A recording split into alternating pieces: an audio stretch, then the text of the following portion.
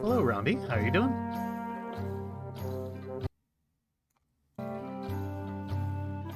Game seems pretty loud. I'm gonna try to turn down the desktop audio. There's no in-game audio settings, which is a bit special.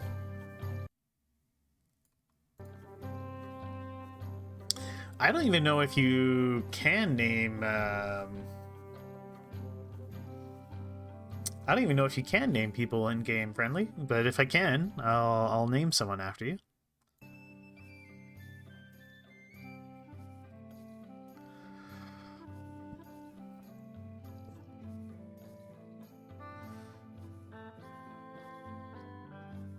No, not today.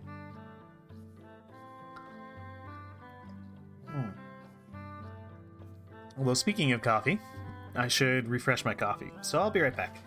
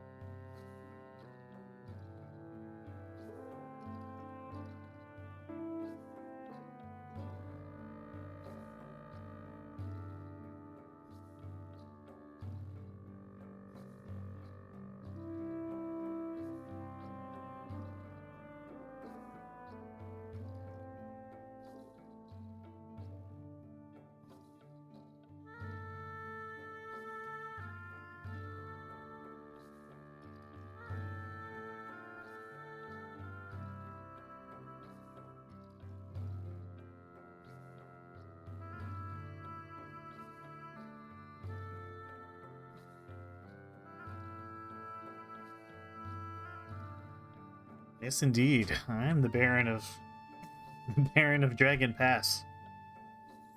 All right, let's get into this, and we'll see what this game's all about.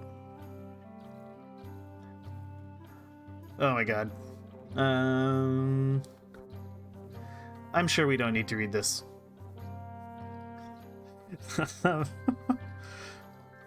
Alright, to shrink the tutorial box, click it and click it again to grow. You're in charge of a clan which just emigrated to Dragon Pass.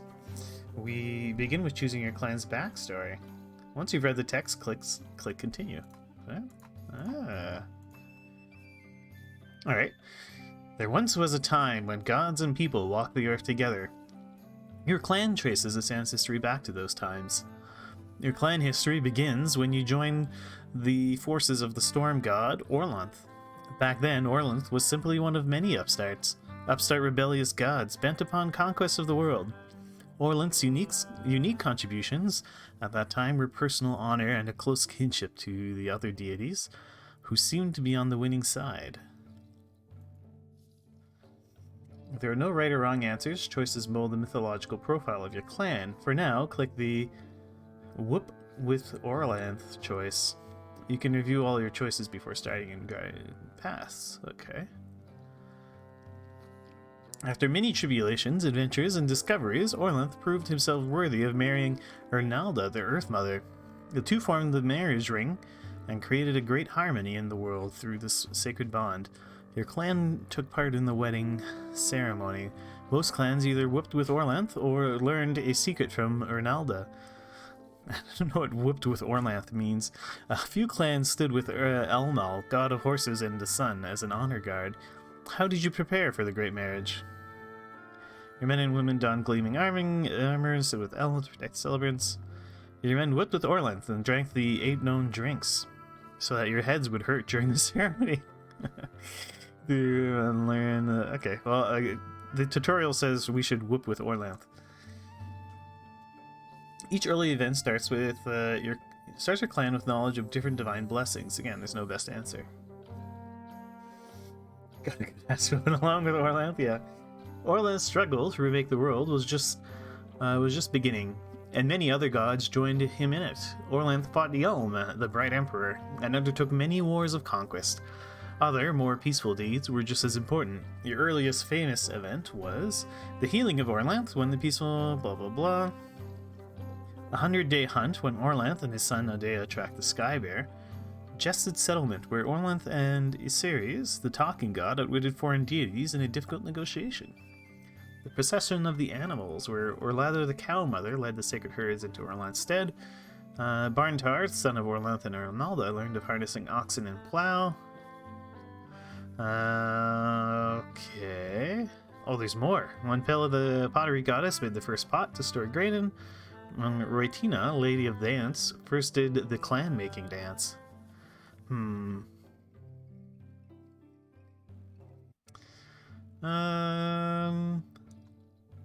Let's go with when Barntar, son of Orlanth and Ornalda, learned of harnessing oxen to plow. Yeah, I saw old Freeport playing the precursor to get this game, like Six Winds, Ride Like the Six Winds, something like that. So I bought it, and it's a long play candidate. And then Keriew got me to play this. If you decide that your ancestors took the Nalda Bin as thralls, they see nothing wrong with the practice. Otherwise, they dislike the institution of slavery. Orlanth succeeded in remaking the world. Thus began the golden era called the Storm Age. Orlanth's son, Vinkat, was a famous warlord during this time. Most people in the area were his followers. He introduced new principles, such as the rule of hospitality, which said that after you invited people into your steads, you could not attack or harm them. Thus was much treachery banished from Orlanthy society. Many who would not have survived agreed to his new ways in order to gain his protection. He was a great organizer and helped the many scattered people form into new clans and tribes. Your clan was one of those aided by King Vinkat. After you proved yourselves robust and capable of survival, Vinkat placed a remnant people under your protection. They were the Nalda Bin, or stick farmers.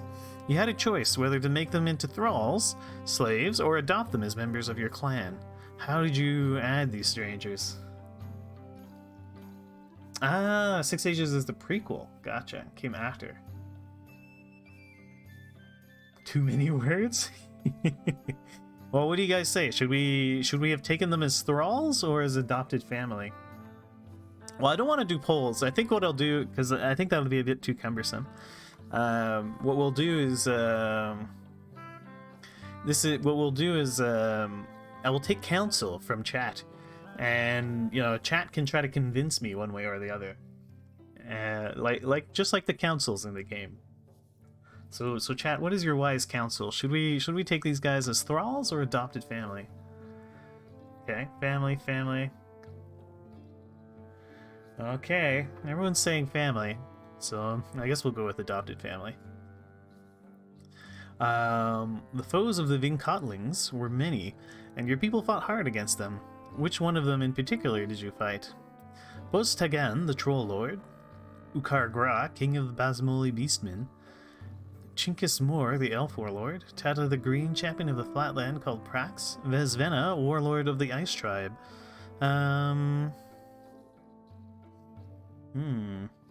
Stinky Elf.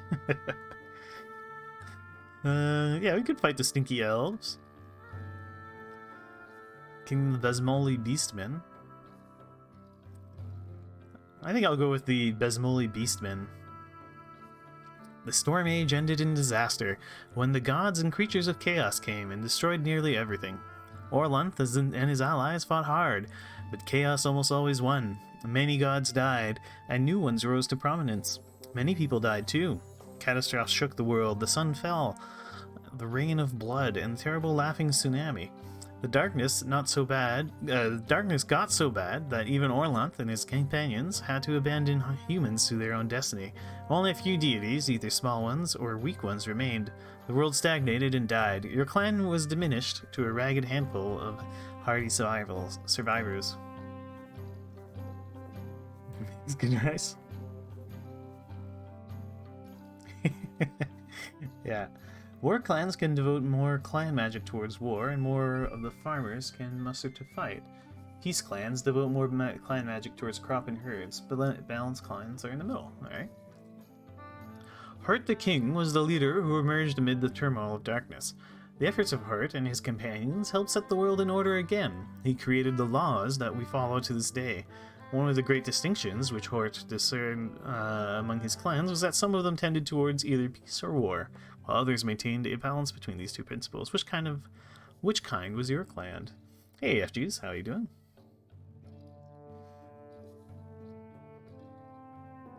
Keriew. It's right there in the title. Do we want to be a war, balanced, or a peaceful clan?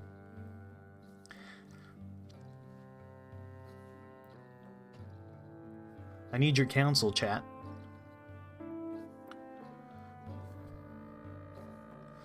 Balance for the first one? Yeah. But what about the min-maxing? We could min-max war or peace. Balance sounds good? Alright, fine. You'll begin with a shrine to the deity you first awakened or continue to worship. As always, different choices may change the game slightly, but none is best.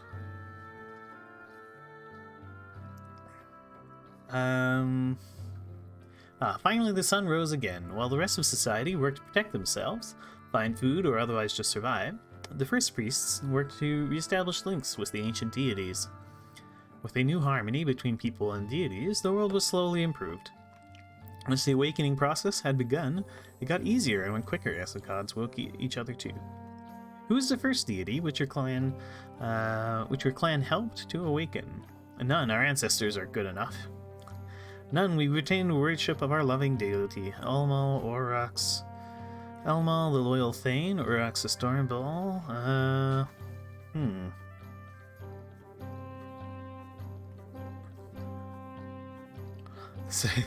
Ceres, the talking god, the streamer god. You make a good point, Isdar. Hunter kills. Oh, that's a good point. Both for food and for war. Could be nice. Hey, executable.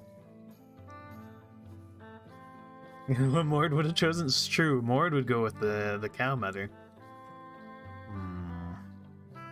Well, let's go with the cow mother, just for Mord. Things have been different since the dawn.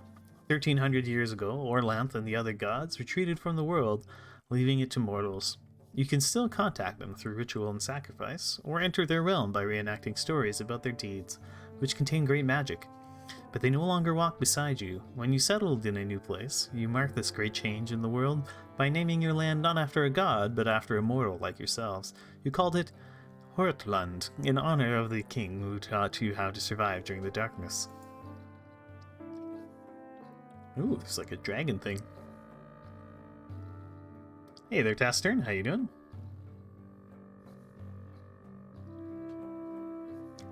About 600 years ago, a dragon approached you, either its own form or that of a human with a dragon's soul inside of it.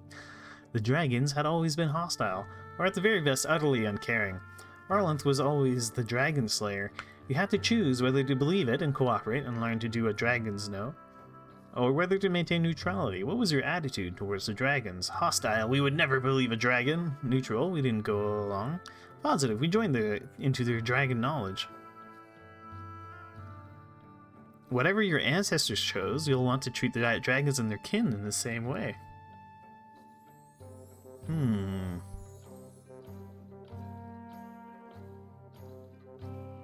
We're pro-dragon? Alright, chat wants dragons. Oh, yes, it's true. Dragon might eat our cow. Yeah, okay, we got a positive. We joined into their dragon knowledge. Most of the people who said yes to the dragons moved to Dragon Pass, a land to the north of your home. You stayed in Herdland, and it is a good thing, too. For a little over 200 years ago, the dragons rose up and ate everyone who lived in Dragon Pass. Ooh, they ate the Orlanthi along with all the other foolish human dragon friends. Wait, foolish dragon friends? Not Dragonless Pass, yeah. For a long time, no humans went to Dragon Pass. They were sure that the dragons would eat them too. Recent events made you think twice about the abandoned land of Dragon Pass. A generation ago, a usurper who called himself the Pharaoh came to Heartland and started a civil war. Your clan broke into disputes, sometimes violence, about whether to support the pharaoh. In the end, your group of dissidents decided it would be better to risk the dangers of Dragon Pass than to stay and kill your own kin. The greatest sin an Orlanthi can commit. Those unable to live under the pharaoh would move northwards to Dragon Pass. People of similar beliefs from other clans had already made the same decision and settled there, so you made a new clan, just as your ancestors had done in the days of King Hart.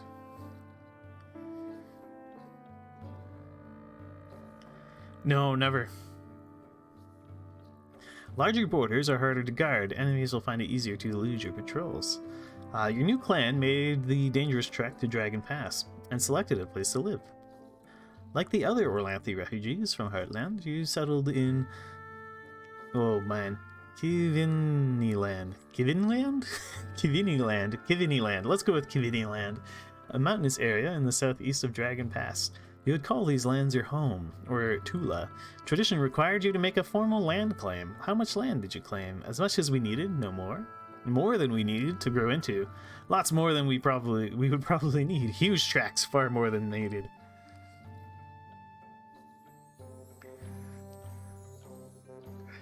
Go full DDR greed. Huge tracts.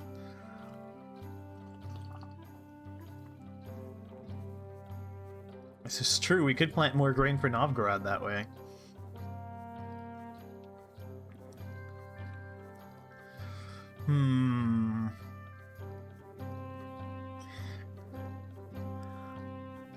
I think we go with more than we needed to grow into. Sneak with normal difficulty and a short length for your first game. Restart lets you start over and make new choices. Click play to begin the story in Dragon Pass. Okay. So, alright, so they said go with normal and short. Yeah. I see no reason why not to. Your clan history. To prepare for the marriage of Ernalda and Orlanth, your men whooped and drank with Orlanth. Your clan's earliest famous event was when Barntar learned to harness oxen to plows. You added strangers to your clan as adopted family. Your ancient enemy is Ukar Gra, king of the Bazamoli Beastmen. Yours was a balanced clan. Your first awakened Urlada, the cow mother. I think that fits. You know, we got with the cow mother and we used oxen. It seems tied together. Your attitude towards dragons was positive. You shared their knowledge. You have more land than you need to grow into. All right, well, let's get into it. Oh. Barndar was a genius. He made them pull the plows. Yeah. All right. Sacred time is 2 weeks of magical ceremonies which precede each new year. Here you allocate the clan's magic's resources for the coming year. Members of your council or ring offer advice. Click another advisor for their advice or the text to hide it. Click the magic boxes to allocate a point of clan magic to crops, herds, and war. Okay.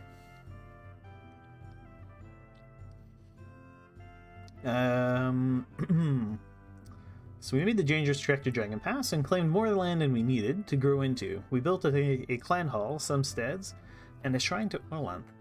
But when we left Heartland, we lost much of our connection with the gods. Other clans we knew back in Heartland also sent immigrants to Dragon Pass, so we already have friends and enemies in the new land. It's now time for the annual allocation of our clan magic. I don't know. I don't think we can rename these guys. So what is like? Spend what we can on mysteries so we can sacrifice to understand and perform Orlanth's blessings. Cool Brust says, devote 3 to diplomacy, then we should do rituals for trade, for war, trade, and mysteries. Leave something so we can deal with any crises that come up. Boscato says, if we spend it all, we won't have anything left for emergencies, but if nothing unusual demands our magic, we won't have gotten its benefits. I don't know which is better, okay? Oh, if you click again, it gives you... So he's good, bargaining, excellent, excellent, very good. Worships Orlanth. Ceres, good, good, huh.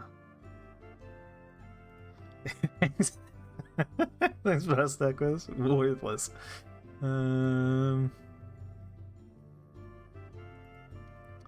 Spend all we can on mysteries, then we can sacrifice for understanding of the important blessings. His custom is renowned. Vanina, it's easier keeping people healthy than trying to cure them. I think we should allocate 2 to health magic and conserve a few points in case we need to call Chalana Arroy during the year.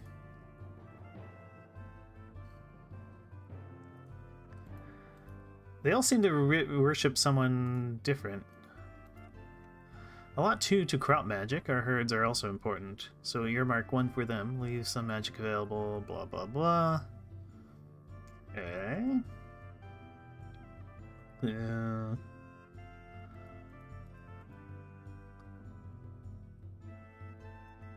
Okay. So I've got 7 magics.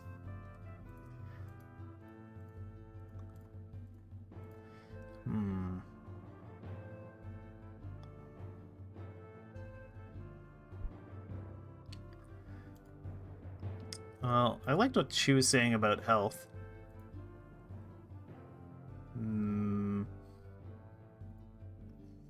Yeah, we should probably put something into herds.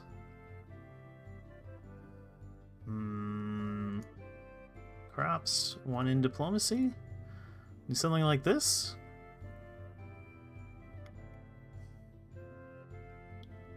A few of them were saying I should put stuff into mysteries.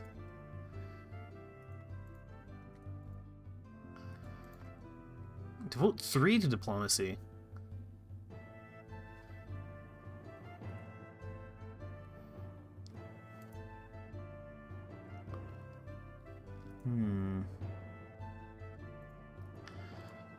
So let's just see what that would look like. So he says 3 to diplomacy, then we should do rituals for war, trade, and mysteries. War, trade, and mysteries. And what's he saying?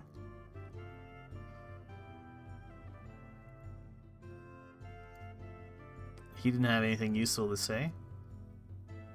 All we can on mysteries.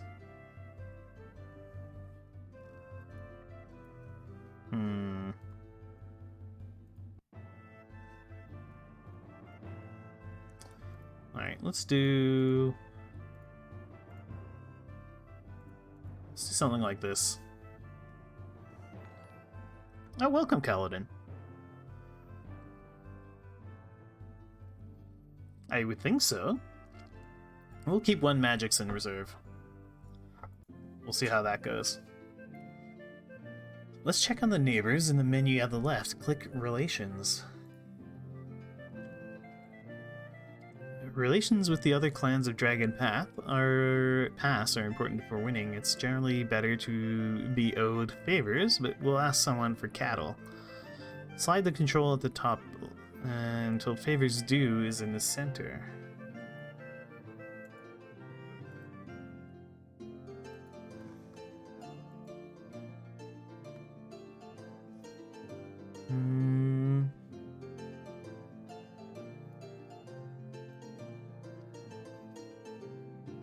The Antorling.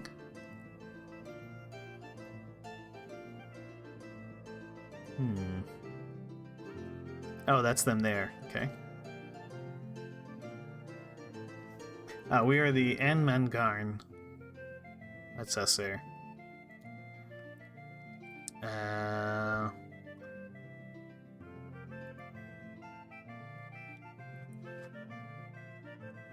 Okay. Oh, they owe us a favor. So what is this thing telling me to do? We'll ask someone for cattle. Clan Apple, known for their apples, yes. Cheers, Hendrik. The Chad, large pig herd. Keeping close ties with their former kin in Heartland. We owe Blackrock a favor already.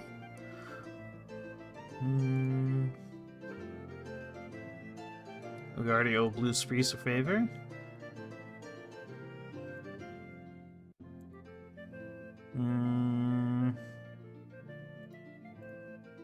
We owe them a favor as well.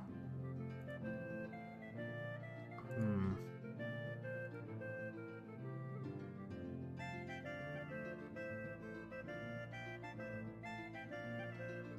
Slide at the top thing. Oh! Favors due.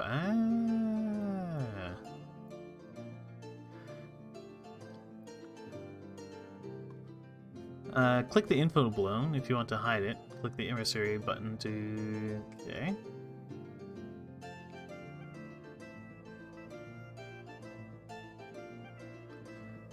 Alright.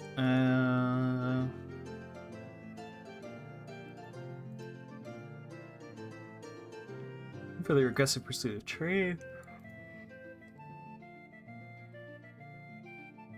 Mobile port?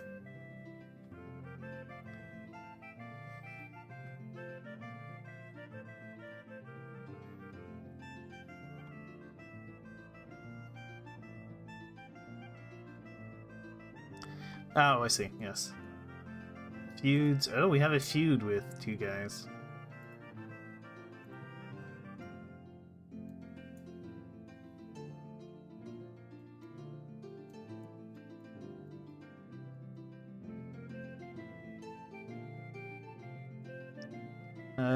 Okay. Well, they said to click on Gorend.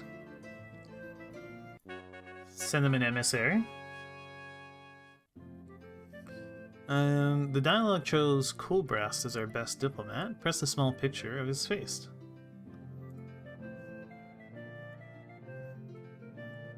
Sure enough, he has an excellent bargaining skill, as well as good leadership. Leave him chosen. Click Ask for Cattle.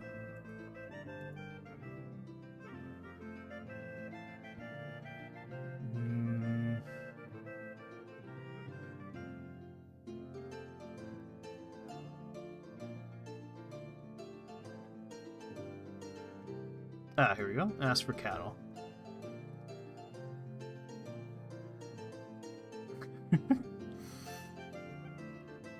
The Roaring Clan will be more likely to respond favorably if we give them a few gifts.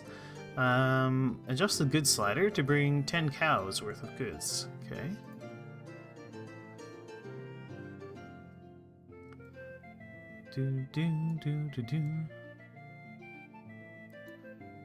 Is this...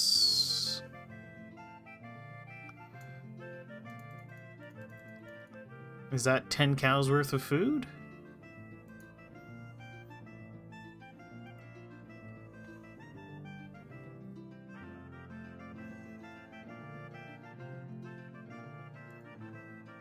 Like, is this all the numbers of cows? Hmm.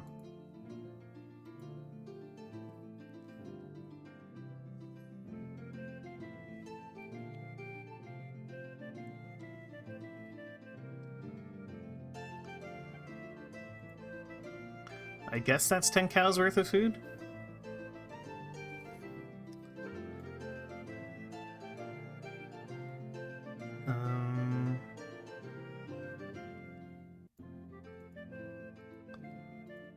Oh, yeah, I guess so.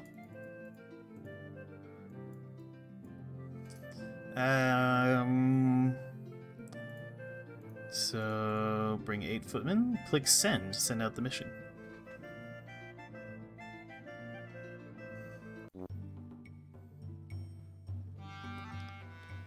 Okay.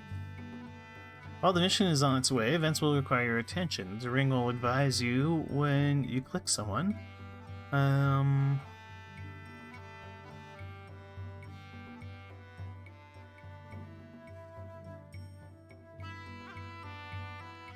Okay.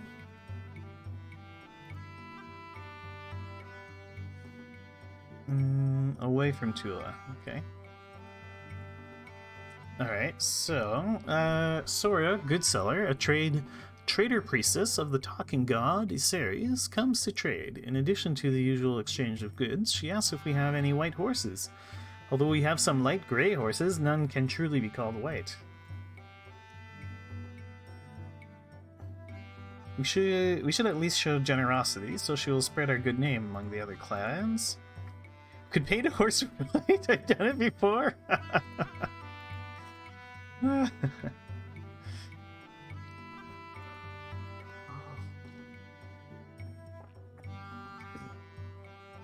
Although we can't fulfill our guest requests. Nothing says we have to honor unreasonable requests. We have failed in our obligation to a guest by not having a white horse. A horse is usually worth 4 cows, but white horses are fairly rare. Shirley wants to own a white horse. Okay, you can apologize for not having one. Apologize for not having one and throw her a feed. Offer to save the next white horse for her.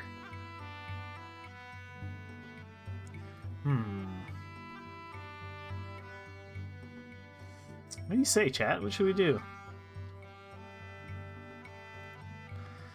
I mean, I guess we could promise. Big feast? Yeah, at least that way we can be a good host.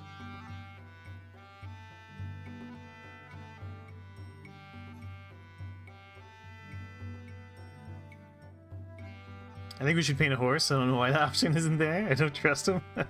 Anything but Hatman's advice. I don't know. I think he's got the right idea. Yeah, I say we apologize and have a nice feast.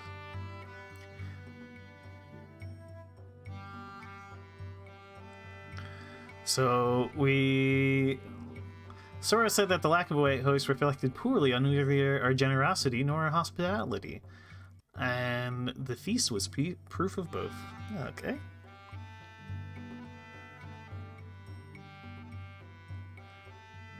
Yep, that's Tacos as the man. Okay. Your emissary, Colbrus, approaches the Gorons, asking them to make a good on a favor they owe you. Colbrus seeks a gift of cows from them. The customary number of cows granted by obligation is 20. How many head of cattle do you ask for? We'll say 20. Why not? Colbrus arrives, blah blah blah. Ola can give advice. Choose a customary respondents of 20 cows. You'll see that you've gained cattle. Okay. Is scarcely known for her generosity. There's no point in asking for more than the customary amount. Alright, well, let's ask for the standard galactic rate of cows. The Gorons gave us the cattle without complaint. Alright. Clans get their most powerful magic by worshipping Glorantha's many gods. Click magic in the menu. Alright. In the list of deities, choose Humacht, the god of war. There it is, Humacht.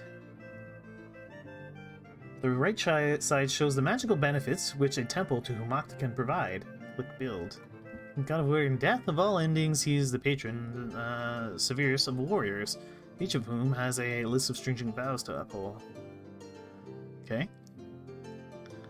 Alright, sure. We'll listen to the tutorial.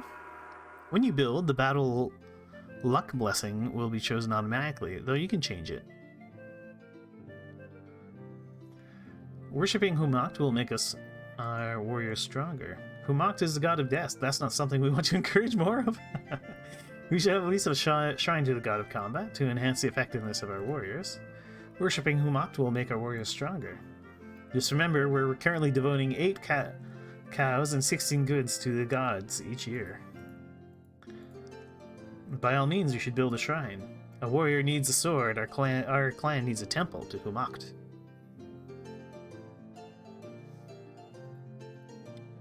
That maybe temples are important.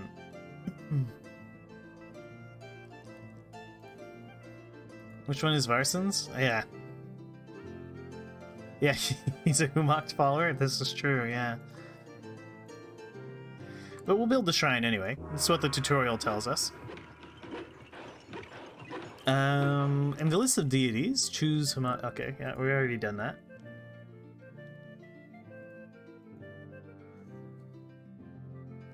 Humacht has a cross, yeah. Arnalda,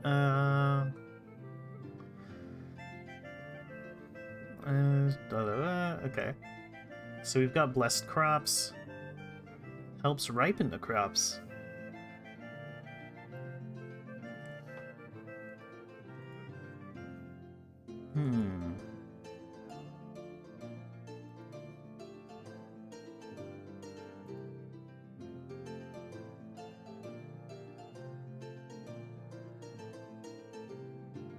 Right side shows the magical benefits which a temple to Hamak can provide.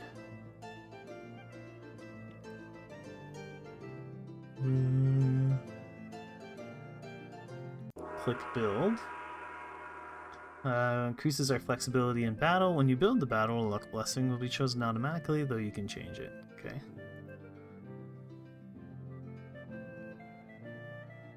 Huh?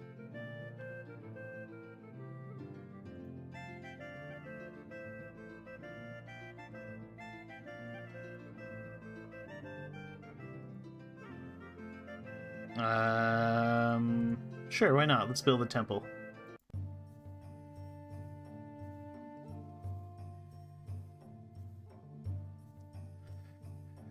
Oh. Everyone is gossiping about what happened a few hours ago. The young woman, Ionislara, was found out in the forest, making love with Corral, how scandalous, a notorious poet and troublemaking warrior of the Haran clan. Corral left without a formal farewell. Ionislara is unmarried, so her actions are not an offense against the gods. But she is betrothed to Yorator, a young thane of the Grey Dog clan, and the wedding is scheduled for next season.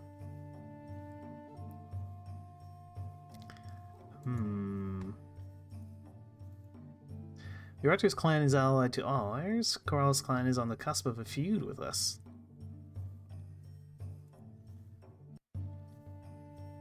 No formal farewell, yeah. A marriage is like any other trade. You must tell your trading partners the facts, so he will not complain later. Corral's poetry is fine indeed. More snakes live in the mountains than any old fool thinks. What? Ionislara has done nothing wrong, nor has the otherwise disreputable Corral. It would be absurd to marry her to him. Corral will cause trouble for Yorator if we allow the marriage. Let's just hope Corral didn't impregnate her. This is juicy gossip, but we need to plant our fields more than anything else right now. Let the marriage proceed as if nothing has happened. Tell Yorator about the incident. Tell Yorator, but urge him to continue with the wedding. What do you think, chat?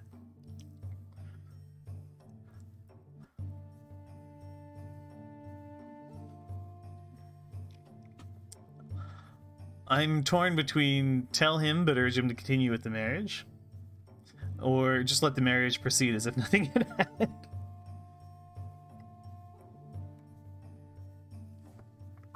Tell and marry? Which would be nice, yeah.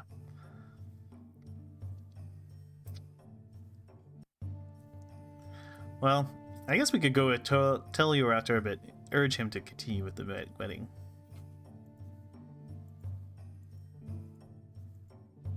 You know, it's not letting me... Oh, no, it's forcing me to say ignore your advisors and insist Corral marry her. Alright. The matter is not yet resolved. Before raiding Corral's clan, the Harani find out more about them by clicking... before raiding Corral's clan, the Harani find out more about them by clicking in the clan list below.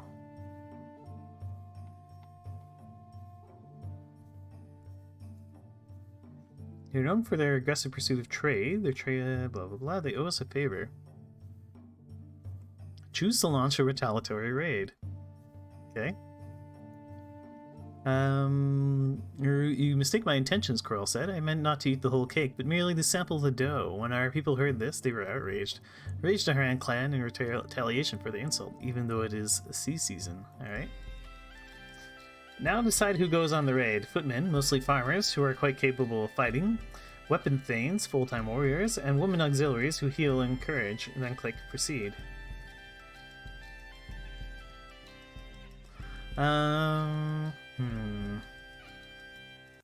Let's send a bunch of weapon thanes. 100 footmen. We can super murder him, yeah. Let's go all out here. And 20 auxiliaries. Every brigade, every battalion? Yeah, we'll just send everything. Let's go.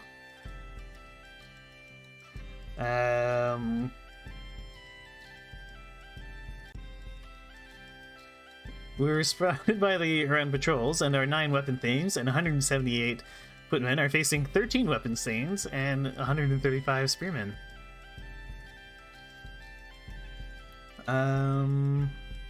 Prove your odds by clicking the plus to allocate 1 point of magic. Sure.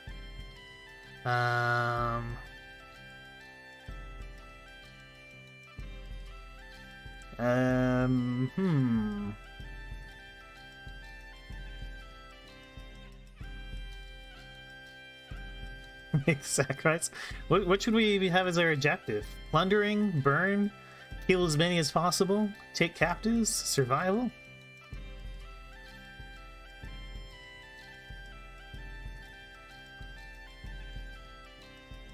Gallon says take captives. Alright, yeah, I'll take captives. I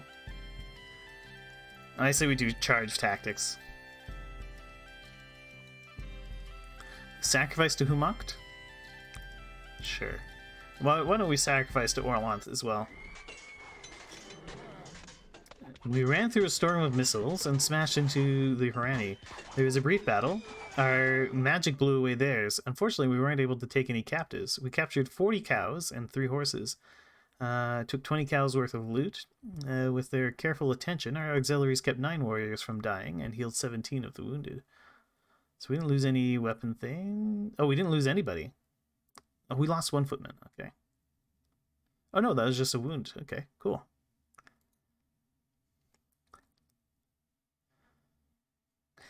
Okay. Celebrated the we celebrated the humbling of the lecherous Corals clan. Some of the Carls muttered wordly about the crops for the upcoming year. Okay, done. A glorious victory. Even if no weapon thanes were killed or injured, it can't hurt to strengthen your fighting forces. Switch to the war screen to hire more warriors, alright? Click the weapon thanes button to recruit more fighters.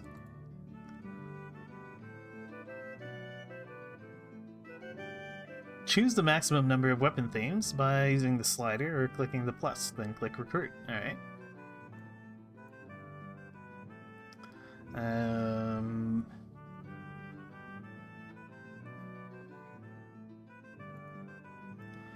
Someone else about this? We have too many weapon things. They're always picking on me. You could probably stand for a few more weapon things. Better than the farmers. Weapon things are being treated better than the farmers. We don't have enough weapons things to defend the clan. Okay.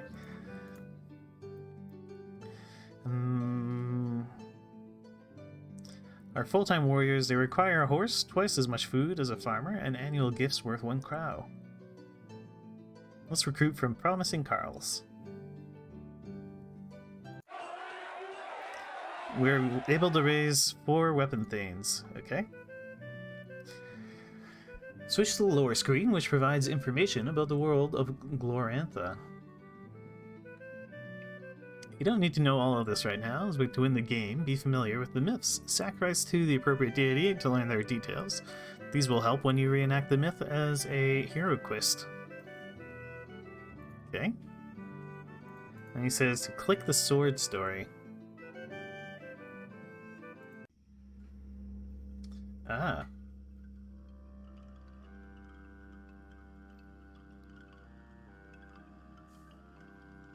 A pathetic fellow called Urmal finds a new weapon called Death. He uses it to slay a grandfather mortal.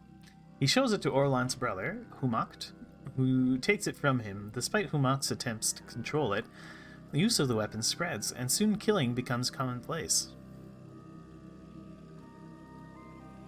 Oh my gosh.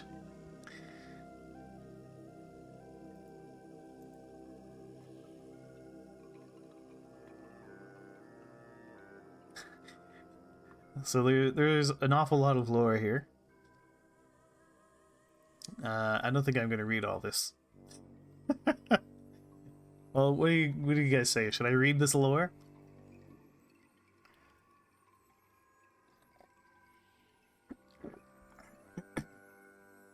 Or should we just carry on? Maybe not, yeah. It's a lot. Yeah, let's just move on. Okay. Most of Dragon's Path is still unknown since your clan just arrived. You have a basic idea of the geography, which when people lived here before. From when people lived here before. Switch to the map screen to see what you know about your new home. Map. You can zoom the map in the usual ways. Click Explore to outfit an exploration party and learn more about Dragon Pass. Alright. The exploration cross is set to the north of your clan. Leave it there. Click where you wish to explore.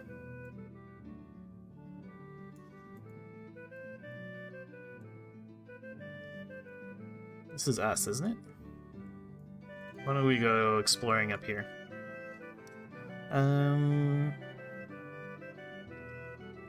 Let's add a few more dudes. Alright, off you go. Uh-oh.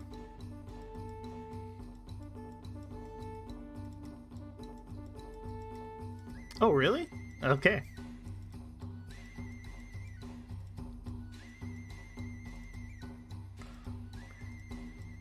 The clan is under attack. Use a point of magic and sacrifice a cow to Humoct for his favor. We're being raided by the horse nomads. 153 of them, all mounted. They've slipped past our patrols, and we could only raise 5 weapon thanes and 70 of the feared in time. Let's drive them off. I guess maneuver? All of the horse nomads tried to hold us off with missile fire. We used the terrain to our advantage and fell on their flanks. As our forces engage with the horse nomads, Janstan notices that a detachment of riders is trying to sneak completely around and get us from behind. What should we do?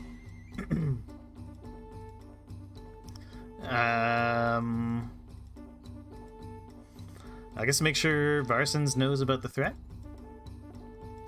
I had other worries at the moment. The riders broke into a stead and took 15 women, children, and old folk captive. Damn it.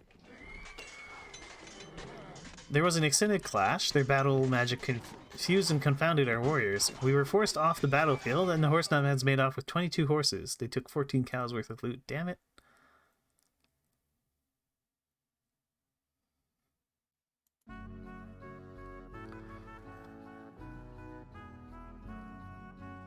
Chances are you have some wounded fighters to tend to.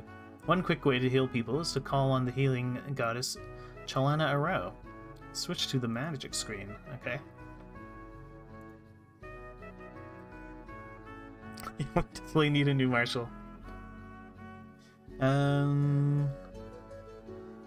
Pick Chalana Arao in the music list. In the... Where is she? There she is. Then click Sacrifice to choose the sacrifice.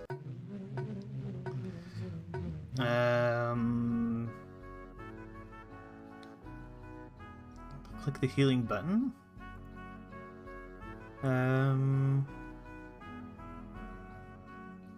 3 people are sick, 20 people are wounded, okay.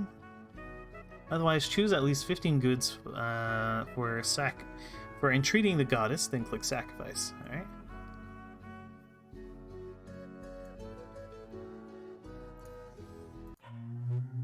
In her mercy, Chalana Arroy healed all our wounded. Nice. Sometimes you'll just want to pass time by. Sometimes you just want time to pass by. At the upper left, note that it's now Earth season, when the clan takes in the harvest. You don't want to call up the farmers for a raid. Instead, click the season wheel to advance to the next season.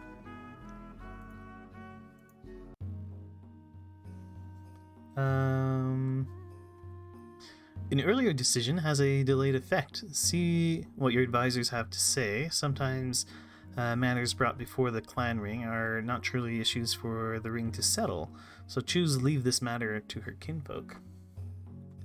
Young Nislara, who's betrothed to Juratur of the Grey Dogs, was broken off after her seduction by Karol, the poet of Harani, is now pregnant. Young Nislara is very happy, but her kinfolk see her pregnancy as a reminder of an embarrassing chain of events.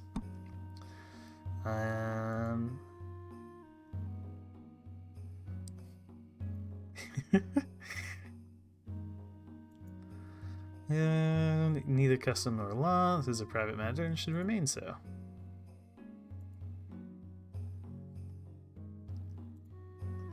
It'd be easier to force Karol to marry her than to force Juratur. Okay, but we're being forced to leave this matter to her kinfolk. People were happy that the ring did not interfere. It's almost harvest season, yeah. Your expedition has returned with another opportunity. Decide how to handle it. Your clan ring can advise you. The newly explored territory will be shown the next time you look at the map. Your explorers encounter a woman from Heartland while mapping the southeast. Her name is Nalindia. She's fleeing from her homeland. I slew an agent of the Pharaoh, who sought to tell the chosen Orlanthi chieftains how to interpret the laws of our people. Although my act was just and supported by the spirits of our ancestors, the leaders were too afraid of the Pharaoh to stand up for what is right. They outlawed me and sent pursuers to kill me. I think I have outdistanced my pursuers, but would be lying if I said I was sure of that. The explorers were moved by her words and brought her here, suggesting that you should give her asylum.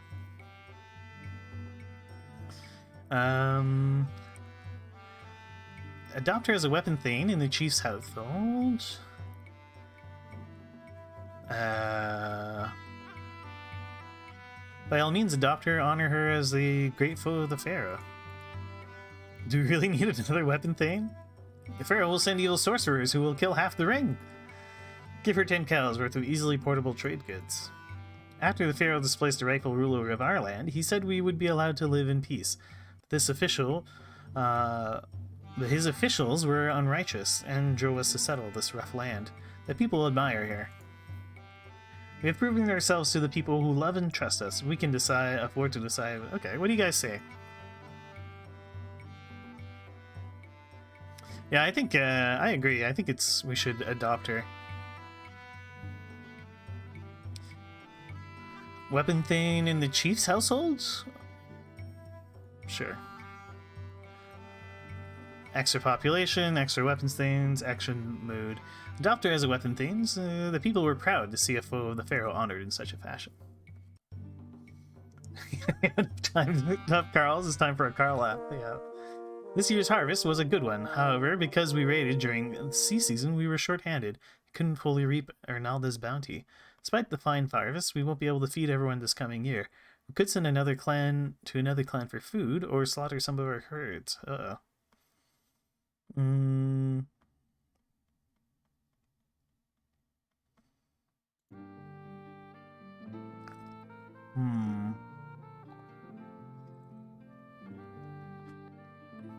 The game keeps track of what's been going on. Switch to the saga screen, which shows the clan's story.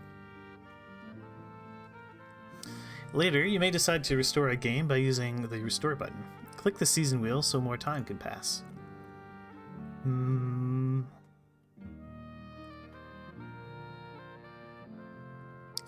I feel like this would be a good Wellington game.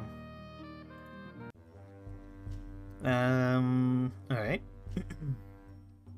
Although members of the clanmen are, in a sense, your playing pieces, they do have minds of their own. There are sound mythic reasons to have a trickster on the ring, but sometimes practical reasons not to remove...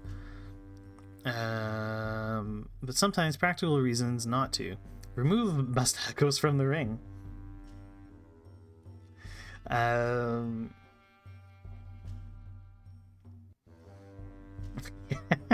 Well, it's a good way to teach you not to do it.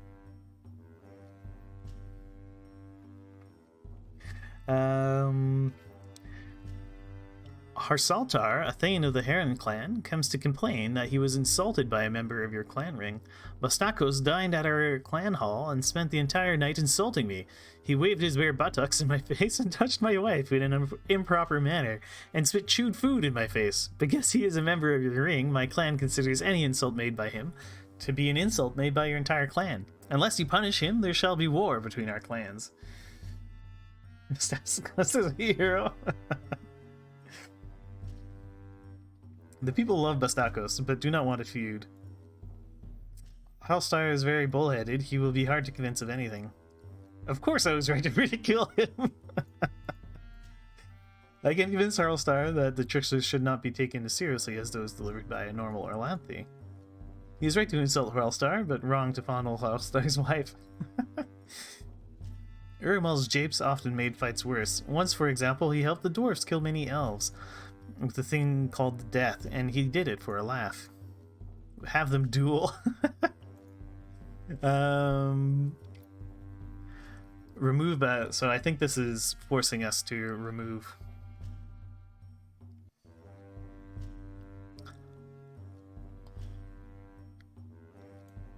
Yeah, we only have one choice here. Haralso was pleased by our justice, and the people were happy that Basakos' insults would no longer seem to come from the entire clan. The ring now has only 6 members, so go to the clan screen.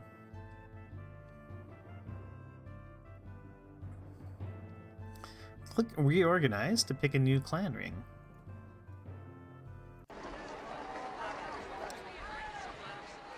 You can sort the clan leaders in several ways. Click a leader for their opinion. Note that Bastakos can't return to the ring for a while. Find Brenna, she has high bargaining, then click the box to choose her.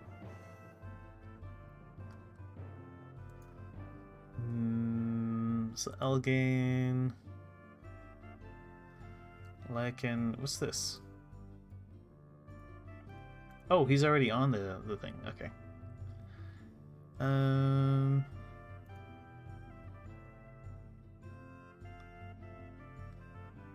Find Brenna.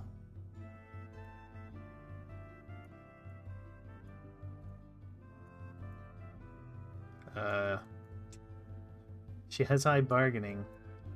Oh, there she is. Brenna. Bargaining, very good. Then click the box to choose her.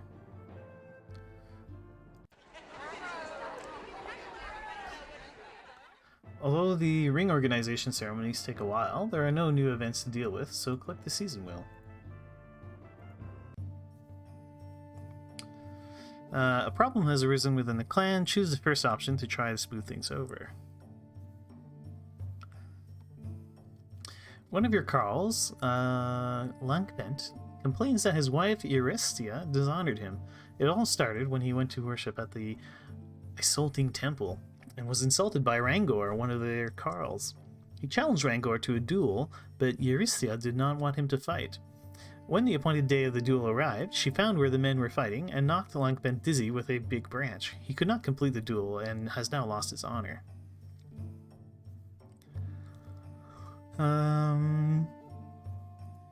Alright, so they want us to go with convince Lankbent that Euristia had his best interests at heart.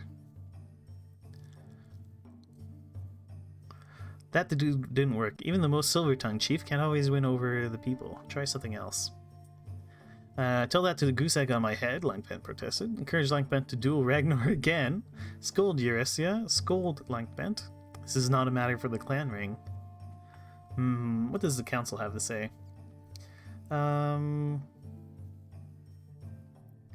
spilling Ragnar's blood? Although both of them think they're in the right, Lankbent will respond to a scolding better than Euristia. Are bullheaded. This complaint to us is not about Ragnar's behavior, but about Euristia's. As husband and wife, they are kin. We should not intervene in a dispute between them. Scold the ungrateful scoundrel Lankbent. The women will be unhappy if we mistreat Euristia. Neither of them are especially good fighters. If they duel, they will probably wear each other out with no serious injuries on either side. What do you guys say? Encourage them to duel? We could scold Lankbent? Or just say, you know, not my problem. Sounds like not our problem.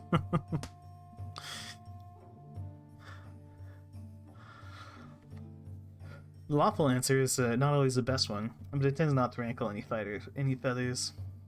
Scold the Rashnan. Hmm.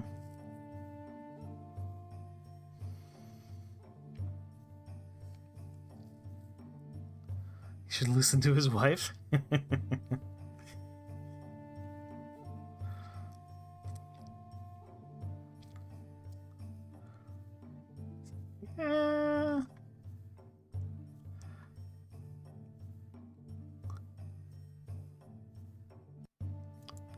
Yeah, let's scold him. He apologized for wasting the ring's time with a matter he and his wife should resolve on their own. As for Langpant and Ragnar, their wives got together and made them promise not to bash each other. Nice. He'll yell at him.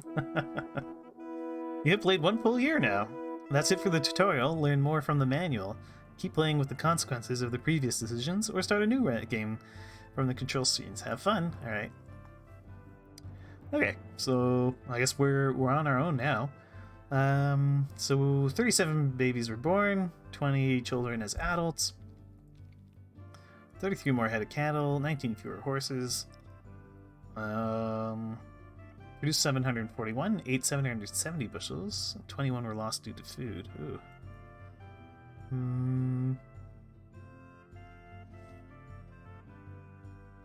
Our crafters produced 44 cows worth of goods. Our markets made a profit of 6 cows worth of goods. Took 13 cows and goods worth 26 cows. A more or less normal harvest. Okay. What do they say?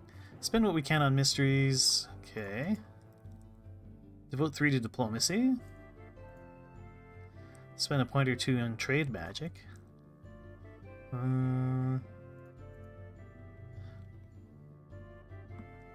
Yeah, I'm kind of feeling that too.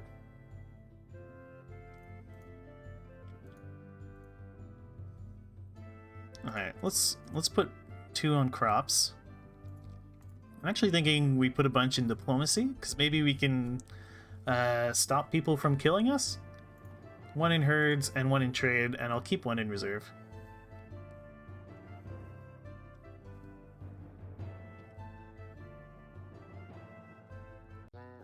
Let's carry on.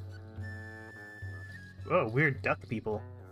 Scouting party discovered rich farmland not far from your stead. It is inhabited by strange beast folk who behave sort of like normal Atlanthi and call themselves the Slapfoot Ducks. For once both warriors and Carls agree, it would be a fine thing to drive these small inhuman creatures from this fertile valley and claim it as your own. I should kill that philandering poet? Yeah, maybe. There is a time for mercy and peace, but the beast people are our ancient enemies. Demand tribute, but not so much that they feel resistance is the only option. It is better to gain something for no effort than everything at too high a price. It is not as if we will lose the respect of our allies if we displace these creatures. The ducks appear to practice a corrupted version of Atlanthi ways. Beast folk, so close, our ancestors speak clearly. We shouldn't neglect our own land by raiding during planting time, no matter how tempting this new land seems. This looks like easy prey, but we don't know much about them. Suffer not to let the ducks still live. Approach the ducks and offer them a peace pact. Each year you must give us enough food to feed 50 of our people.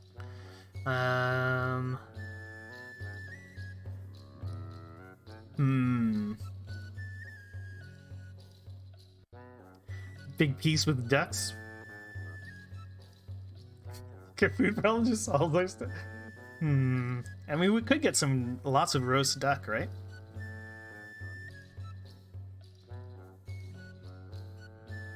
They are my ancient foes. I did just put 3 points into diplomacy and nothing into...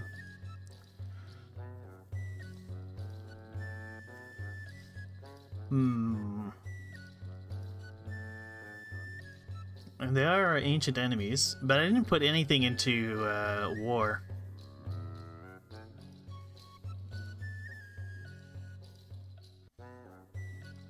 Yeah, that's a good point. Screw them is good. Alright, well, let's launch a surprise attack.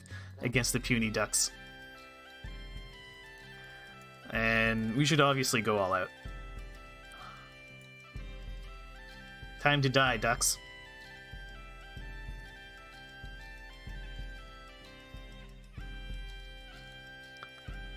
Okay. We were spotted by Slapfoot duck patrols, and our 12 weapon themes are facing 10 armored ducks and 137 spears. We'll do the maximum sacrifices, and we will seize their land.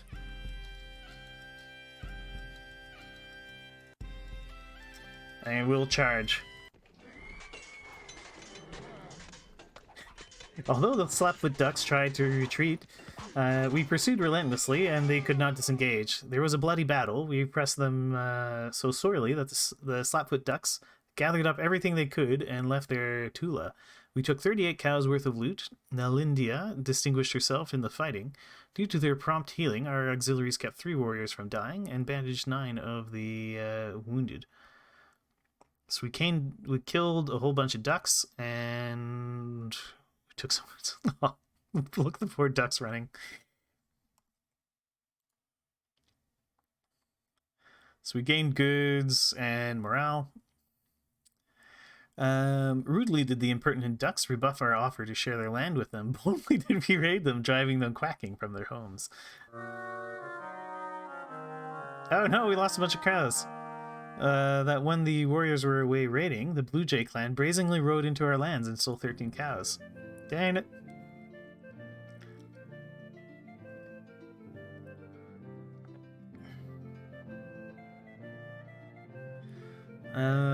Okay.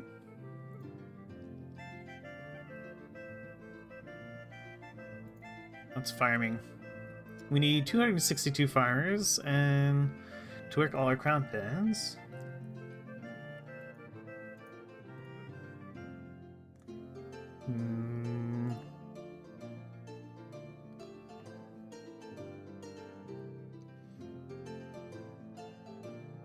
Probably.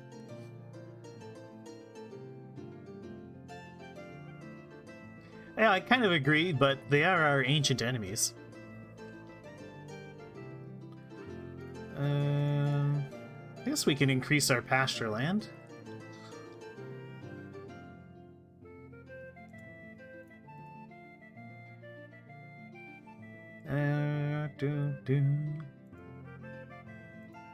What about trade?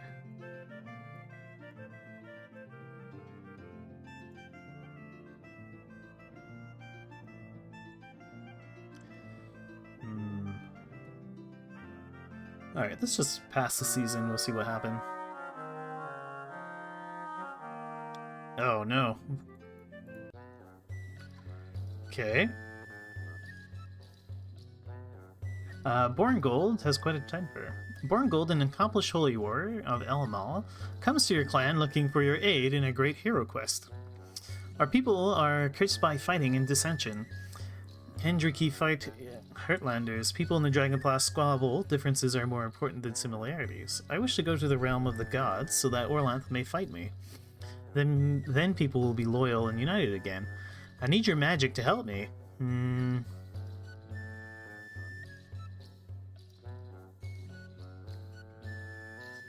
Our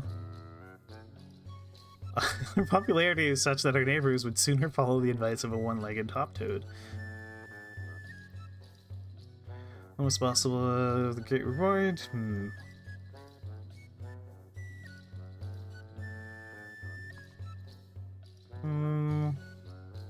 All over Lanthy.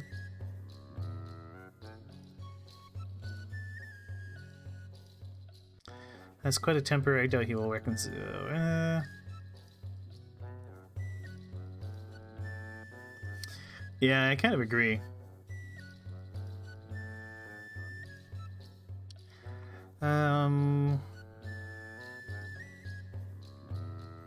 I say we cannot help you. It is too risky. We cannot help you. It is too risky. Borngold flew into a range. He picked up Orlanthi and threw him through a clan wall, swearing Gore spattered vengeance on cowards of Dragon Pass who did not understand the need for unity between Orlanthe. He departed. We did not pursue him, even though he was too crazy to follow the hospitality rules. We are better than that.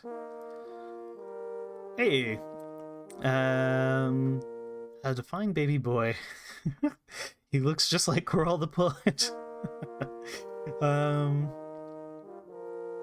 The Brown Boar clan's leading weapon thane, Loricon, comes bearing gifts and a message from his chieftain.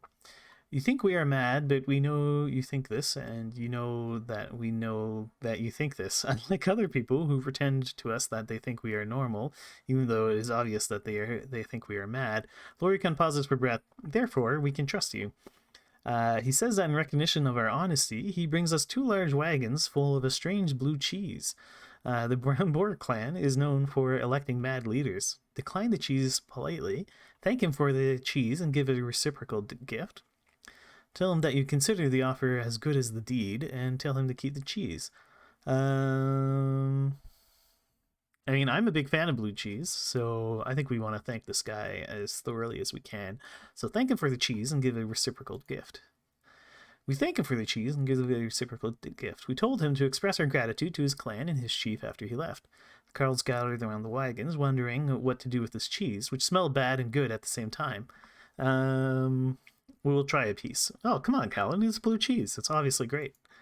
Jornelda eventually nibbled at the piece of a cheese wheel. Her brows lifted, her eyes watered, and her face puckered up. Then she smacked her lips and proclaimed this a wonderful food. I love blue cheese. Does sinking cheese go good with roast duck? Probably. Excellent.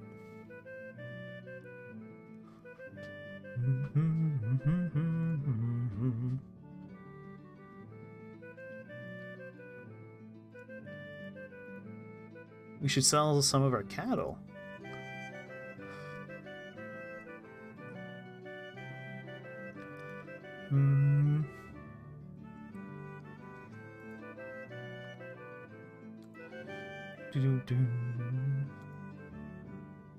We need 282 farmers and 188 oxen to work all our croplands.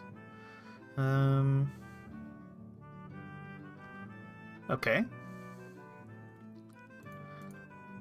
Food situation seems okay. They should last a year.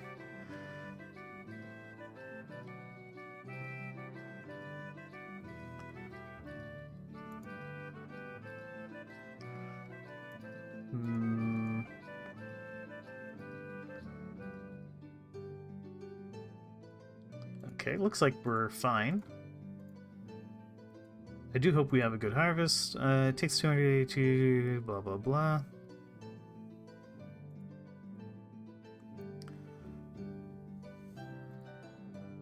Okay, it seems like we're fine there.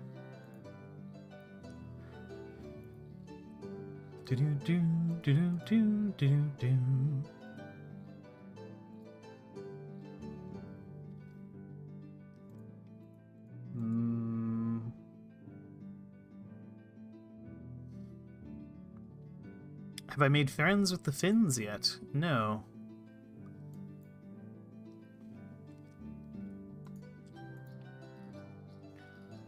Okay.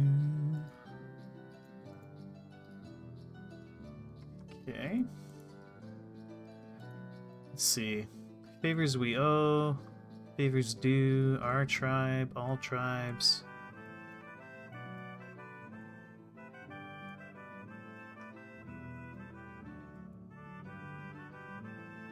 We are allied with them. So is Grey Dog in Hillhaven? We don't seem to be trading with Hillhaven.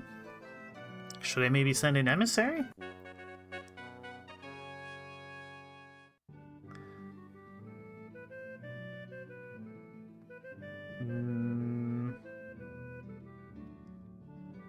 Ask for food. Or maybe not. Okay. Now let's just pass the season. Horvath, okay. Dunmog, a young energetic farmer on the road to prosperity, asks the clan council for help. He claims that his stead is haunted, objects move about, wailing noises come from nowhere. Dunmog's wife and child have even seen an apparition. On the trade screen, not diplomacy. Ah, okay.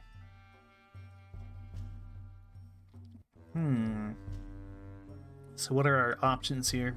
So we could sue the ghost, launch a thorough investigation into the haunting, order Dunmog to move and burn down his stead, recommend that Dunmog move, send a devotee of Ernalda to bless Dunmog's house, send a devotee of Humacht to threaten the ghost, send a devotee of Isaris to persuade the ghost to leave.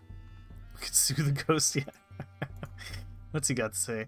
Once conducted a case against the spirit, so there may be precedents for outlawing the ghost. I don't know what a ghost would want from us. How can I then bargain with one? Most of our gods were dead, but brought back to life by Orlanth and the Lightbringers. Lawsuit is only way. Exorcism is not the specialty of the gods we worship. We must improvise a solution. My mistress Ernalda is the leader of the female gods. Perhaps through her, we could seek the aid of Taikoratek, goddess of the dead. My lord Humak despises ghosts, who float the line between life and death. Let me banish this revenant.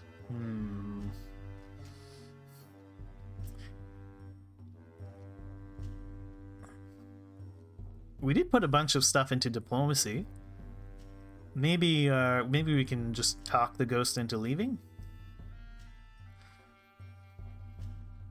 We didn't take any law magic. Although I do like the idea of suing the ghost and making him leave that way. Yeah, I think I agree with Keriew. Lawsuit is the only way through this. Our law speaker charged it with unlawful trespass, and a juror ruled against the ghost, who was forced to depart.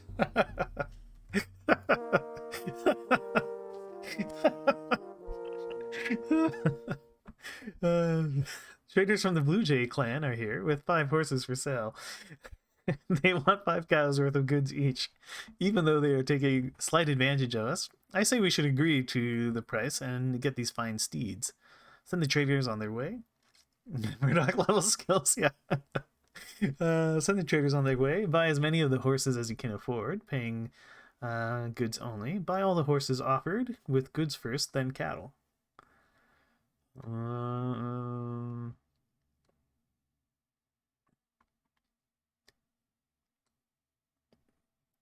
Yeah, let's go with buy all the horses offered, with goods first, then cattle. They took the payment and we took the horses. The trader said that we were getting a good deal from the Blue Jays. Random beamed and led the animals away, cooing softly to them.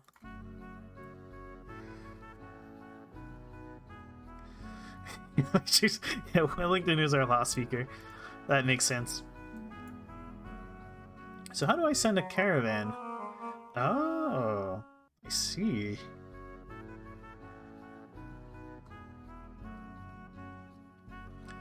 Trades goods to sell. So we should buy some food.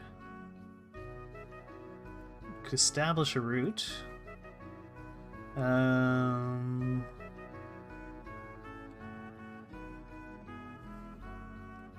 So what's with this N next to them?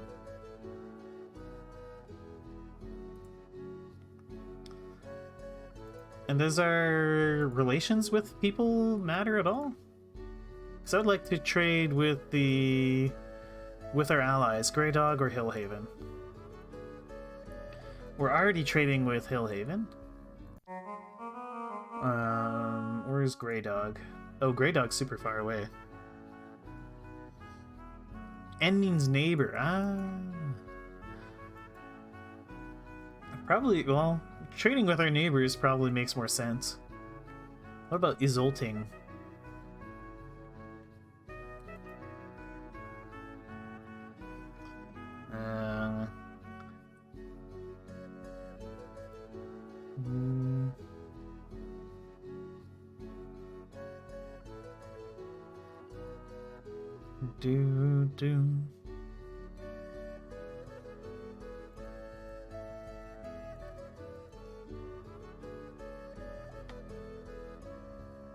Could trade with Gorand.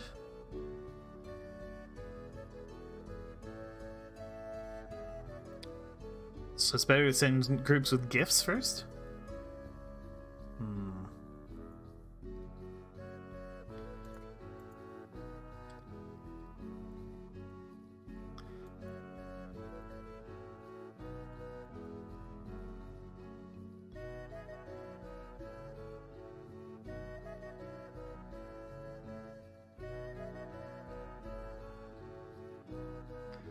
Alright. So...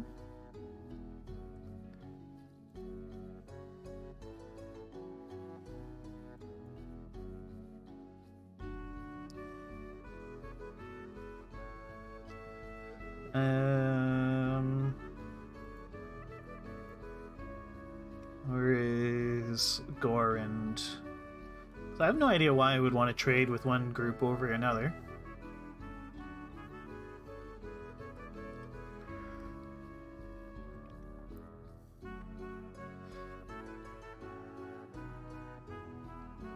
So I guess, what does investing magic into diplomacy do? Does it make it more likely for us to get stuff out of it? Does it also apply to trade?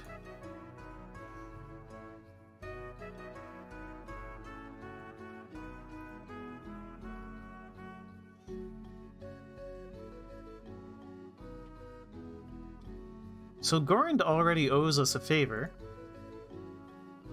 Would that matter? A separate category.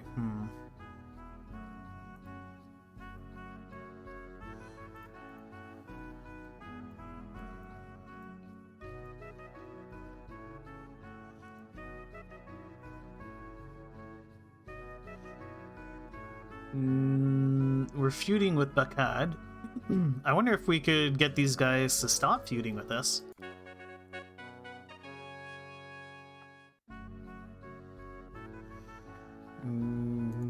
Could try to resolve a feud.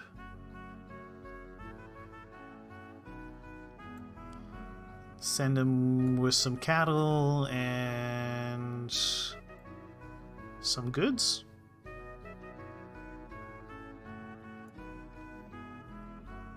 Who's good at the diplomacy? We won't want to see our emissaries, but might, okay. He's good at bargaining.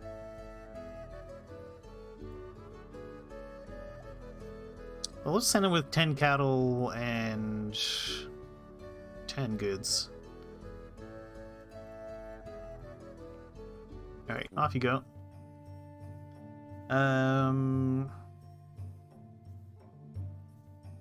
Alright, the warriors of your clan come to complain. There are too few warriors now. Our patrols are stretched too thin. We cannot protect all of the land, herds, and people, and other clans know it. Normally, we could train Carls to become weapon thanes, but none of the Carls are ready yet. We have to go outside of the clan. Unless you find more warriors quickly, one of our foes will surely attack us.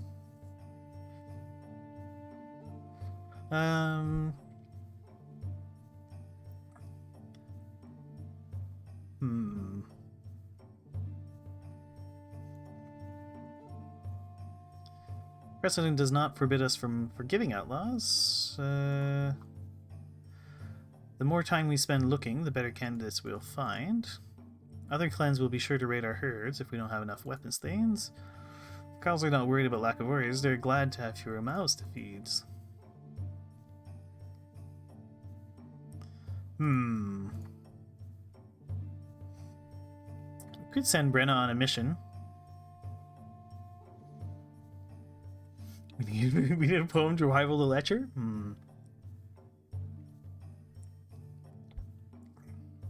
I don't think a poem will solve our problem. I don't like the idea of accepting outlaws. I feel like if we do that, the outlaws will just plunder us. So, why don't we send Brenna on a mission to find the best warriors available?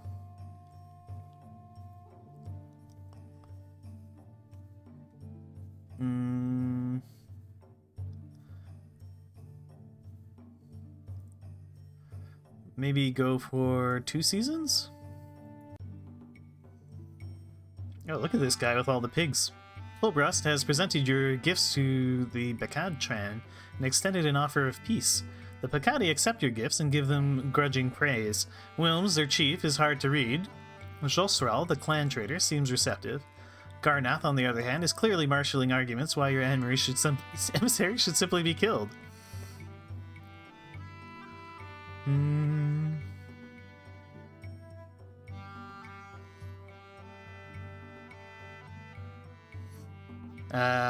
Arrange for a noble male of your clan to marry a noble girl of theirs, and vice versa.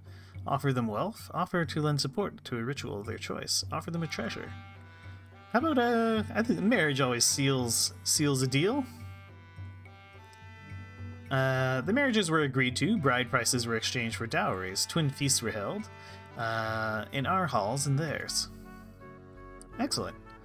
We've resolved one of our feuds.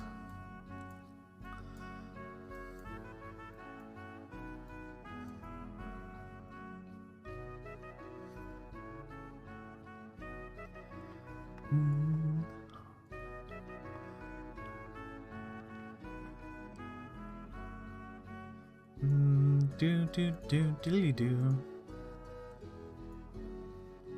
Could maybe resolve the feud with the Anheli as well?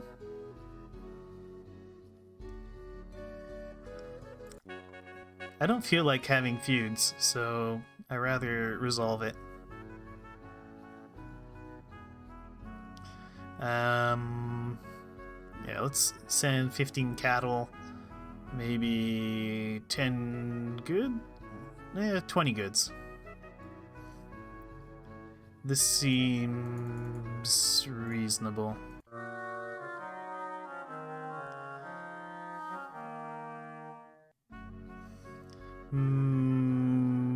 Okay. Rattled their sword. The Anheli rattled their swords and refused us. They said they would never pay tribute, and especially. Oh no, I forgot. I didn't choose resolve.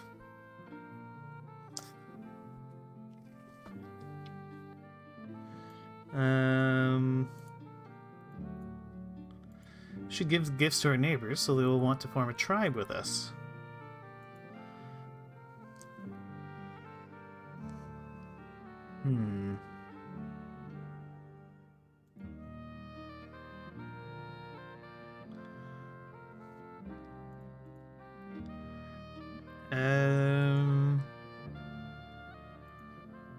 Okay.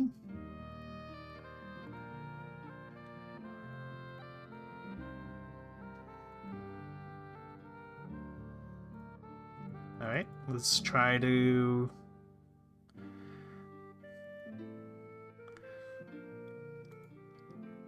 recruit from our promising Carls. Should I even do from outside the clan?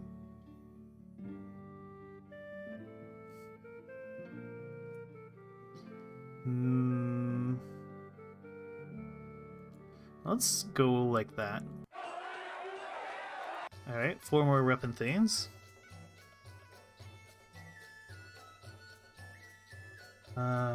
Okay, what's this? Followers of the hunter god, Odadela, appear before you to make an offer. We will gather many other devotees of Odadela here and perform a ritual that will increase the availability of game in this area. Naturally, we should expect you to give us a reason to perform this ritual.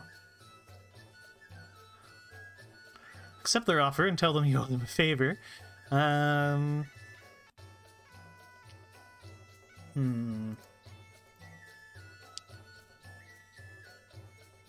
Choose to improve relations with them.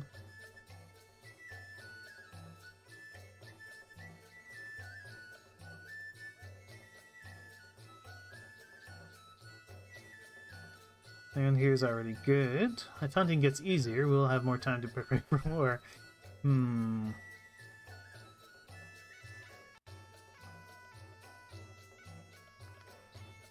Okay. I'm kind of persuaded there by Laken here. So I think we could accept their offer and give them reciprocal gifts. Maybe 20 cattle and 20 goods?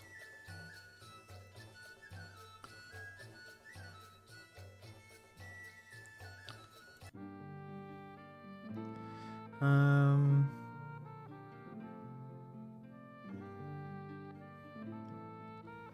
Okay.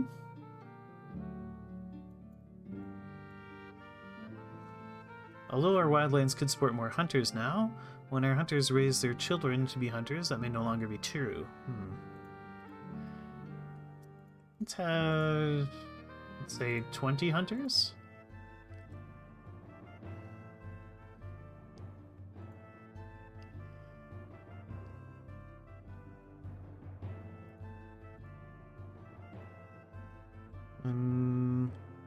No one is worthy of joining our clan. Adopt new farmers from nearby clans.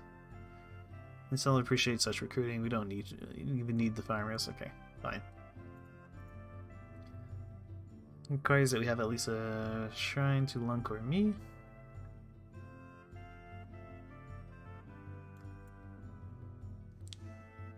I mean, not having people be sick would be nice. Why don't we do it? Annual maintenance, 4 goods, 2 cows.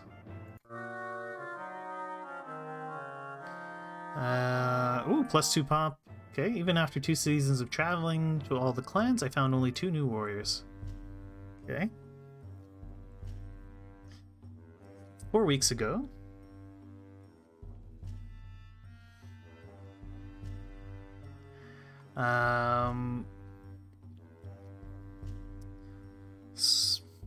Yeah, maybe exploring more would be a good idea. 4 weeks ago, Gardrostan, a sour pig herder, died of old age in his sleep. His family mourned and buried him, but death has not inconvenienced Gardrostan. Each night he climbs from his grave, returns home, sits at his son's table, and demands a meal. He stays until dawn, eating their food and drinking their mead. His family is distraught. He is eating us bare. We don't have enough to last through the dark season. And the sight of a rotting corpse eating porridge puts us off our own dinner. Our children grow thin. They cannot sleep for the nightmares. Undead, bring me my sword.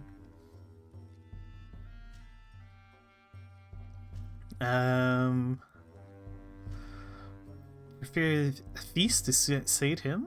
Destroy him with Humok's magic. Sacrifice to your ancestors for protection. Killing someone who is already dead can be difficult. When someone buries you, they are trying to tell you something. Normally, squabbles within the bloodlines are not the business of their clan ring. Sometimes the dead bear tidings, but this one just wants pie. The undead are potent-driven. Magic is risky. We really do need this to resolve this before Gardrostan eats into our food reserves. Undead, bring me my sword. Yeah, we can't sue this one. I definitely don't think we should be feeding it. Could sacrifice to our ancestors. Oh, welcome, Merrick. Yeah,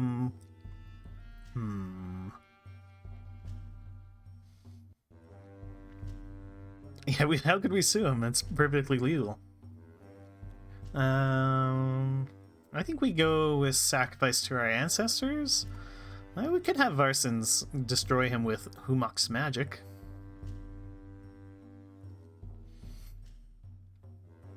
Yeah.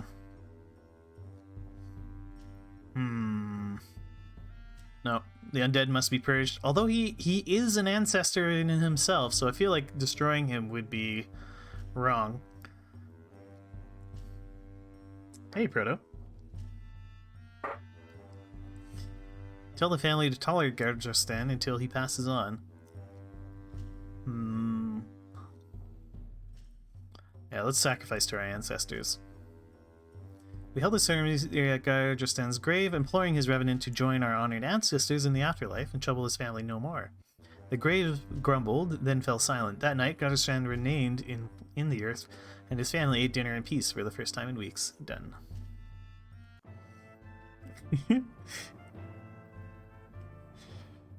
Okay. Oh, whoops. I rather... Oh, no. I wanted the curing one.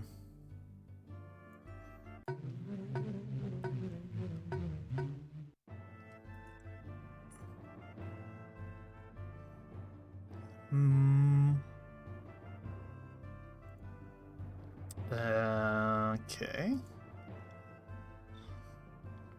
Helps divine truth. Hmm.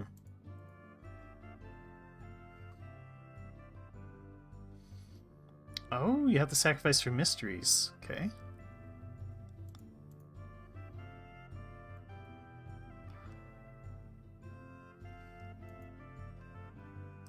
What is he saying? Custom requires that we have at least a shrine to Lankarmé. We still don't know all of Orlanth's blessings.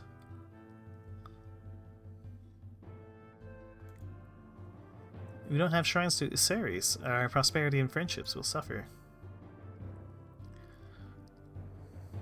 Lankarmé. Okay.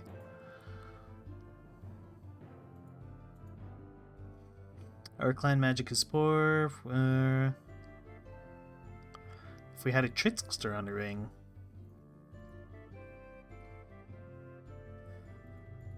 Sacrifices Humat will improve our battle luck. Okay, we got 2 counselors saying we should do something for Lankarmé, so maybe we should do some sacrifices to Lankarmé.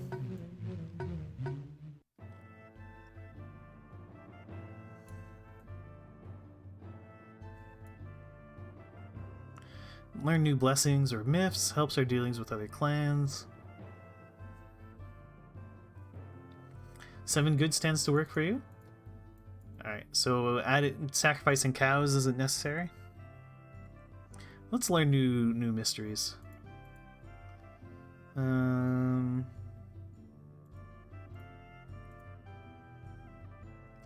don't think I dedicated anything to mysteries though. Well, let's go with 10 goods. And a few cows. Lankarmé revealed the workings of the Law Speaker ritual. Tend to hoard cows? Yeah, it's probably smart.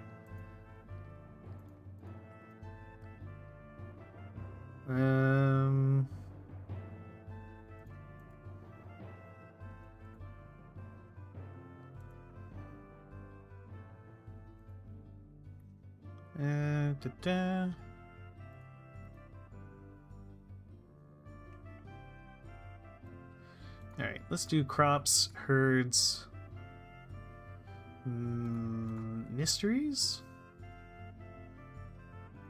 health, put 1 into war.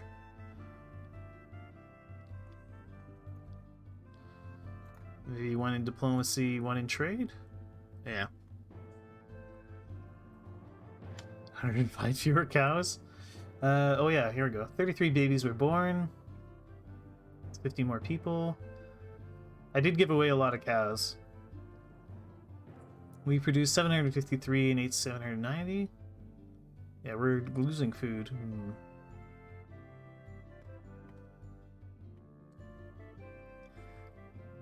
Yeah, okay.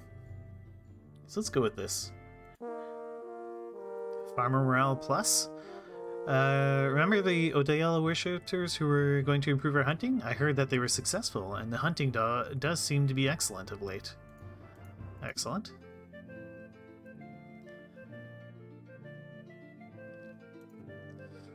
Okay.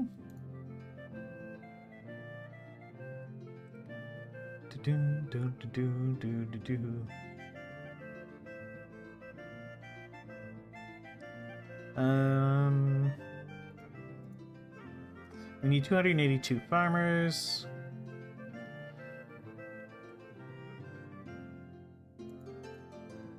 Pigs need 21 hides of wild land.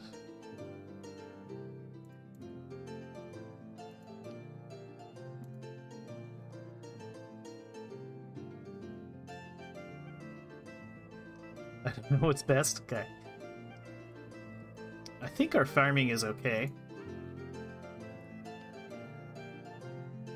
Alright, maybe we should build a shrine to Lankarmé.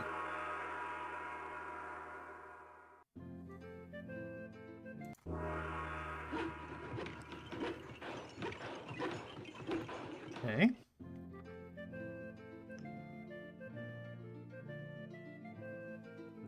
Do.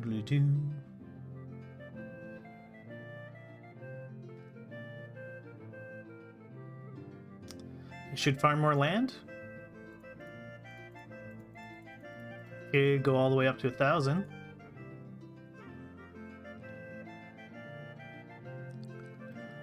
What do you mean it's too late?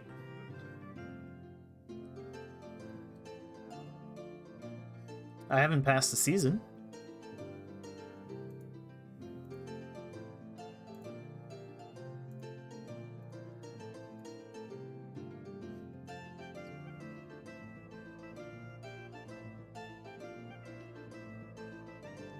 They told me how much?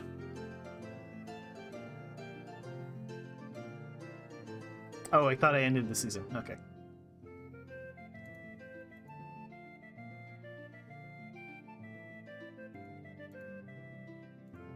We need more cattle.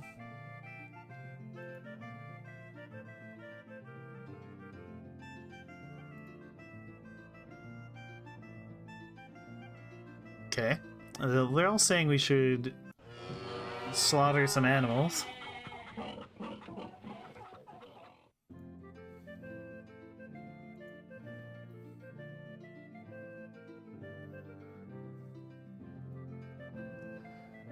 Do.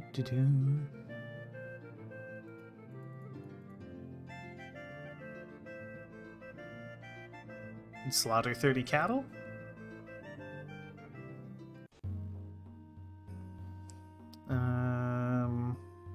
Loricon, a carl of your clan, urges you to seek a bride for him. I know people who say they find me hard to look at, but I have a good heart, I am kind, and uphold all that Orlathi virtues. Surely I deserve a good wife.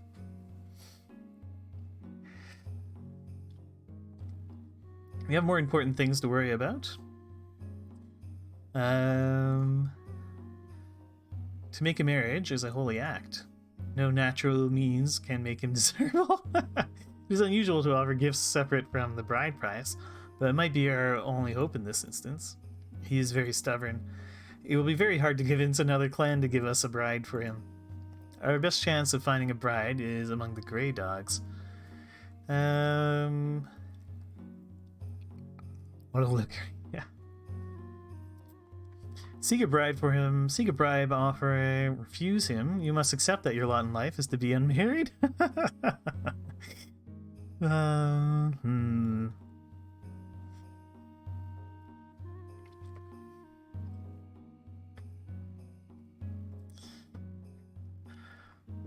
take a height, buddy. Or is there no way to just tell him to find his own bride? Just refuse him, I guess. Help the poor man?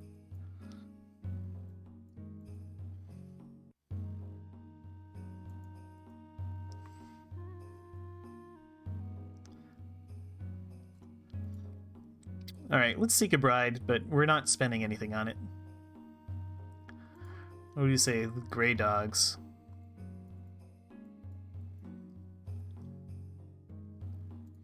Oh wait, but maybe there's someone that owes us a favor. We could try to cash in this favor with the Green Wing. I don't know if you can use a favor for a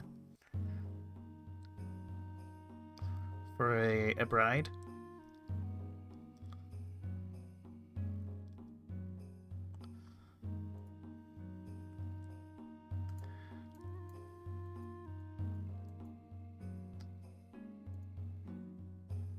Does anybody know? Let's try it. We'll try to cash in this favor. No one would marry him. Done. Oh well. A herd of cattle are too small.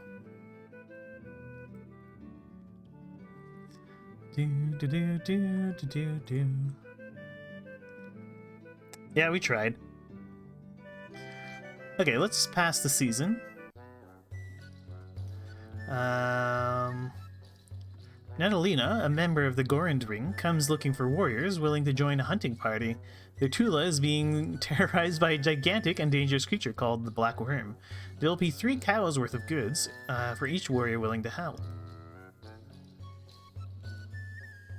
Send the party to convince the worm to move along. Offer to send warriors, but at a higher price.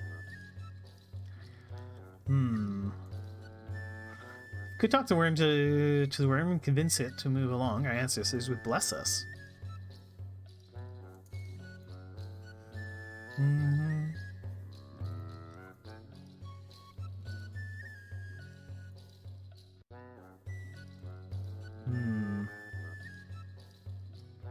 Alright, we'll send a party to convince the worm to move along. Oh, who does the convincing? Okay. Would it be bargaining that we want?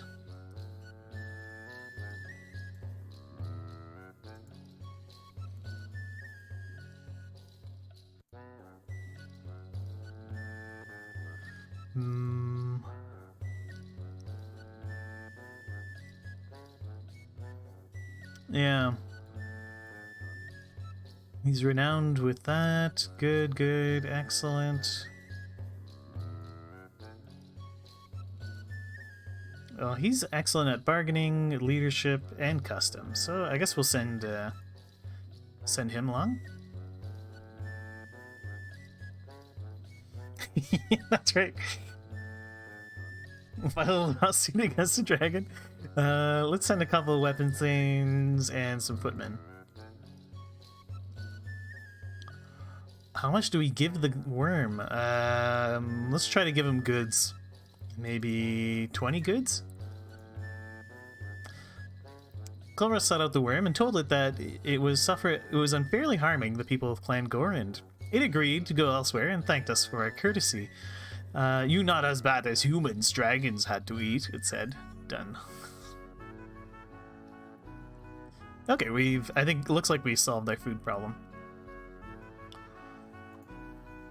We need more cattle. How do we get more cattle? Is it by allocating more pasture land?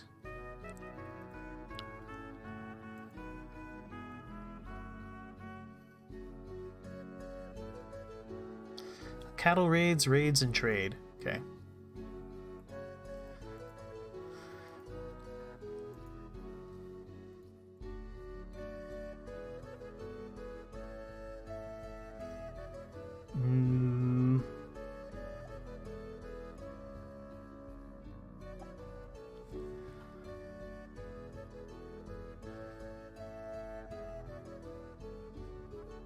Or I could add a... Oh, okay.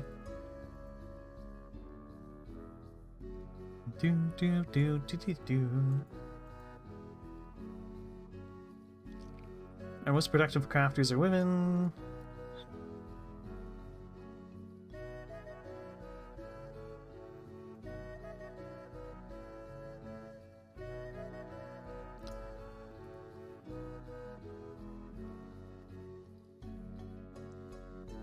Isaris are the...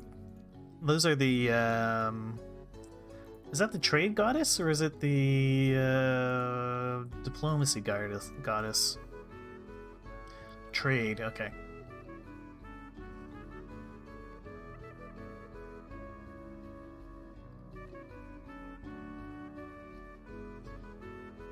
Yield of our cows.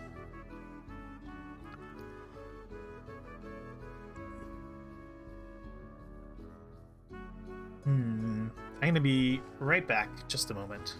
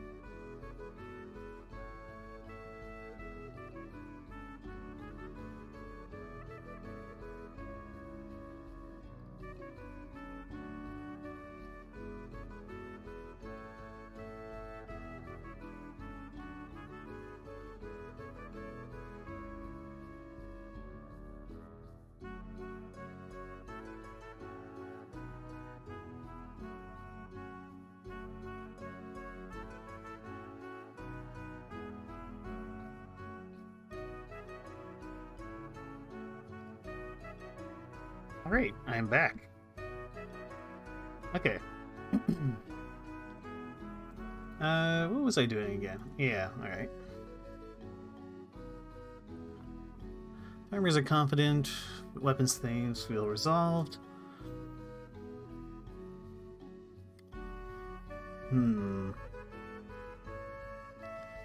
Could do a cattle raid, I guess? Or is this not the right season?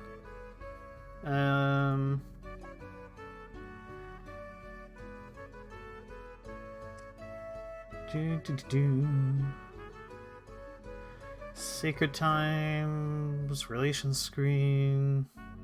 It's nothing about the seasons? Yada yada yada.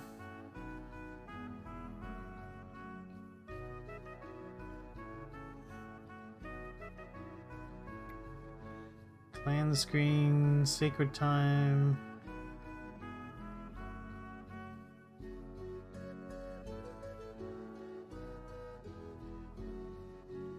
Do do do do do do do do.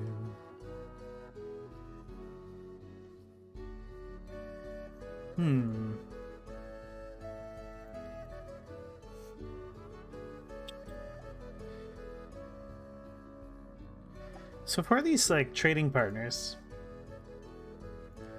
do I send a caravan to them?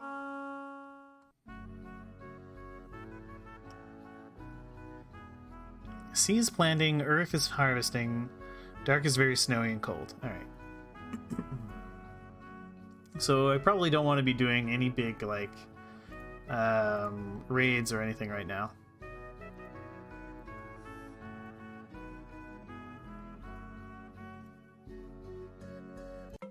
Could send a party to explore.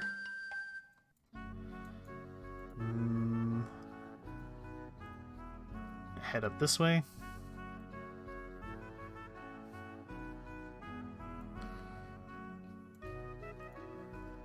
Is that like how quickly they go?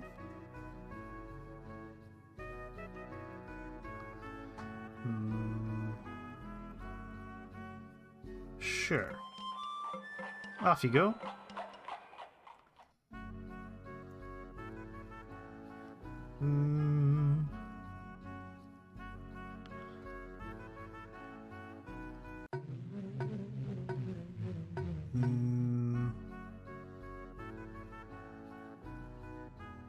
And we can try to learn more. Reveal the workings of the literacy mystery ritual. I am happy to report that Iskali and the Hillhavens began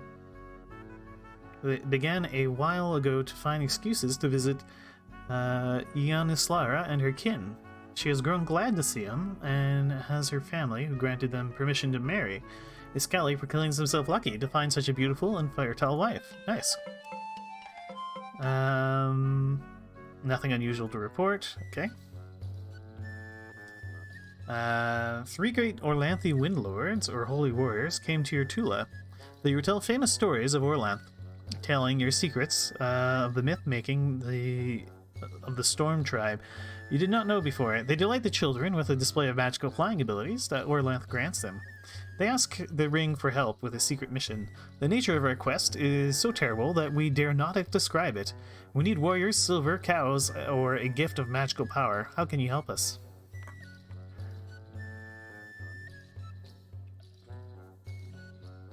You should explore your own Tula too. Okay.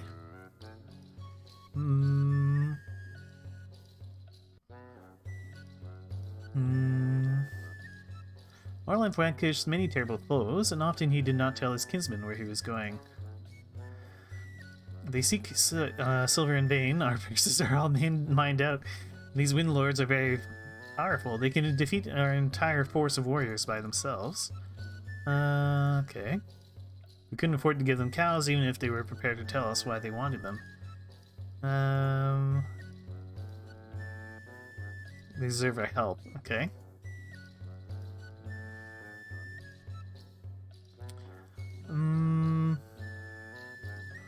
Let's give them magic. How much do we give them? Token amount? All the magic we have? Let's give them all the magic we have. They thanked us for our assistance and departed on the wind the next day. If we launched our shrine to Lankar Mi... okay, no, this is the thing. Okay.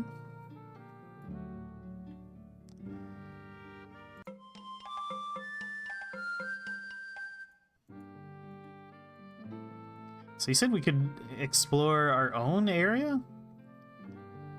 Well, why not? Let's send a bunch of people to explore. Plus 20 goods, minus 2 population. It's a fine affair. Okay. Oh, M shows the borders. Okay. Well. Your explorers returned to report an encounter with very strange foreigners. Wore odd clothes and spoke in a peculiar way. They were warriors and showed no fear when they met our explorers. They identified themselves as the Black Horse Troop and said they served a hero named Sir Ithelrist. The strangest thing about them, though, was their horses. Examined up close, they weren't horses at all, but grotesque and monstrous beasts, possibly things of chaos.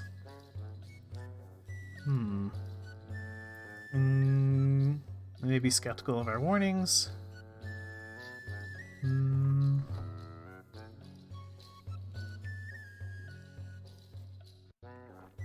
He who chases the wolf before it howls feels its bite. Although we could send and improve...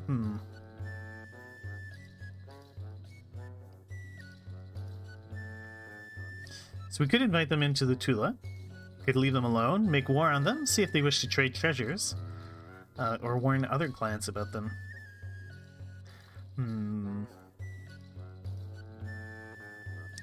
What do you guys think? Isdar says we should invite them along. We're friendly Baron clan, let's invite them. Yeah, I agree. Let's invite them along. Sir Ethelrist's men seem surprised and amused by our offer of hospitality and promise to take us up on it one day. Okay. Ah, we're being raided by the trolls. There are 9 dark trolls and 144 trollkin. They subclass our patrols, and we could raise only 8 weapon themes and 70 of the feared in time. Uh-oh. Let's sacrifice to Humakt, and maybe sacrifice to Orlanth. We don't have any magic. War of Clerks, says Zarek. We'll try to dry them off. Maybe skirmishing? The trolls rushed us before we'd fired more than a few volleys. Fierce fighting ensued. Their magic was stronger than ours, but we were not dismayed. We drove the trolls off, and their survivors left without plundering our Tula. Our auxiliaries were able to heal one of our warriors. Nice.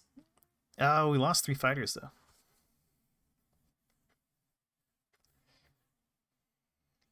Look, it's called this. Well, we were friendly to them. Okay. Yeah, maybe we should build fortifications.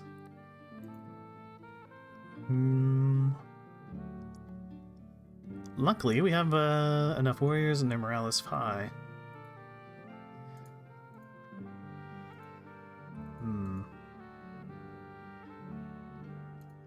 How many goods do we have? We have 50 goods.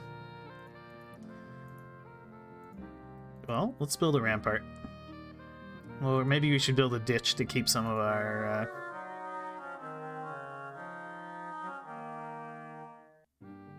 What? The Carls haven't been complaining too much lately. They can live with a few skittish sows. A big bristly boar is wreaking havoc among your pigs, chasing the sows. If it mates with them, complain the Carls, the offspring are wild, and sows become skittish. The pig tenders want you to do something about the boar problem. Could hunt down the boar. We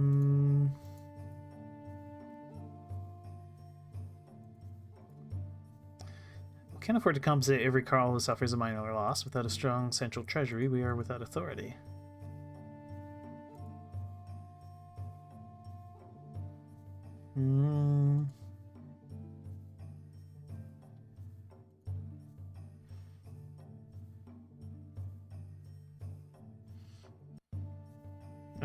Your essential treasury, of course. Let's hunt down the boar. A great hunter was declared a worthy opponent. It gored 2 of our men. Oh, man.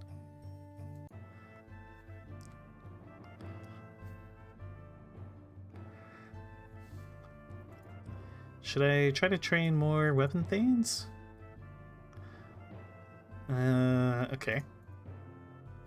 Maybe from outside the clan? Okay.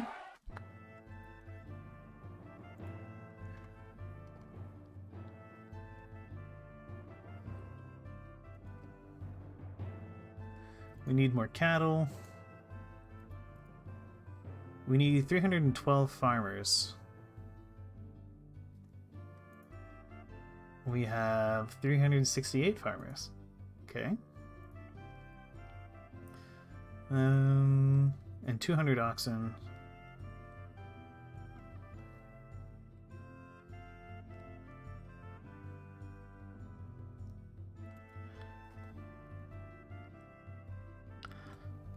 This is a very heavy clan.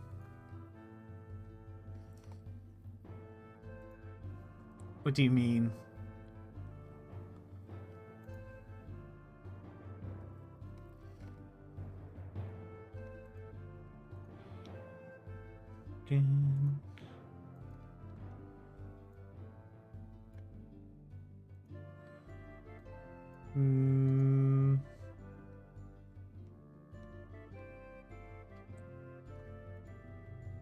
Helps ripen the crops, improves their chances when defending.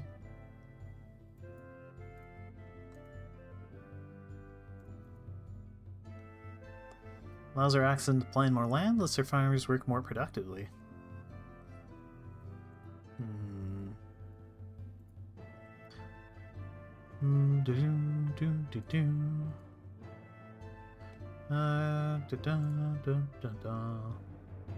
Improves hunting yield.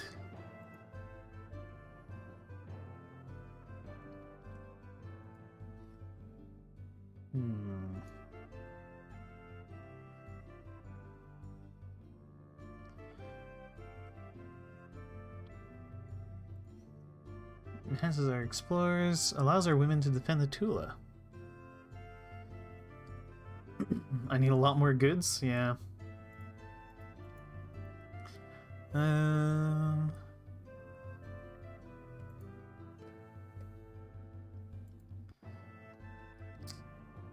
Could send out a cattle raid.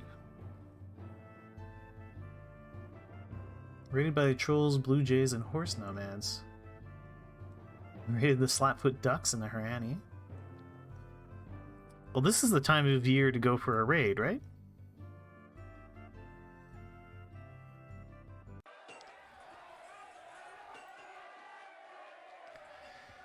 It's too bad we're not feuding with any of the nearby clans. We could raid them and teach them a lesson they will never forget.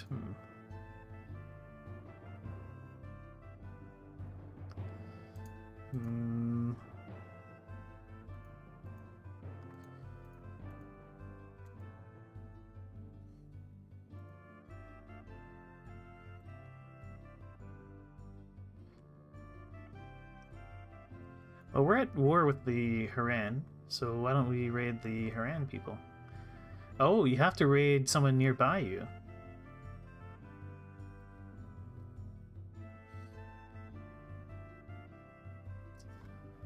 Ah, okay. Who raided us? The trolls, blue jays, and nomads.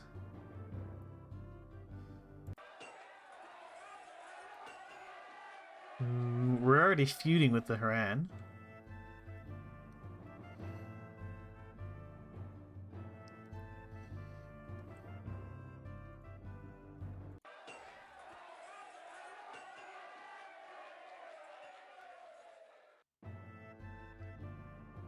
What do you mean I'm doing the wrong raid? There's a cattle raid and there's a regular raid.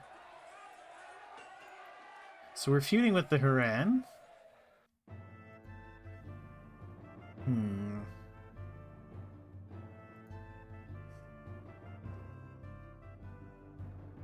What's wrong with the cattle raid?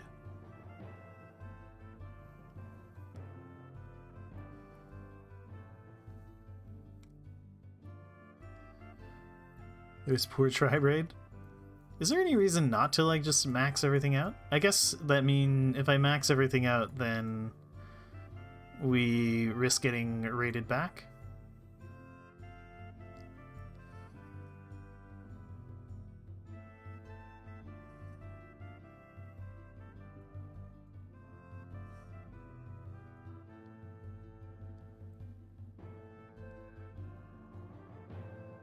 They're known for their large pig herds.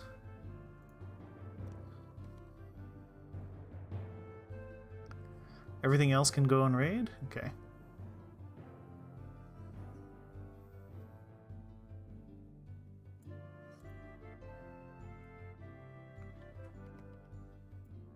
Well, we're feuding with Haran. That's also where the Philistine came from, so let's raid them.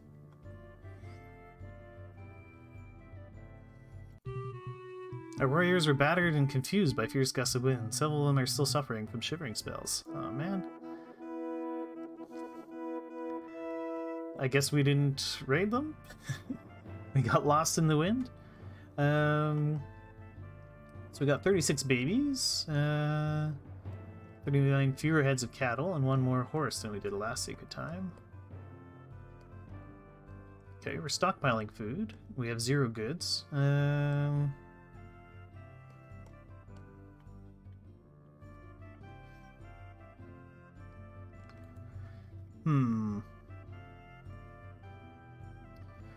Maybe we could do trade blessings, mysteries, crops, and health?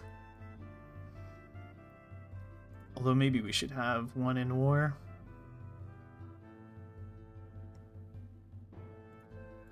One into herds? Yeah, let's go with that. I fall on war and plunder everyone? Eh. Clan mood is jubilant.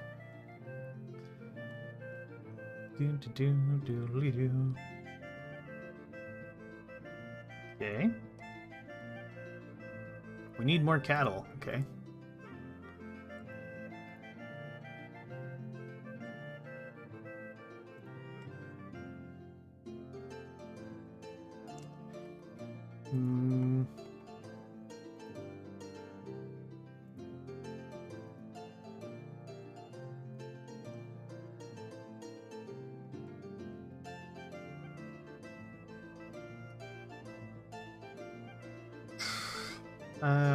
Right, so could go trade with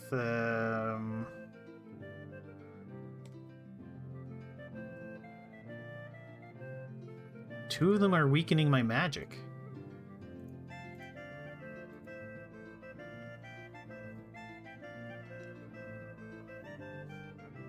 How are they weakening my magic?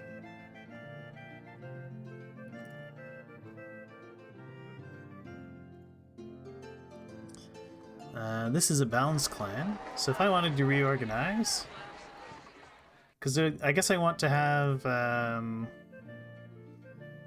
one to all the gods.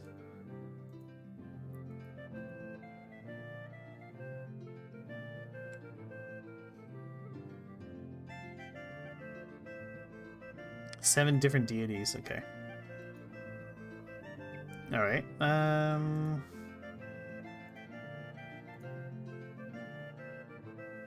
well, let's get rid of Brenna.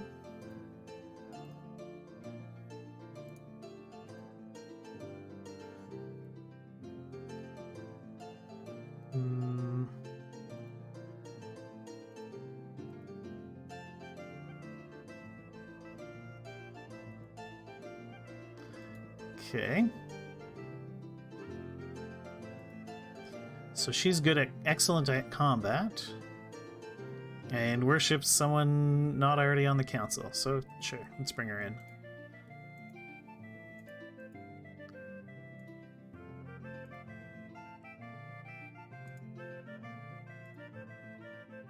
Alright.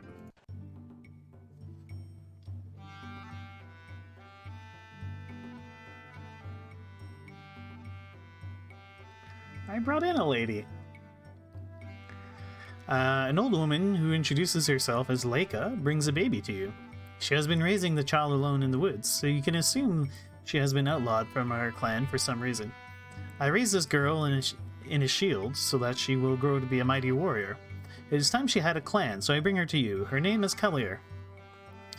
Not both the woman and the girl, also wondering why she is an outlaw. Recommend that she take the girl to another clan, take the girl in, turn them away. They'll be heartened by a show of generosity.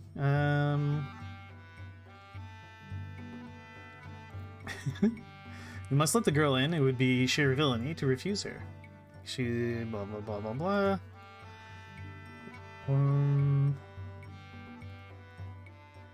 This banquet is one you remember afterwards. An infant cradled in a shield in the wilderness will grow up to be a mighty warrior, so the stories say.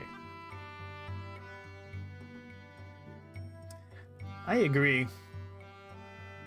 Kerr. We can adopt them both. Leica was surprised and pleased by our generosity. Bum, bum, ba, bum.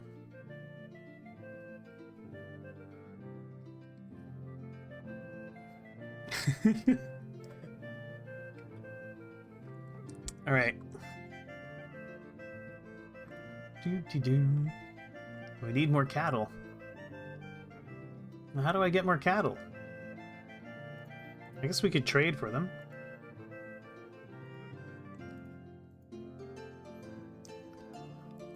So if I form a caravan to Hillhaven and say I would like to buy cattle, I guess we have nothing to trade, do we? How do I get more goods? More trade, I suppose?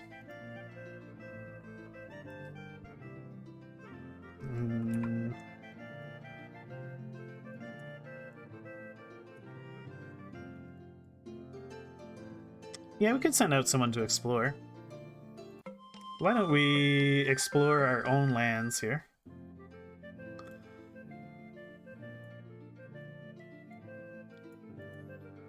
What do these do? How fast they go?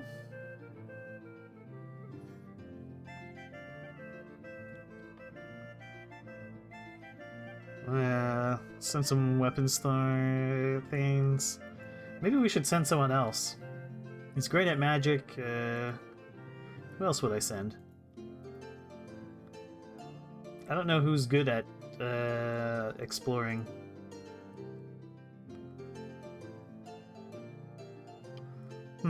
Okay. Someone who's good at plants?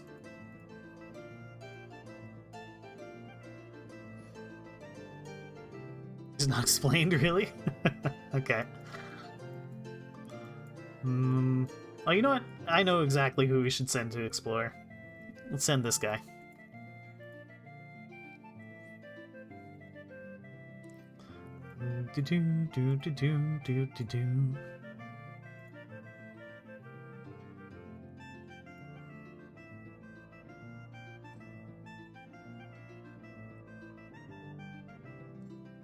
Alright, off you go.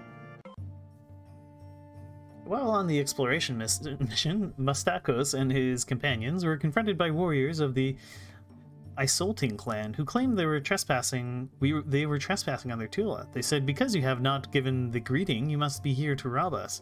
After a brief scuffle, they captured Mustakos and are holding him hostage. They asked for the customary ransom for a thane, 10 cows worth of goods, and they demand that we refrain from exploring their Tula for at least 5 years. Mustakos was cool. This went well.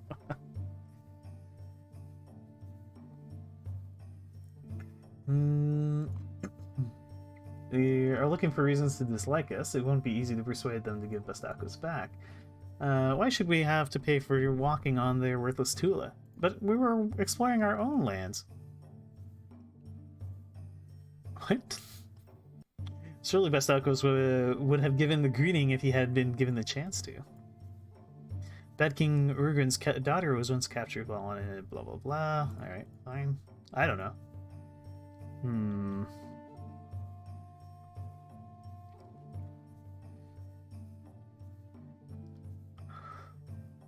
Let's try to convince them it was all a misunderstanding. Lincoln persuaded the assaulting emissaries that any trespassing was unintended. They released Bastakos, and we promised not to return for 5 years. Excellent. That worked out well.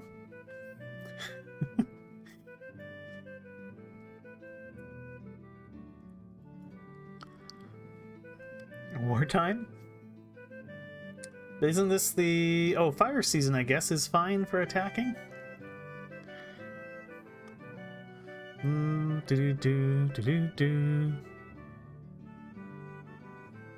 Fire is raiding time. Okay.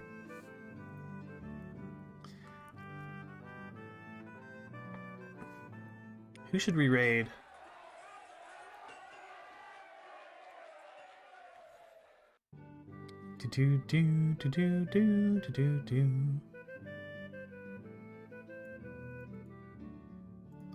Send all the weapon things, all the auxiliaries. Oh, let's try to raid Haran, since we're feuding with him.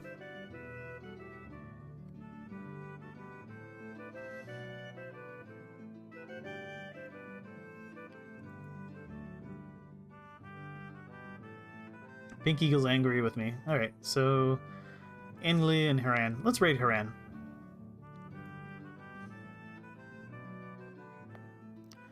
Still have our cows and Blue Jays' pens.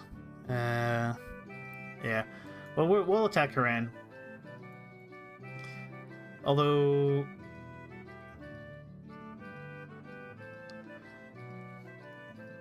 Well, we could also attack Bakad, I guess. Nah, we're gonna raid Haran. We're already feuding with them. We're not gonna make anybody extra mad. So let's go. We responded by Haran patrols and our 20 weapons things. Okay, let's use our magic and we will do a sacrifice to Humakt. We want to plunder.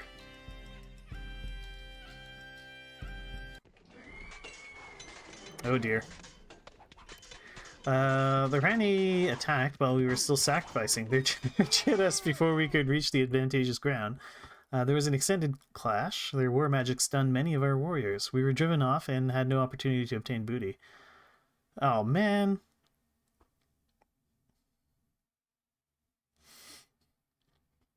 This is very bad.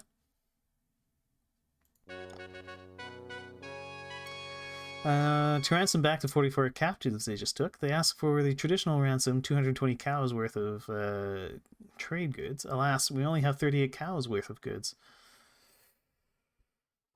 Yeah, we didn't get any booty, so I'm starting to think maybe raiding isn't such a good idea. I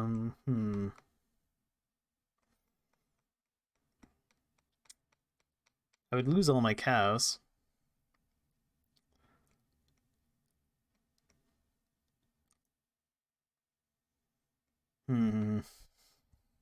It's a fortune, yeah. But losing 44 of our lady auxiliaries is bad. I guess we'll decline. We're unhappy. They said the ring was more interested in accumulating wealth than caring for people.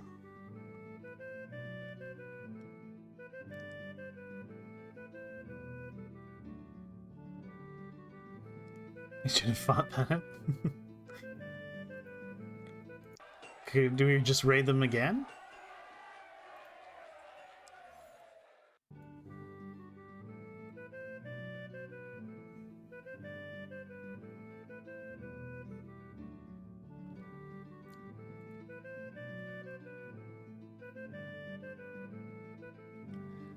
It's still the fire season.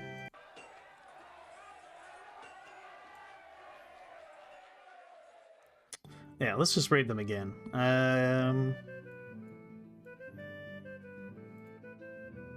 Oh, we can't. Okay. Fine. I guess we passed the season. We can limp along with too few farmers for a while, but we should recruit more farmers into the clan soon.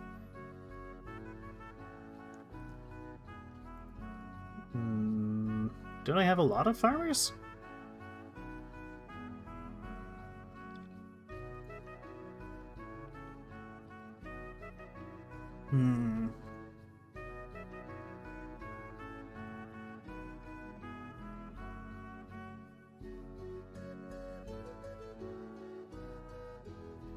Ah. Let's just pass the time. Randeliar, a Thane of the Blue Spruce clan, comes to ask you for information about Yorsar, the chief of the Brown Boar clan. We intend to enter into negotiations with Yorsar, and hope that you know something about his personality, so that we will be well prepared for our parley with the Brown Bears. You owe us a favor, and we will consider your obligations discharged if you give us information.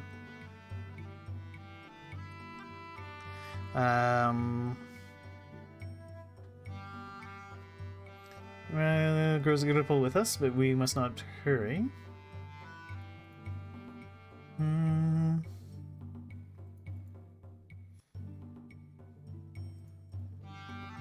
Better than information we are unsure of. Ursara is very pious.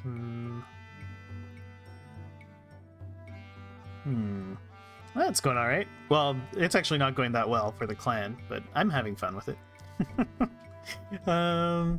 Alright. We will try to answer your questions, but do not guarantee. I know 4 things about your side. Yeah. Well, I guess we know him well. Yorsar, we know him well.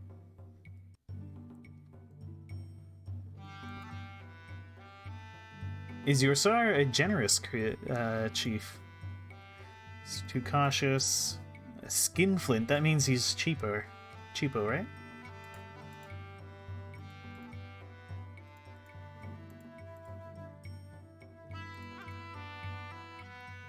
Yorsar is generous when the brown boars are rich and miserly when they are poor. Does not agree that generosity... Yorsar does not agree that generosity is a virtue. That's what being a skinflint means, right?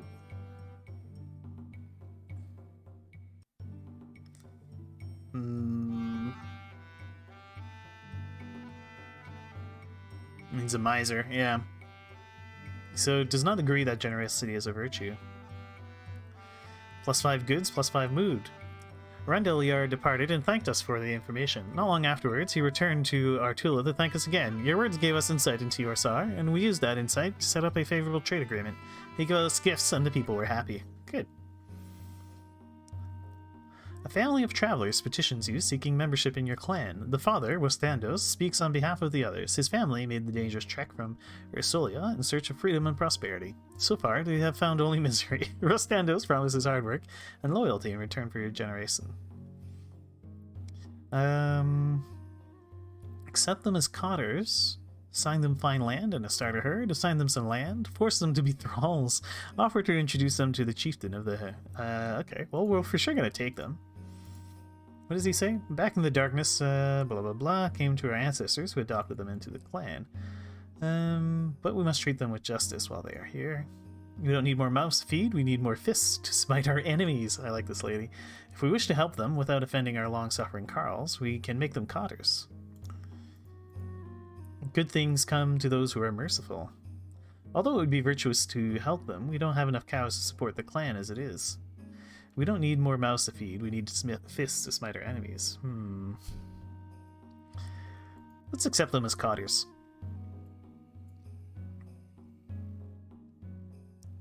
Or assign them some land? Because I need more farmhands. You'd think this would be good, right?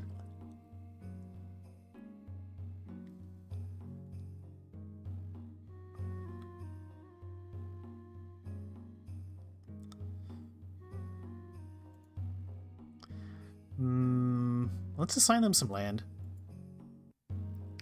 Population +6. The crops did not do well this year. Luckily, we should still have enough to feed everyone in the coming year. Okay.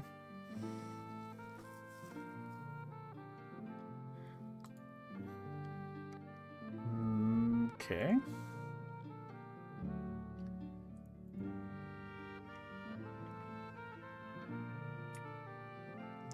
Alright, let's send out another exploration party. We'll send... it went well last time. We'll send this guy.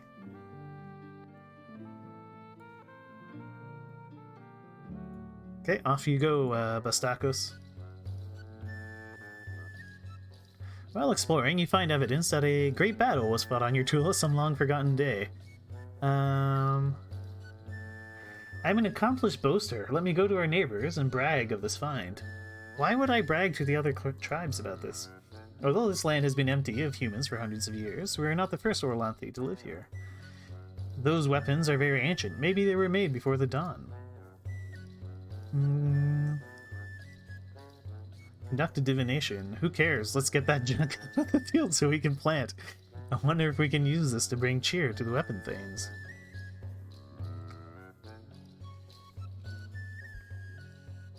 Oh, if you don't sell... Okay, cool. So we could brag to the other clans. Conduct a divination? Let's do a divination. Unfamiliar spirits appeared to our god talkers. They said they were the shield bearers of Finnin, the Legless King, who battled the ore-digging tribe on this very spot. More than 1,000 years ago, the great Finnin died here on that day. They killed a score and 10 of his foes. The spirits recited the details of this battle and said we should reenact it so that Finnin's spirit would give us a gift. I mean, getting a gift would be pretty cool. Let's ritually reenact the battle on the spot. At the height of the ritual, you heard the clash of the sword and shield and saw the Legless King fighting his last valiant fight.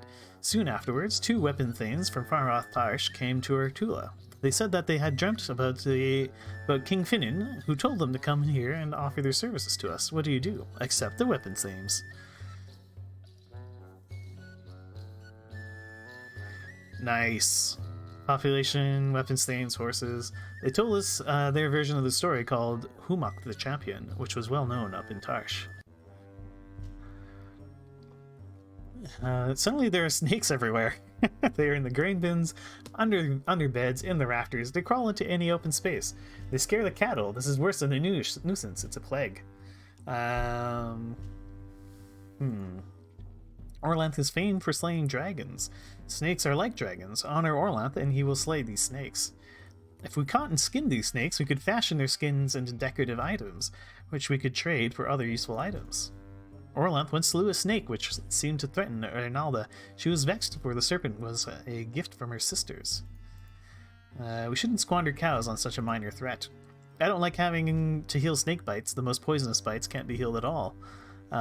Maintains dominion over snakes and other creatures that crawl upon the earth. We must petition her for relief from this plague. Don't bother the gods, we can solve this problem by killing these pests ourselves. I don't like the idea of sacrificing a cow. So let's organize a snake hunt. We get goods, we lose 1 population. That seems like a worthy trade. We laboriously eradicated the pests. A child was snake-bitten and died. Cool Brush showed us how to make attractive items from snakeskins. He took them and traded them to other clans, and we enriched ourselves. Alright, worth it. No, I think that was worth it.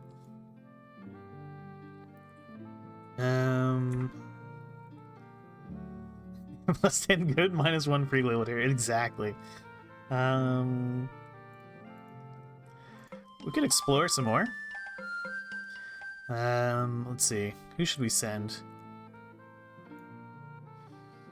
I tried sending this guy. He's fine, I guess. Oh, maybe we should look at the gods and pick one of the followers of a explorer religion. She's a patron woman, heart of a warrior. Lawless, his powers are indispensable in the fight against chaos. I could send a follower of Uralda.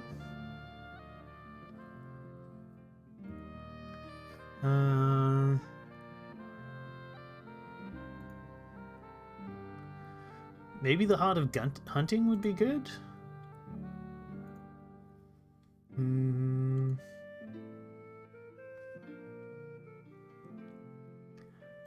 God of Knowing could be good. Of Trade and Travel.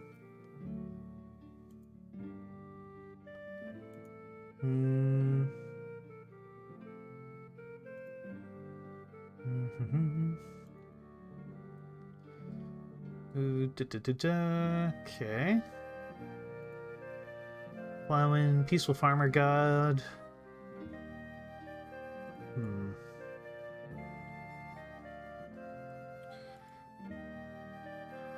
I'm thinking either maybe send someone from the God of Hunting or someone who does a series. Oh shoot, what was the symbol for the God of Hunting again? It's this triangle-y thing.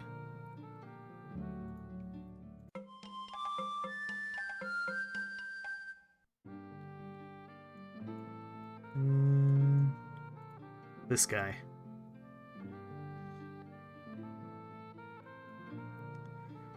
Or we could send this lady. He's renowned with animals.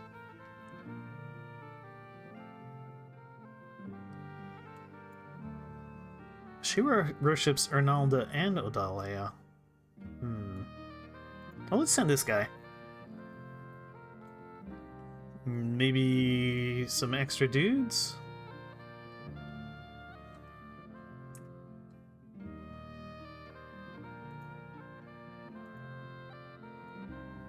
We'll explore our lands.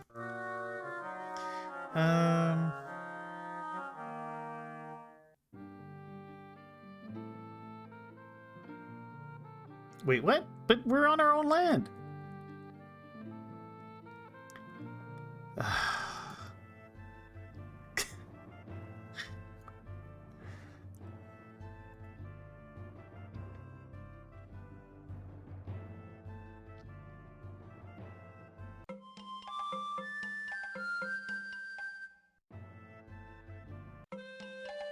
We thought we'd found most of the secrets of Artula, but this list led us up a hill we hadn't climbed yet.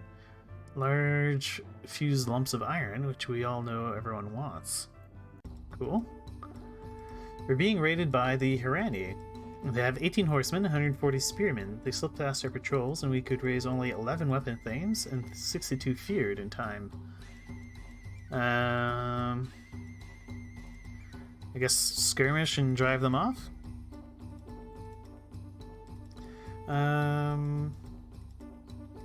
Here the finest warriors stumble and fall in the initial class.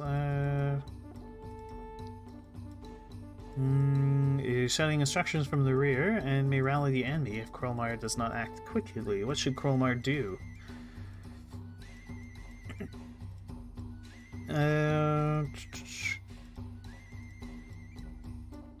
Moving them to the rear. Charge the enemy warriors immediately. Their warriors scattered and ran. Excellent. Oh wow, nice. We butchered them.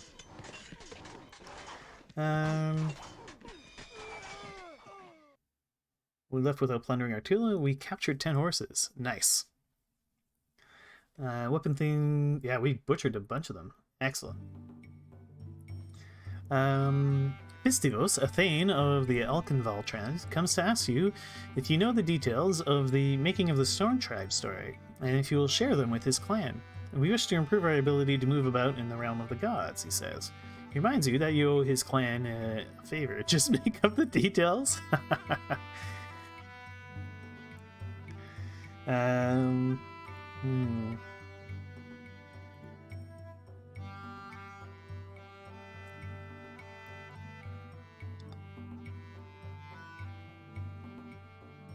But need not grant them exactly the favor they request.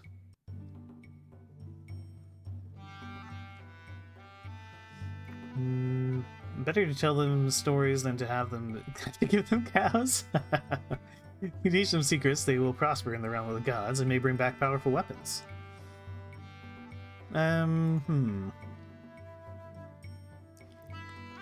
Offer him details of another story instead. We knew a story that Festival's God Talkers did not. Although he was disappointed, he agreed to accept these secrets in consideration for the favor we owed his people. Okay.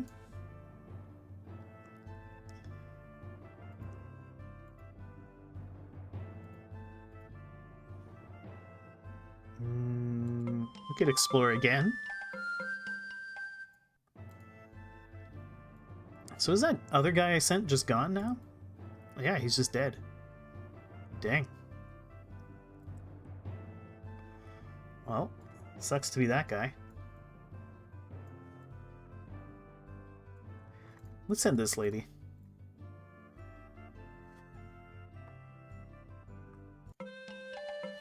While exploring the further reaches of our Tula, we camped near a small spring. As we kept watch that night, we were surprised to see that many of the stones around that spring glow in the darkness like stars. Our crafters are excited about using these rocks for amulets. Our neighbors are sure to want to trade for them. Nice.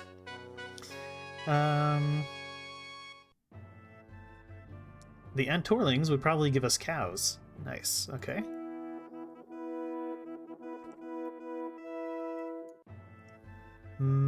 Predict a more or less normal harvest.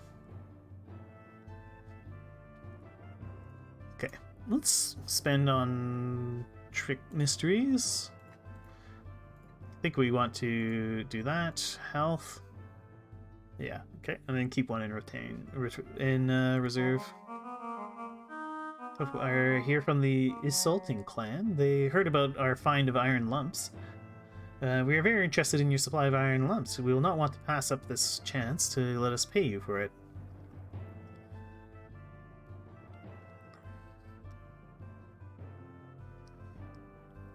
That'd be pretty cool.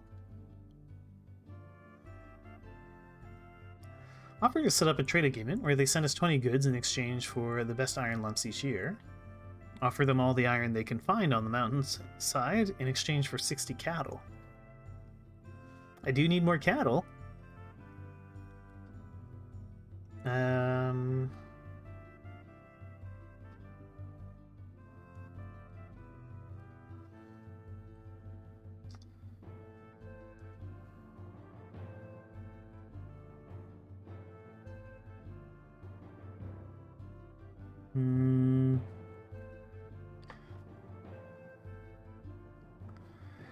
Offer them all the iron they can find. Their mouths gapped open in astonishment, then they quickly sent half of their weapon things back to their Tula to see if their chief would part with the cows. The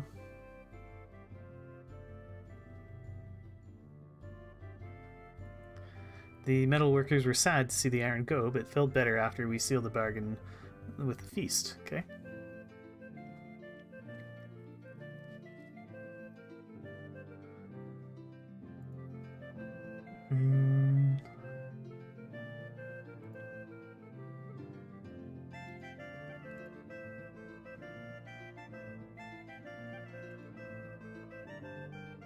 Must add more men to the ring. The clan's virility depends on it. Our people are very healthy. A farm, a bit small, blah blah blah. The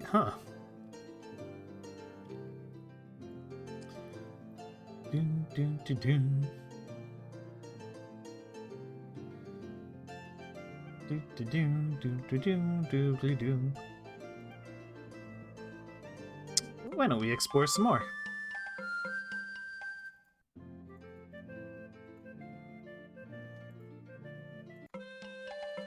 We don't have much to report. There may still be secrets hidden in our Tula, but we didn't find any.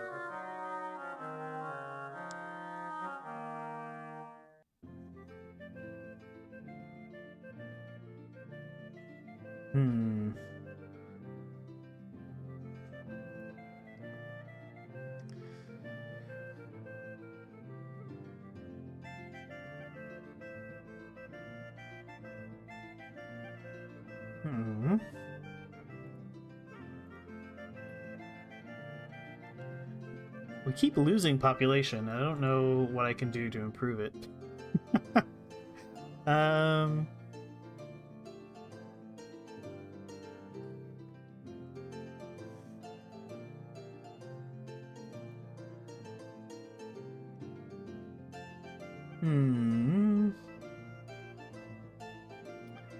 Should I harvest less cropland?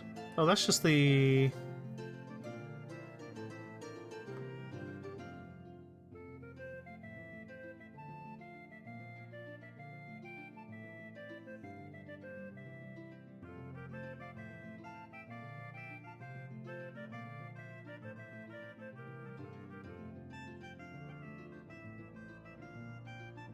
Something like that, I guess.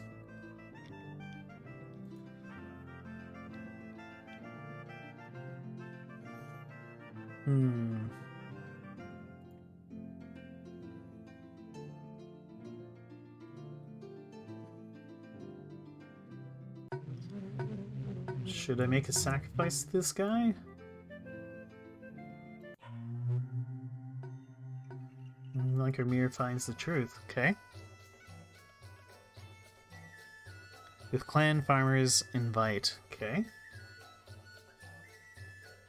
Devotees of the cult of Yinkin, the god of Alinxis, have an offer to make you. We have noticed that the woods around your Tula are infested with many types of rodent, including the type which is very susceptible to spirits of disease. If you want to give us something in return, we can perform a ritual which will improve the hunting abilities of your Alinxes. They will kill these forest-dwelling rats, freeing you from the risk of disease.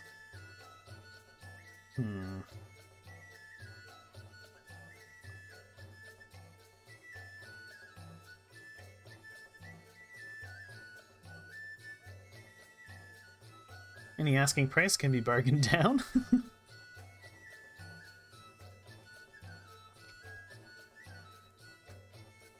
Giving too much of our food away?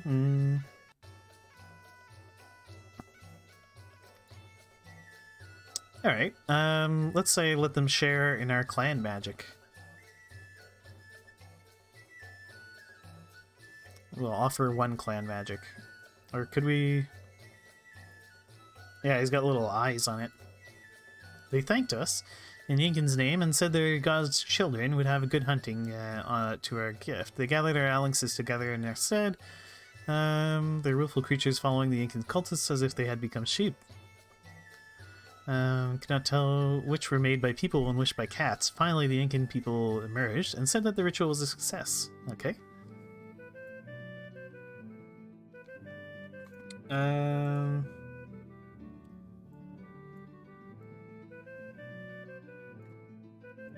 Favors we owe. Favors due. Alright, why don't we send an emissary? Should ask someone for food.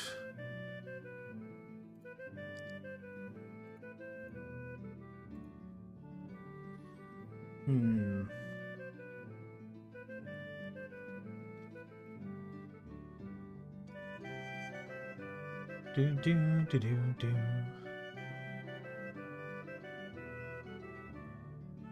Yeah, okay. We'll send someone off to Antorling. They owe us a favor.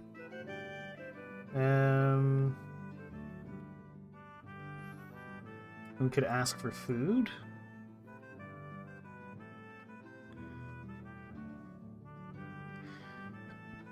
Should I send some goods along?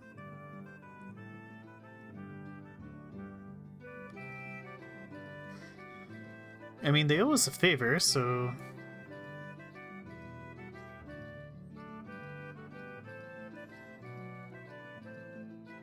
Yeah, let's send you off. We're being raided by horse nomads. All mounted, they slip past our patrols. We could raise only 9 weapons stand. Alright.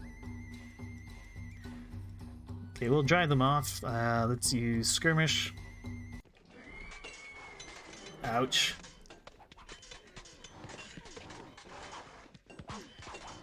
We lost a bunch of people there.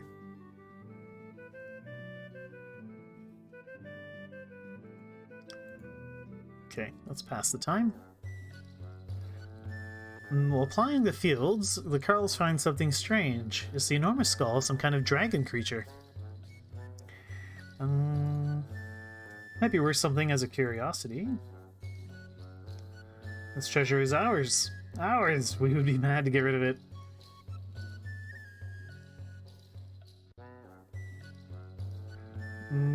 Okay. Could display it in a temple or shrine?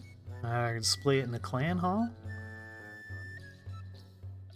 Let's display it in the clan hall. Visitors from other clans seemed impressed. Mission is stopped by a group of coarse-looking bandits. His escort is slightly outnumbered. What should Keriew do? Kill as many bandits as possible? Bargain with them for passage? Why is David Bowie an advisor? We kicked off Hat Guy, and she's the new one. We could kill as many bandits as possible. Slightly outnumbered. Let's try bargaining with them for passage. Ah, wealth without sweat. Give us trade goods, and we will speak of your generosity. Okay. Approaches the Antorlings, asking them to make good on a favor they owe us. Kurtla seeks a gift of food for them. From them, how much food do you want to ask for? The customary amount.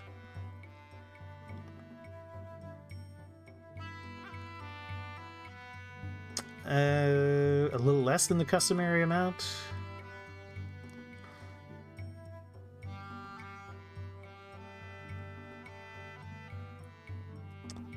Let's ask for a little less than... Okay.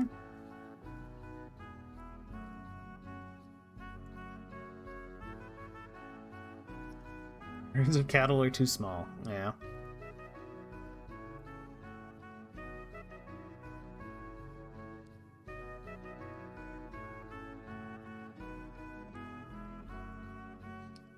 Probably not, Keriew. But I was generous anyway.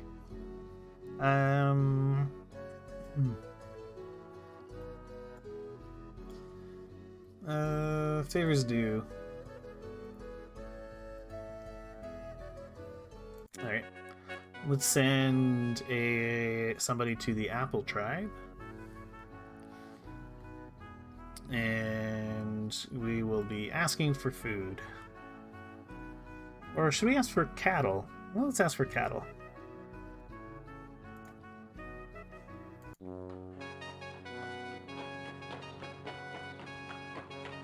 And we'll pass the turn. And Zarni, his forces are slightly... Save himself and his escort? Two of his escort were wounded. Ah.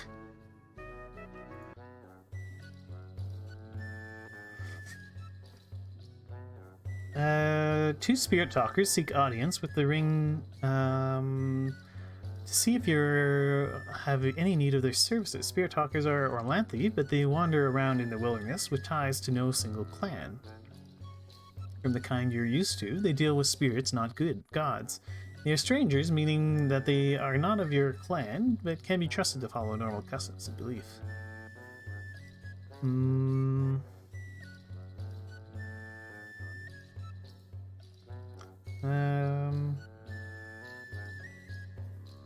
Okay. Spirit fetch.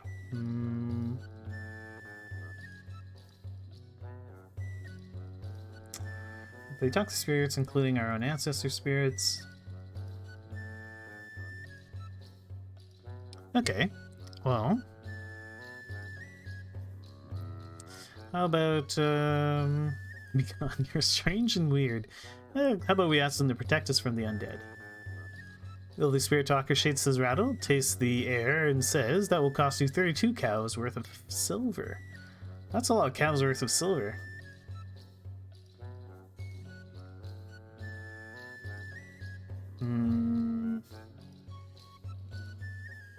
Sure. They danced around, shook their rattles, and went into convulsion. 7 hours later, they told us we are now safe from the undead. Perfect.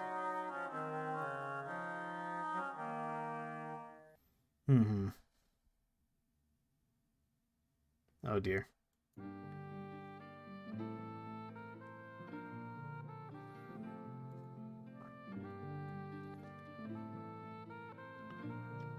I keep just like losing clan people.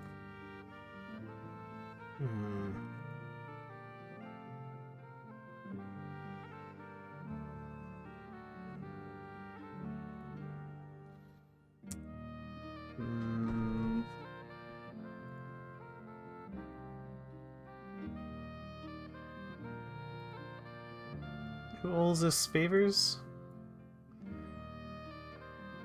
Okay, Let's send an emissary to the apple people. And we'll ask for food. And I'm sending more weapons things with him this time. I'm tired of him getting raided. And you're asking for food.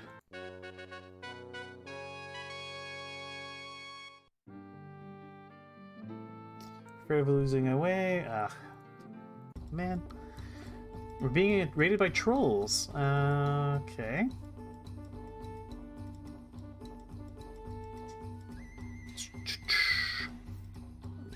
Let's kill as many as possible.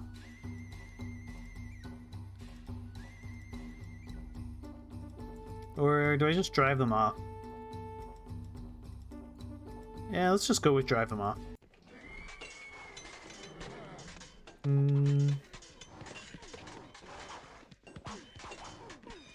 Okay.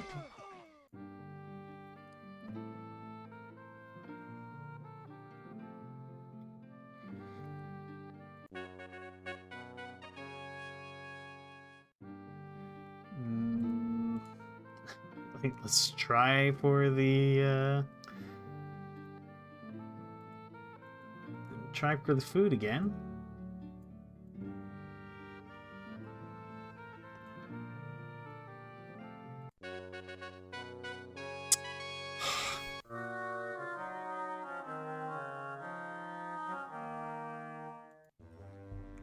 All right. The Blue Spruce Market. Your traders are alarmed to see members of your clan bullying Blue Spruce traders. This ruined any chance of making good deals. Once word of the incident gets around, they figure it will hurt your trading relations throughout the area. The offenders were brothers Iscali, Derek, and Jotizan, who are notorious for their hard-heartedness and hostile behaviors. Outlaw the brothers, scold the brothers. Oh, that is the ugly dude.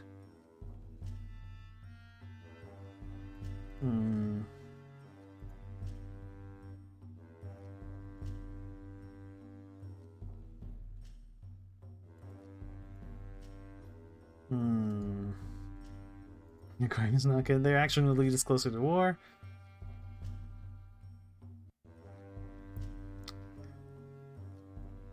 Let's confiscate goods from the brothers as punishment.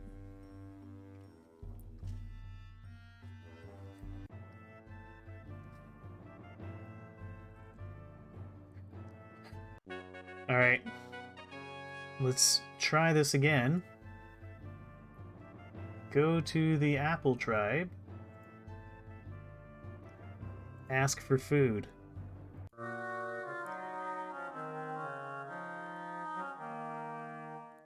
Man.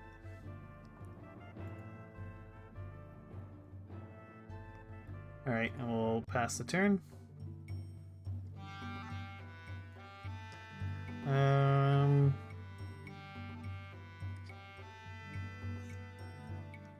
Okay, let's request a customary amount.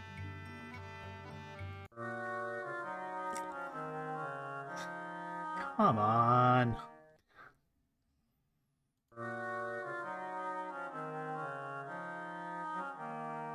I've heard disturbing rumors about activities. Alright.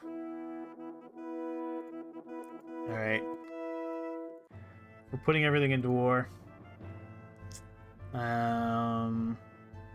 I guess crops, herds, and health.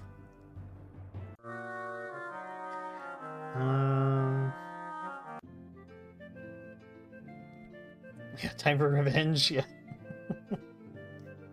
Alright.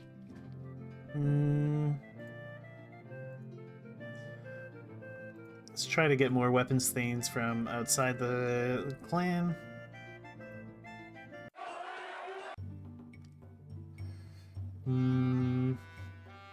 Mordrin the Stout, a prosperous farmer from the Elkenwald clan, has come to offer to trade for Blacktail, the best bull in your herds.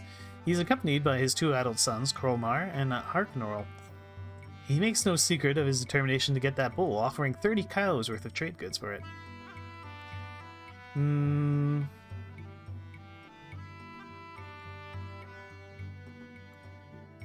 is extremely... We'd have fewer strong calves without him.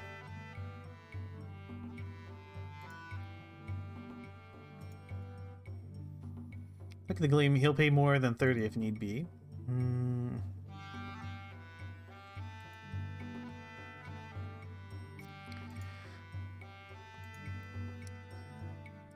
Let's refuse the sell, but offer the stud service. Well, he wasn't completely happy. Mordrim accepted our offer and gave us a small gift. There we go.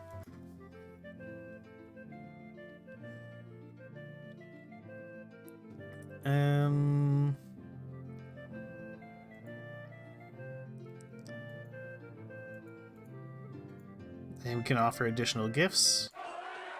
Well, we got one more weapon thing. And let's pass the turn.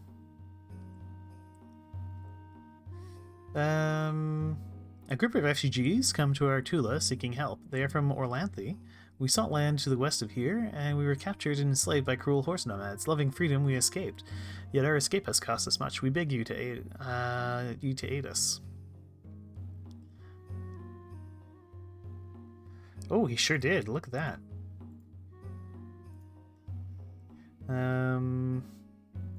Adopt them as family.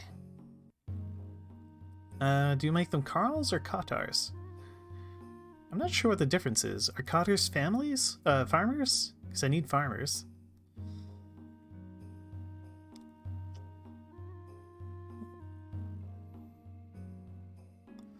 What does the manual say? Carls have cows, Katars only have sheep. Okay.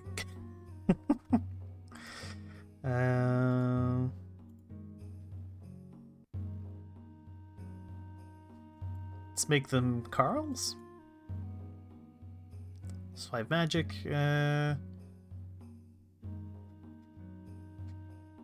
Carls are rich farmers. Okay. Well, I just recruited more farmers.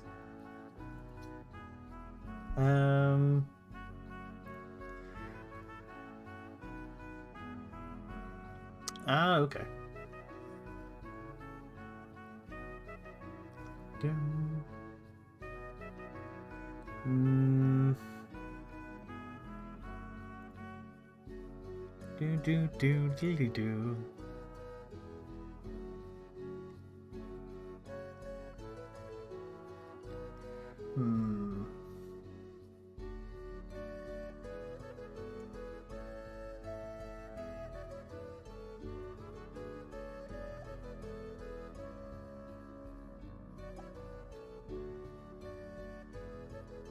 Is this, it's fire season when I should be raiding, right? Maybe we could explore some more?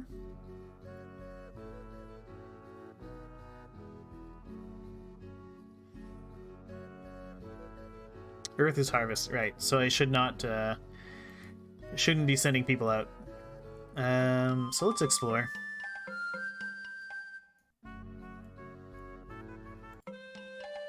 Spent some time in the... We didn't find anything strange or unusual, but we did find 6 cows worth of fragments of a silver chain. Okay. The owners of the escaped thralls you adopted come to you demanding their return. In halting trade talk, they tell you that they are grazers, the rightful lords of these lands. They have no plans to enthrall you, at least for the moment, but they do intend to reclaim the property you have stolen from them. These haughty horse nomads enslave our people. They must feel the winds of Orlan's justice upon them.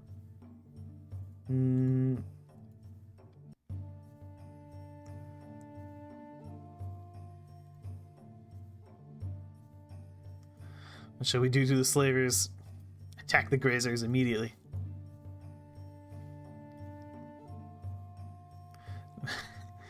Even those few horse riders proved to be ferocious enemies. They fought with fiery arrows and lances. Their peculiar horses leapt through the Tula like giant grasshoppers, falling among us when we least expected it. We killed the horses and their riders, but at great cost. Okay.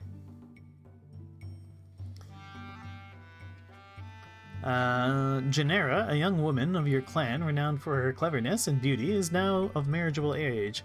3 suitors come courting her.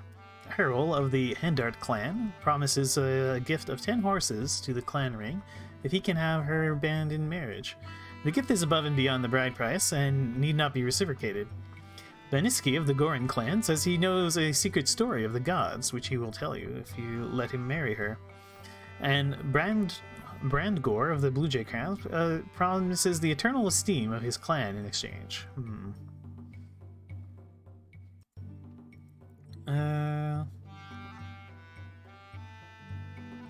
Hendrati. So we should choose Hero. He also promises us horses, which would be nice.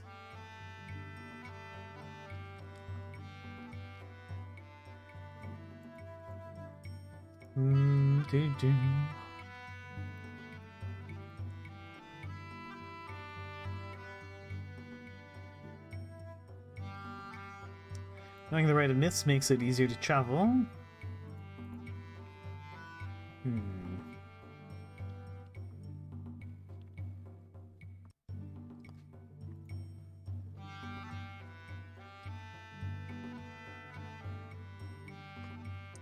Well, we get horses with Harold, so we'll marry her off for some horses. No one wants you to choose yet? No, not up to her.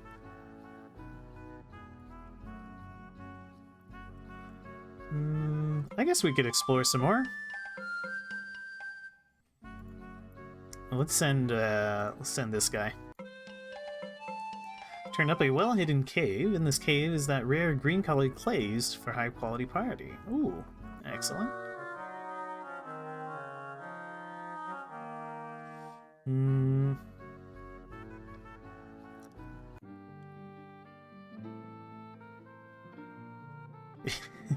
Yeah, exactly.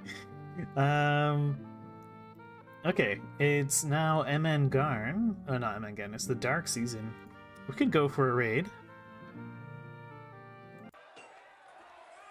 And let's raid the Bachad. They're nice and close. We'll send everything.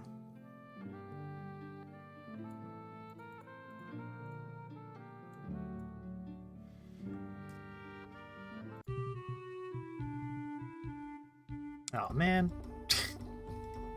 We're being attacked by horse nomads. Ritual spotted them. Okay, great. Well, let's use our magic, I guess.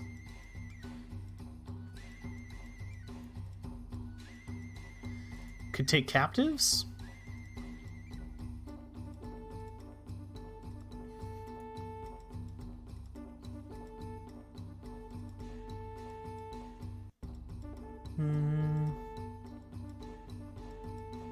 Or do we just kill as many as we can?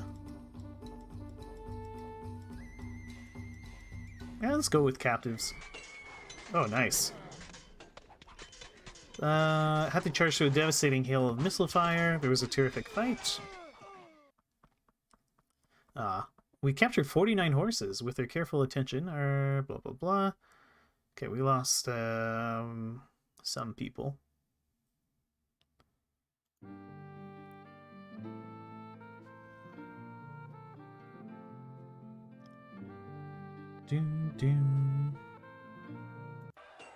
Am I able to send out a raid?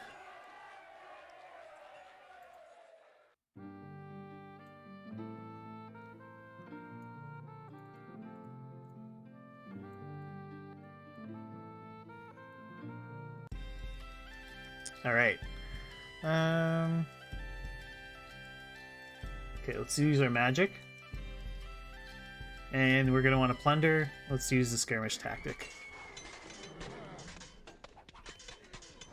A magic deafened and dazed them. We drove the best from the battlefield, and we were able to plunder their Tula. 26 cows and 12 horses. Due to their prompt healing. Okay, nice. No losses, and we grabbed a bunch of stuff for the Bacati.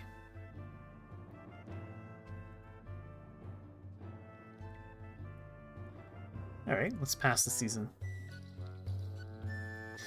Rumor has it that certain unmarried young men of the clan have been heading out into the woods to visit a beautiful woman. One who doesn't dress or act like an Orlanthe. It may even be that some married men have been with her, breaking the laws against adultery. Interrogate the menfolk to see who has been with her. Remind the menfolk of the penalties for adultery. Send a search party to capture the woman. She's a woodman. If the men were with her, they are in for some kind of trouble. What a pack of worrying prudes. I will ask and ask and ask until the men tell the truth about this. If men were with her, she'll have made their flesh soil for her for some terrible sprouting.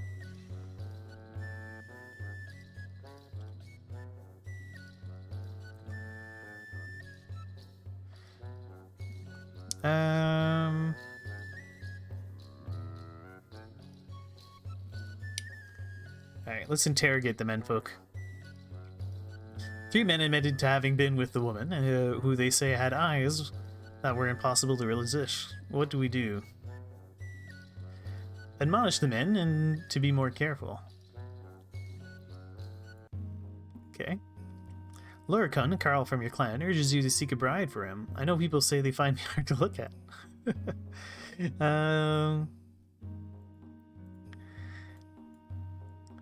Well, let's seek a bride for him. We failed to find him a bride. Let's go to Arnoring. He arranged a marriage to a woman named Emerald Ernaldness. She has been divorced several times and was not the most comely bride, nor did she come with a large dowry. Lorikin was pleased to marry her nonetheless. Alright, nice.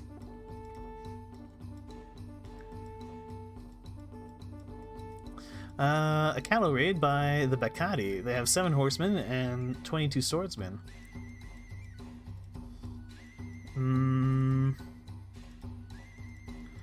Let's just seek to drive them off. We drove the Bakati from the field with a withering hail of stones and arrows. Excellent.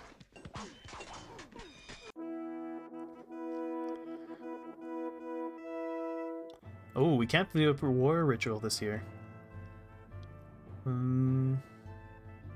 41 more people, good. 26 more cattle.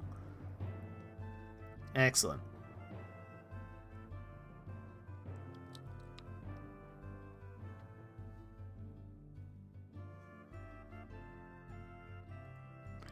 Okay.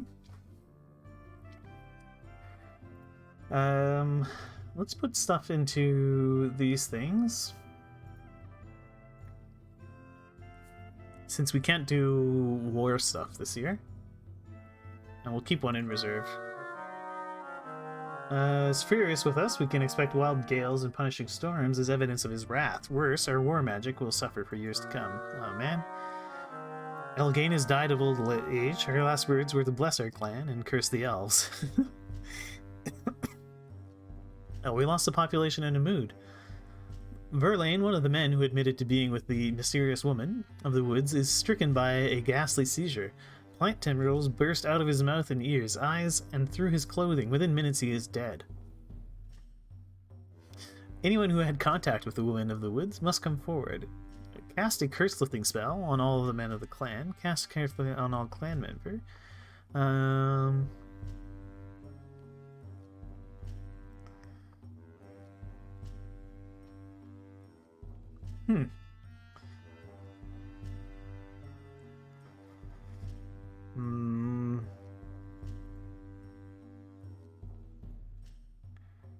Did you see? I saw it. How... This one doesn't seem all that smart.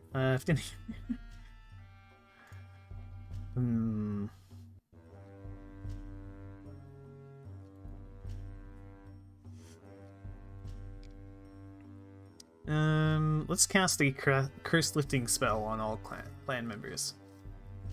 Oh man. One of them was married, so we knew that he had committed adultery with the mysterious woman in the woods. Darn it.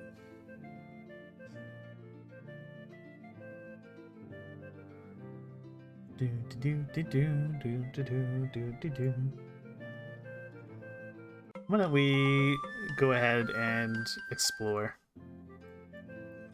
We'll send this guy. He seems lucky. Ah.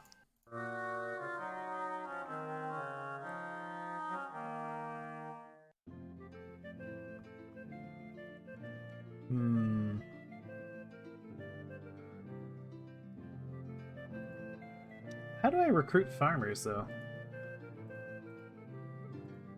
I remember seeing it somewhere.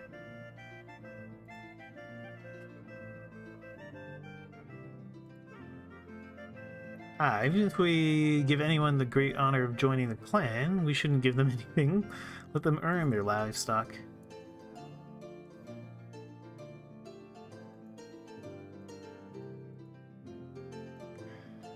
Adopt new farmers from everything.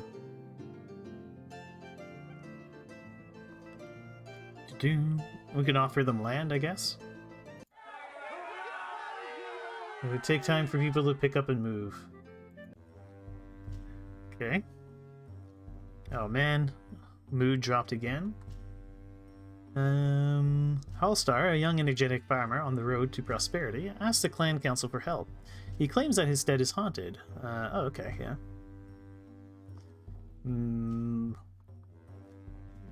Well, last time our suing the ghost worked, so let's launch a legal claim against the ghost. The ghost claimed that it could not oblige us by leaving the stead, for it had promised the Enhili it would vex us. They sacrificed a sheep to me, so I cannot answer your suit without opening myself up to a countersuit by the Enhili.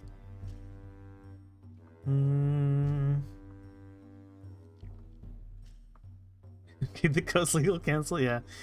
Would launch a legal claim against the Enhili. Or conduct divination? I think the courts will save us. Launch a legal claim against the Enhili. They said that we had proven ourselves their enemies, and that no amount of league or jabber could convince them to release the ghost from service to them. You are lucky we only sent ghosts against you instead of the deadly mercenaries of the Hjord clan.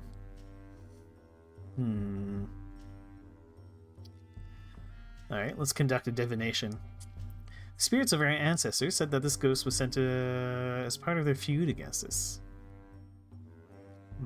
Sent for shamans to banish the ghosts. The shamans come and say they will banish the ghosts for the low price of 15 cows worth of goods.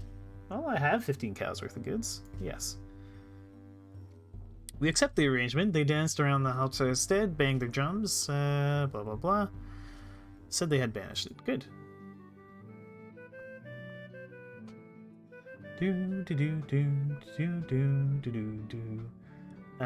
This is normally the season for raiding, but I don't really. I can't believe the courts failed. Me too.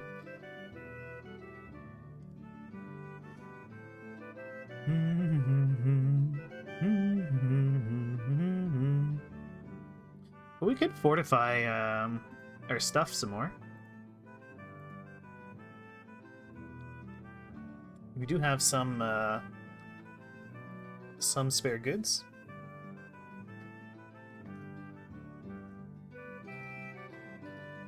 Build some ramparts, or a wooden stockade, or a watchtower.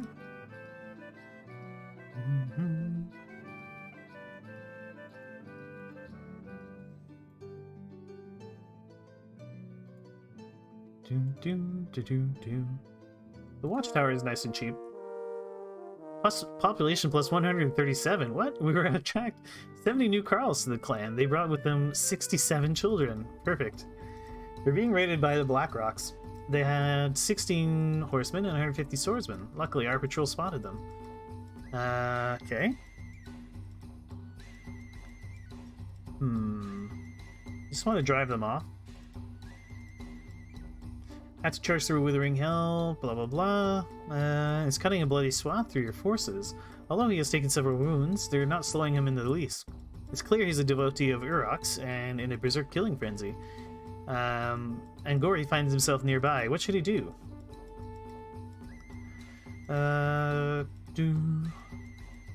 Lead a group against the berserker. Or face the berserker one-on-one?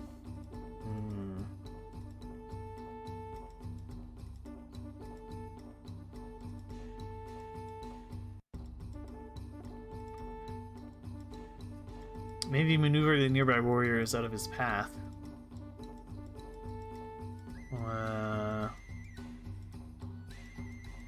Nah, face the Berserker one-on-one.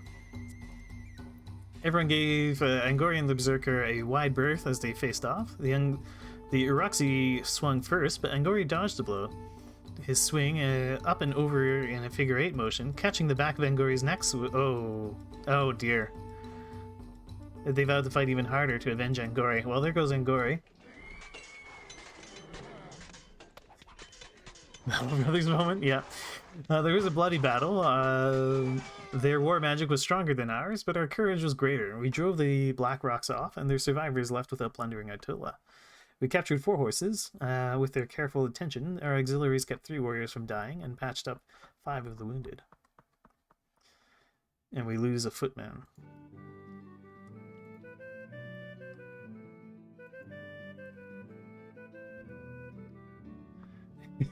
Yeah. We should probably try to hire some more warriors.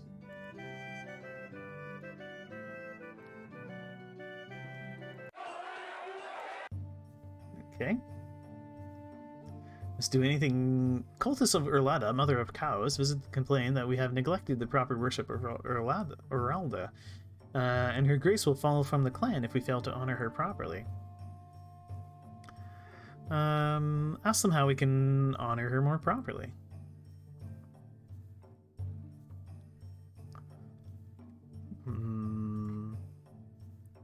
They closed their eyes for a long minute, then said that we still did not know the secrets of the myth Urlada's blessing, and we must be more generous in our sacrifices, and that the goddess should be represented on the clan ring.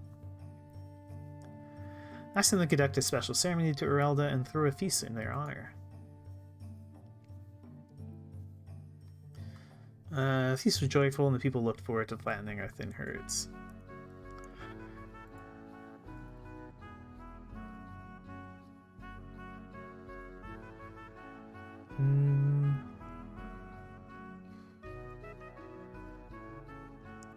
Maybe we should do a sacrifice of 10 goods.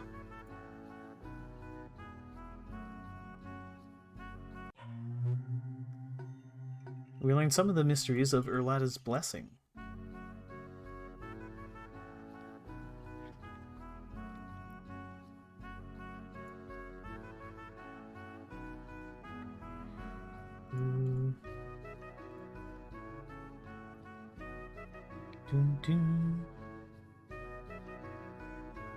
Ah, Vinga enhances our explorers. Okay.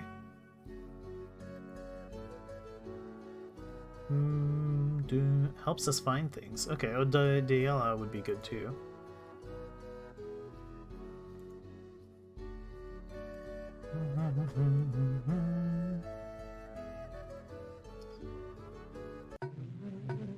Can sacrifice some goods to this guy. Oh, we can't. Okay.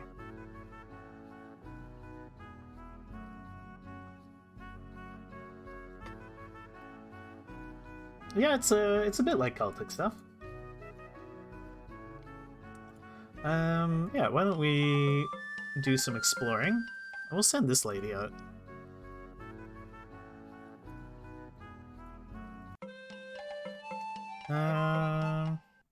Okay.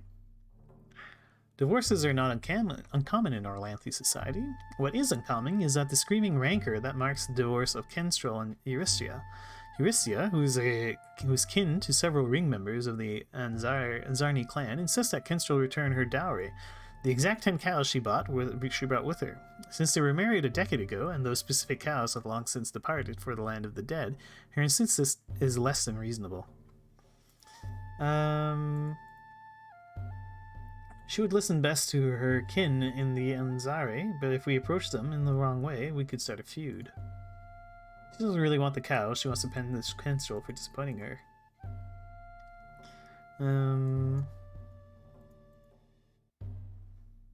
I believe I can out-argue her. Twice the dowry is too small a price to pay for 10 years of loutish behavior. It's normal to get your dowry back when a marriage ends, but 1 cow is more or less the same as any other for this purpose.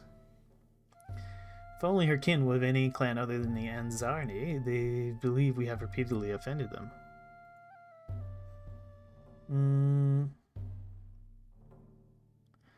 Ask the Unzari to help her calm her down.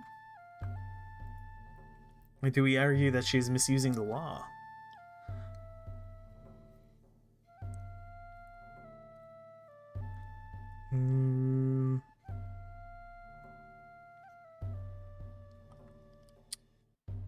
This is clearly... I mean, I trust the courts. I'm sure they will agree with us. It's 10 cows. Yesterday was affronted and left her for her clan. Oh boy. Crops did very well this year. Well, that's good. Oh, look at all that food. Okay.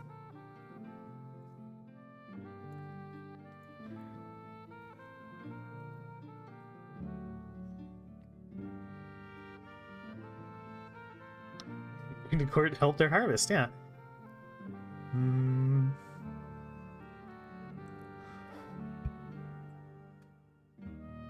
We don't have any of the... We still don't have the war blessings, so I don't want to go and start any fights. So let's keep fortifying fortifying the clan. Could go... Yeah, let's go with ramparts.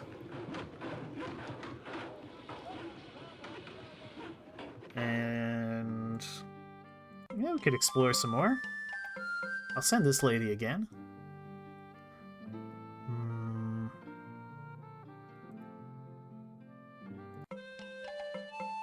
We were about to turn back for home when one of the parties saw a strange gleam in the steep hillside. We found a seam of rock containing many clear, sparkling gems of blue, red, and yellow. Nice. If we don't recruit more Carl or blah blah blah. Okay. One of your Carls, or dog, is caught with a secret supply of clear wine, the magical wine made by the Kolimar tribe. The problem is that he somehow acquired these trade goods without going through the clan ring. This infraction infringes on the traditional rights and privileges of the ring. Does not seem too weak or too harsh. Show him... okay.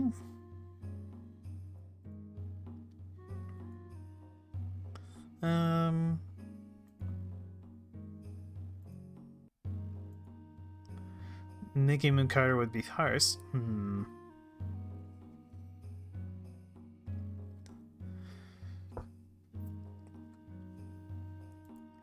Let's confiscate the wine and warn of serious punishment next time. Oh, everyone was happy with that. The weapons things praised the clan ring for justly punishing his law-breaking Carl. Bum, bum, bum.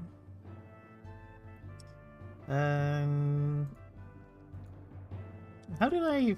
Where did I find recruiting farmers again? Is it clan? Yeah, farmers. Here we go. Yeah, let's just promise more land. And we'll do it for anyone. We gained a ton of people last time.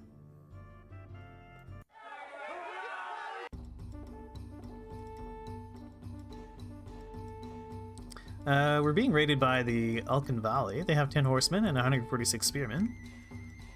And all 21 weapon things met them, as well as 144 of the feared. Okay. We'll drive them off and skirmish. Should we sacrifice to Humakt? Let's try doing a sacrifice to Humakt as well. Had to charge through. The Kolmar had been firing his bow into the enemy advance just as the hits their line. Gets one clear shot at an Alkanval war priest with a dangerous reputation. What should Kolmar do? Aim as long as possible to make sure he hits.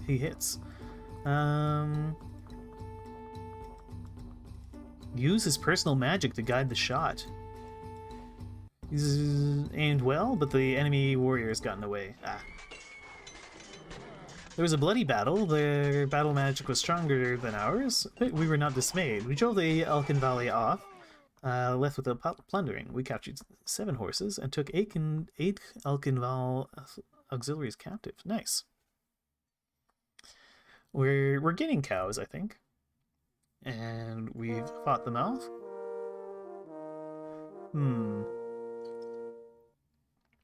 What do you say, guys? What should we do with these prisoners? Free them, keep them, kill them, or ransom them? I lean towards ransoming.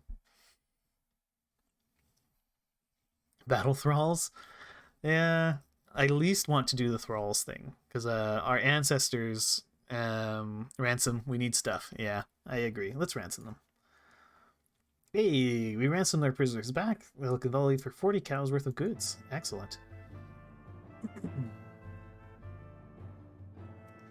Can we fortify even more? I could build a wooden stockade. It would cost a lot of our goods. Yeah, let's do it. We were able to attract 46 new Carls to the clan. They brought with them 38 children. Excellent. There is a prophecy current among the God Talkers of the Antorling clan who say there is a type of ale which is normal and safe when brewed on any day of the week except Wild Day. The clan makes this brew that makes this brew do not know this, and we will brew a batch on Wild Day, and the king will drink of it, and the king will die. And then the herons will flock to Mount Hierophyn, and all will hear their weeping. Okay.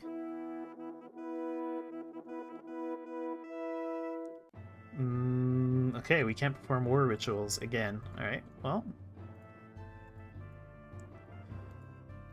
Let's do something like this.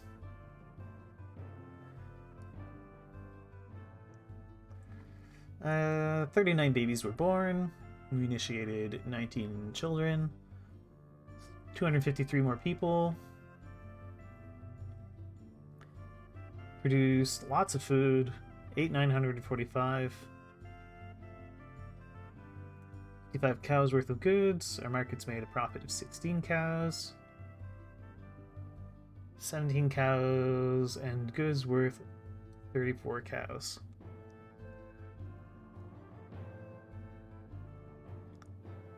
Okay. Orlanth is displeased that we did not succeed at making... Oh, whoops.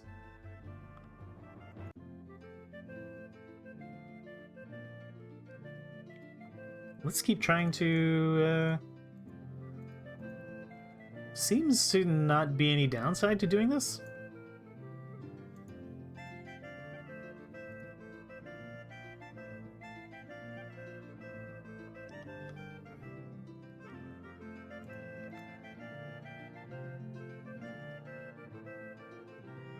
We have no need for more farmers?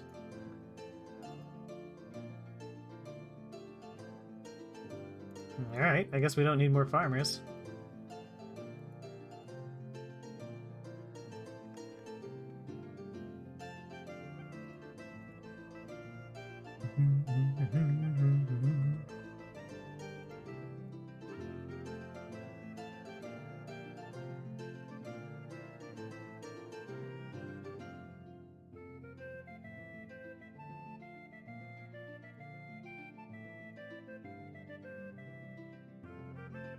Okay.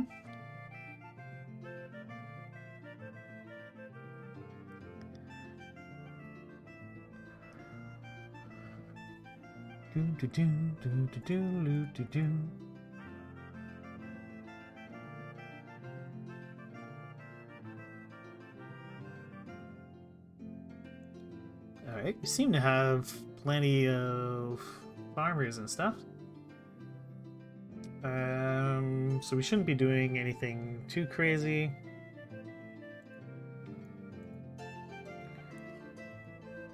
We don't have a blessing or anything.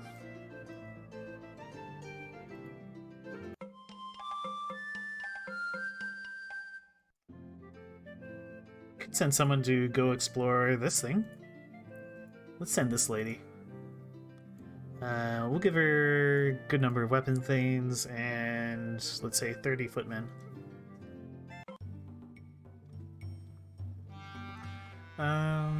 There's a great rock in the back pastures of the Gertula. Randan Korlmarson was walking by it one day when it spoke to him. Plans to be named Terrard Real and be the guardian spirit of the local hills. This is an earth matter. Let the Emeralda Priestess handle it.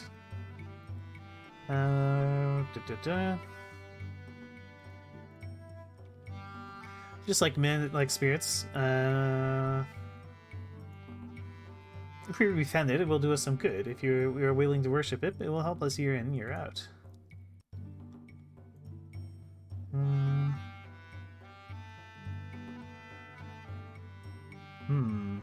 Let's commit to a sacrifice annually to the spirit.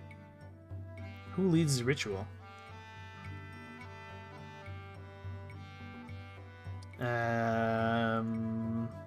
Then this guy. Let's sacrifice 2 cows.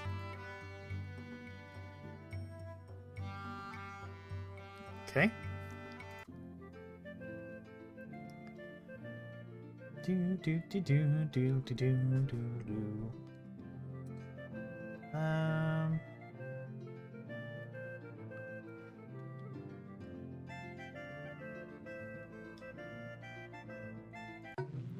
Could maybe make a sacrifice to this guy.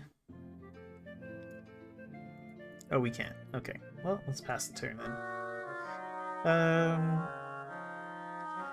Arnaldus, who married Lorican, has left him. She confessed that she could not wake up in the morning next to a face so terribly ugly. We're all very sad that Lorican's heart has been broken. The traders of the apples recently averted a feud with the Blue Spruce clan. We should remember the possible advantages of sending emissaries to our neighbors.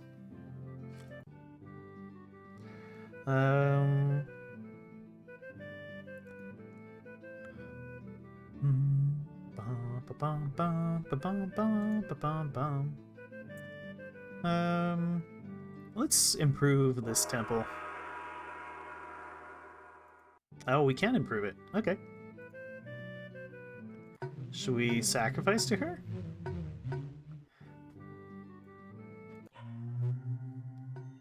Reveal the workings of the swine blessing ritual. I quite like it. It's pretty fun. Has returned. There, Igana encountered explorers of the Brown Boar clan and was moved by the glory of Keriew to exchange promises of friendship and cooperation with them. They responded in kind. Okay. Oxen Horde of the Hill Havens comes seeking your help with a raid against the Blue Jays. He reminds you of the alliances between the Hill Havens and the Amangarns, and tells you that the storehouses of the Blue Jays are like tantalizing fruit, ripe for the picking.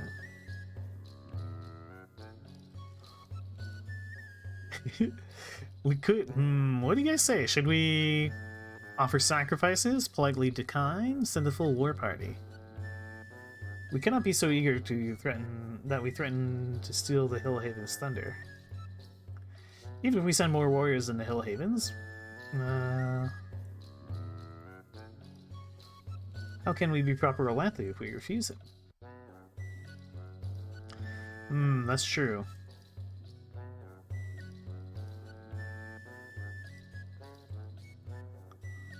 An appeal to the gods might be just as useful as the provisions of soldiers.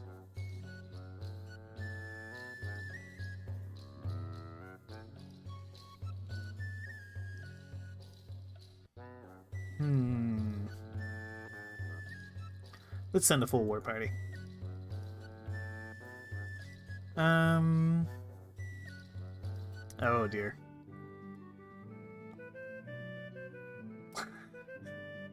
Well, we lost some guys. It is very embarrassing.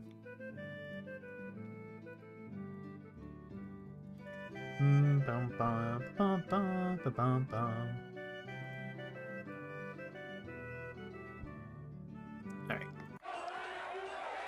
Okay. We're being raided by Bakati. They have 12 horsemen. Excellent. Yeah, let's just try to drive them off. Nice. Their battle magic was stronger than ours, but we quickly rallied. Alright, Tula, we captured 7 horses. Our Xerxes kept 1 warrior, blah blah blah. Excellent. Well, we lost some people, but we killed a lot more of them.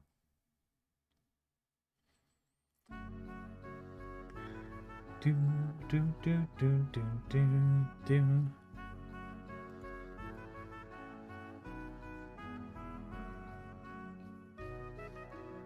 Do, do, do, do, do, do, do, do.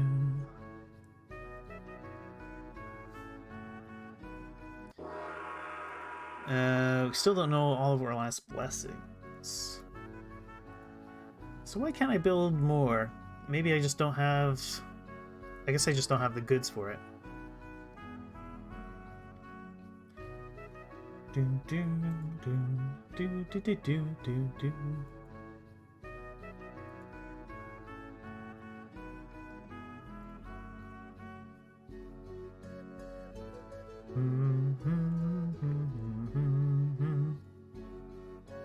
Okay, so we shouldn't hire more people. I'm going to be right back in just a moment.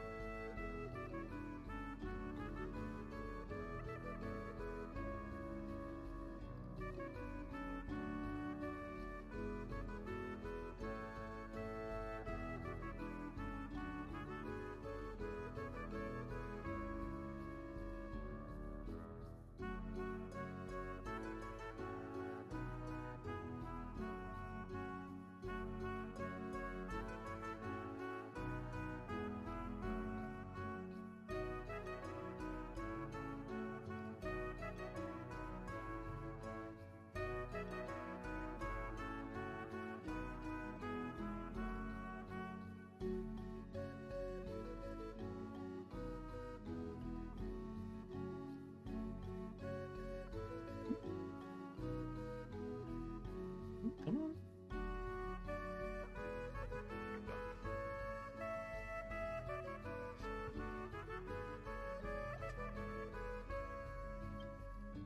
Willow has now joined the council.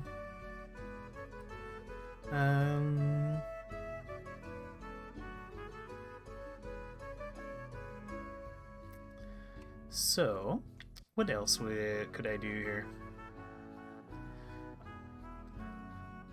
Oh, the honor of the cats? Yes.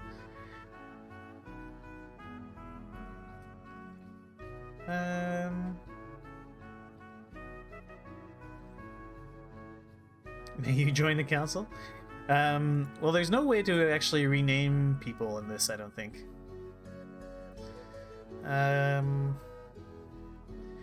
Why don't we send an emissary to the Brown Boars?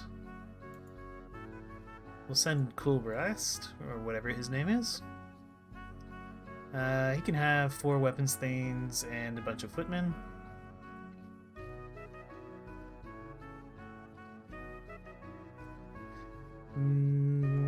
I can go with the job of giving some gifts. Ah, okay. Why don't we give them a gift of 100 food? Alright, off you go. The Brown Boars extravagantly praised our gifts. They toasted me in their feasting hall, drinking far into the night and singing many rousing songs with me. They said that the gifts would serve as repayment for one of the favors we had owed them. Nice. Yeah, I might consider it if I was doing it as a long play. A very strange group of explorers came to your Tula. They're They're looking for something called an inn and want to know if he can change the gold coins of the Northern Empire into silver ones. They seem to also be requesting your hospitality for the night. Along with a strangely attired Vingam warrior, there's a duck, a dragon newt, and two very strange beings: a tall human with skin darker than you've seen any man before, and an inhuman beast man, the like of which you've never laid eyes on. It's a D&D party. Oh no. Yeah, another duck man. They are weird and troubling. We owe it to our neighbors to kill them. These are outcasts and freebooters of the sort who call themselves adventurers. They probably have many magical treasures worth taking. They are dripping with booty. These are all beyond the protections of law. They will behave wrongly, or Lanth would want us to kill them. Our magic is weak. We shouldn't anger them. We could stand to increase our wealth so that we can trade more cows. We can beat them. On the other hand, they have a dragon, it's true. Well, the council seemed almost unanimous, and they're almost never unanimous, so let's kill them. Oh gosh. Whoa! We lost 12 weapon saints. They fought back with odd and powerful magics. Many of our warriors fell back, blood running from their ears. Many of these later died, others lay wounded. We slew the duck, but the others retreated in an orderly fashion. They didn't even leave his body behind for us to loot. Ouch.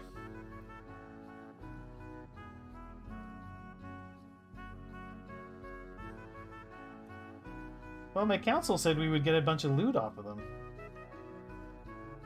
But, I guess they were wrong. We should recruit more, weapon thanes.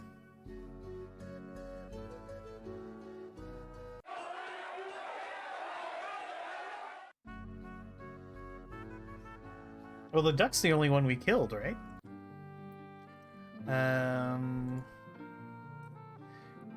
herd of cattle is too small. They always say that. More fields or pastures would make it harder for our enemies to sneak up on us. Alright. Should try to stockpile more food. 362 farmers. We seem to have way more than that.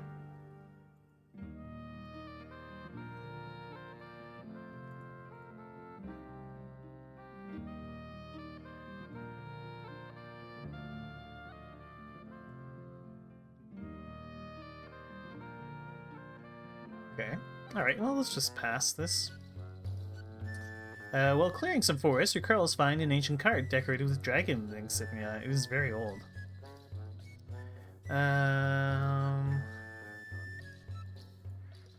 If we give it away, our relations with the recipient will improve. It is good to trade.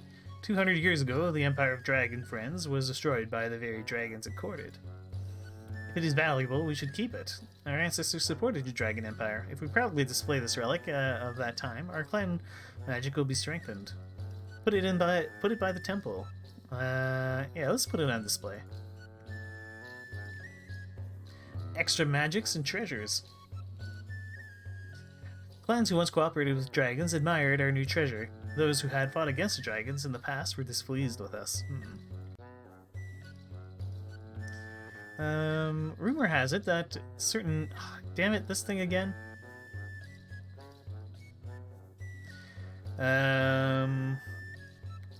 Send a search party to capture the woman. They could not find her or any trace of her passing.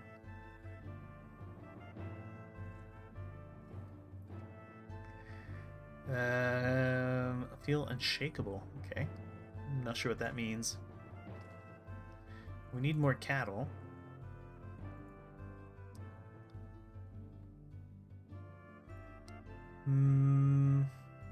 Alright, let's send an emissary.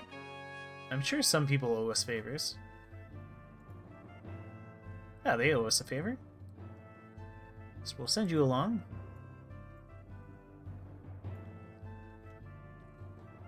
And we're gonna ask for cattle. Off you go.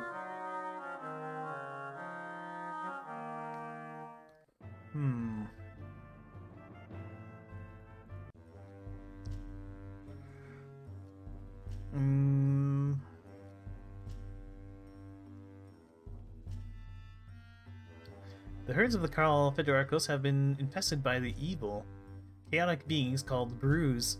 Everyone knows that the cattle must be destroyed before they give birth to more brews. What other measures do you take?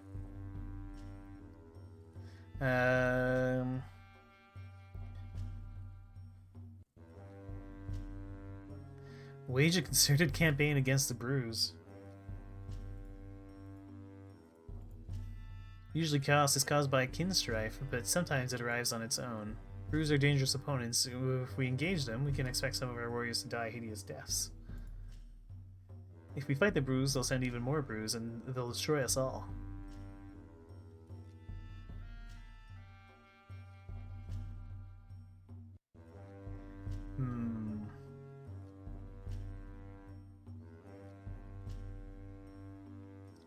Well, let's wage a concerted campaign against the brews. Ooh.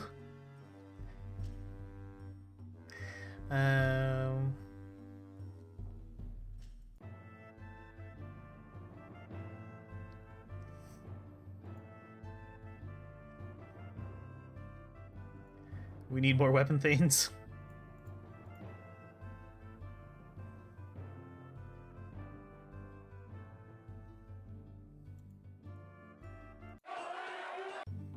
Okay. Our emissary approaches the Antorlings, asking them to make good on a favor they owe you. Seeks a gift of cows from them. The customary number of cows granted by obligation is 20. Let's ask for 20.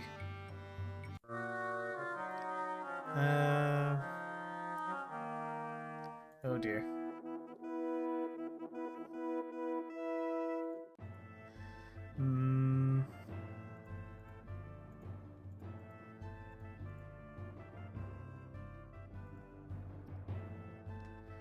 Okay. Clan has more people, more cattle, less horses. Ooh. We lost more food than we made.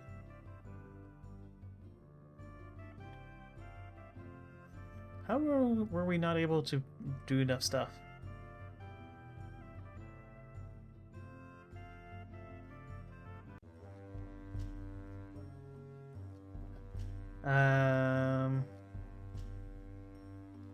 Let's sacrifice to Ernalda for help.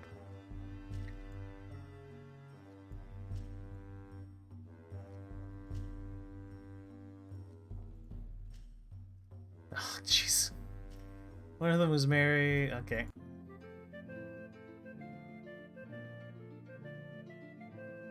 Ah, goods are slow trickle over the air.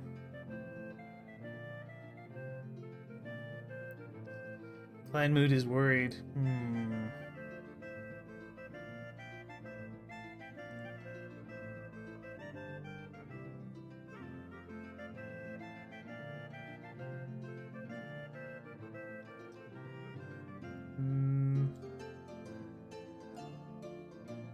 Alright, let's try to recruit more people.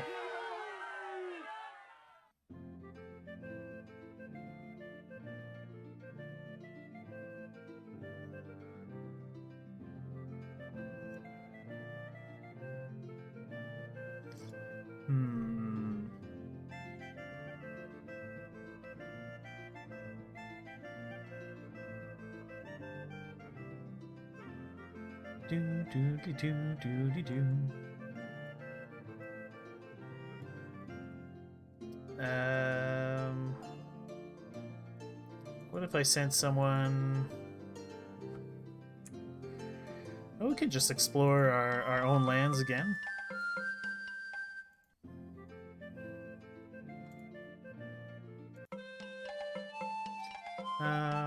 Of the two, we descended into a valley dense with thickets. There is a large quantity of old bones, ivory teeth there. Okay, excellent. We were able to attract 44 new Carls. Nice.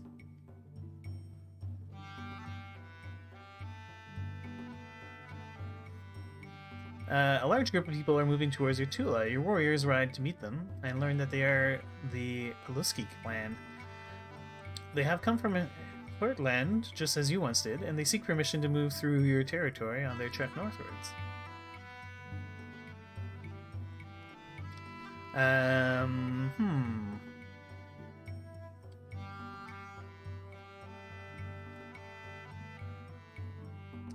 They may or may not be willing to forge an alliance.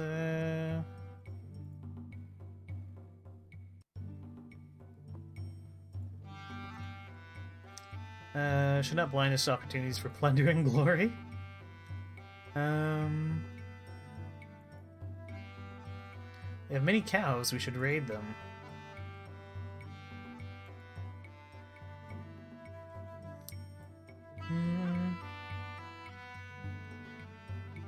Let's propose an alliance.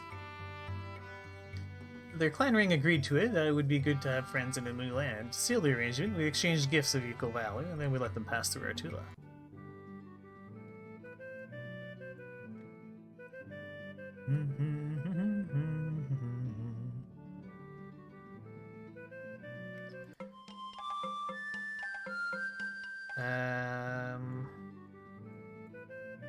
Let's send this lady.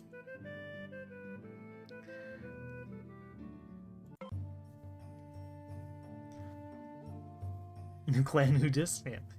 As your people explore your Tula, you find many unusual features. One of these is a cave. The cave is inhabited by large armored rodents with huge mouths filled with teeth, each as sharp as a needle. The creatures swarm out of the cave and attack the girls who found the cave, injuring several of them. The people are worried that these creatures will cause more harm.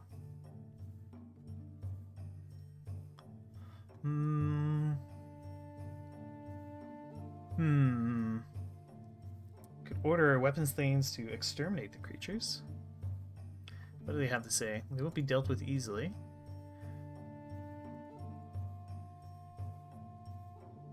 Yeah, the killer rabbit from Game of Thrones, from Monty Python.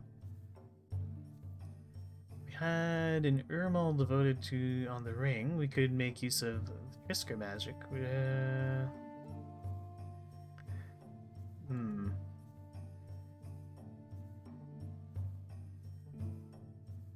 So this is a matter for the Carls to do. They are not rat catchers.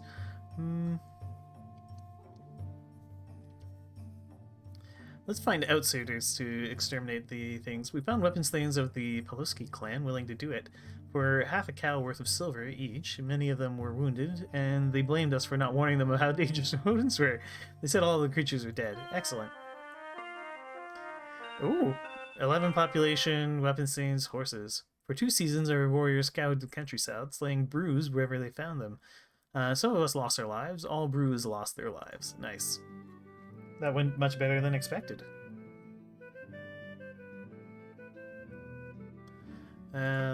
Could do more exploring.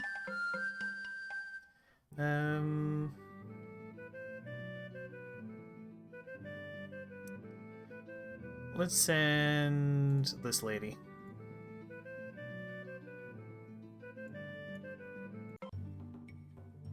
Your explorers find an old series of sacred stones in the forest clearing while exploring your Tula. Your magicians say that the stones are probably inhabited by sleeping spirits.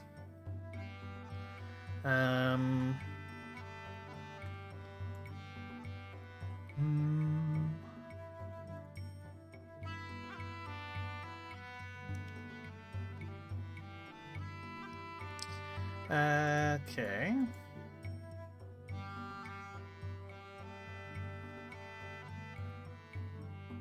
This area was inhabited by other dragon friends. Spirits in the stones might be friendly. We should not do anything without knowing more about the spirits. Let's conduct a divination. Spirits of our ancestors said that the slumbering stone spirits were malign and had once served the Dragon Empire. They said we should get rid of them by digging up the stones. Well, let's listen to our ancestors. Minus 11 magic? Oh god. That night, the Kralls who worked to remove the stones had terrible dreams. Our god talkers said that the spirits were angry at us and would bring us misfortune for many seasons to come. Gosh. Stora, good seller. Trader priestess of the talking god, Ceres, returns to offer you what she says is a great treasure, the treasure of Ernalda's oven. Bread cooked in the oven requires 1/20th less grain than ordinary bread.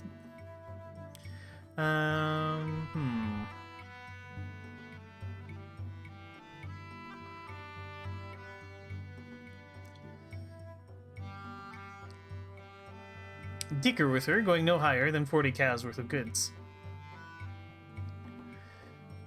Sir persuaded us to pay more than we had intended, but soon we were enjoying the oven's delightful bread, which always remained warm for hours. Okay.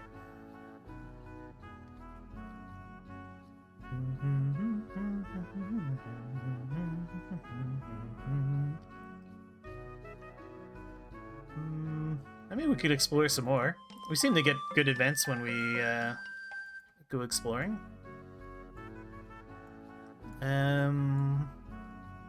Let's send this lady. Off you go. Alright, nothing was found. Good defense like minus 11 magic? Yeah, exactly. Yeah,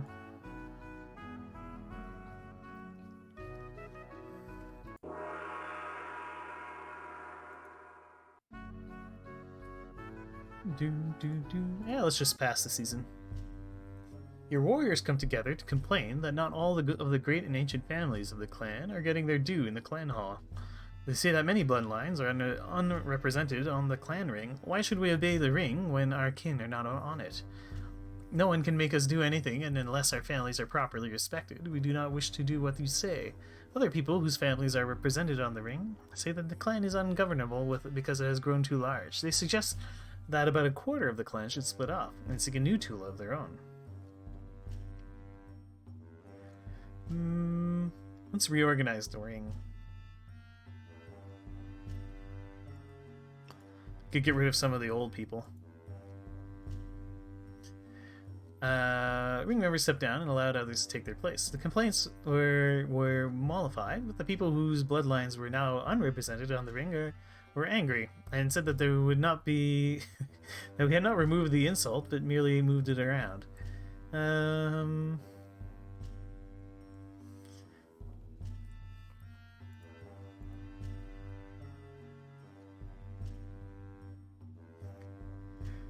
Yeah, let's give gifts. That didn't help. Oh gosh. We're being raided by the horse nomads.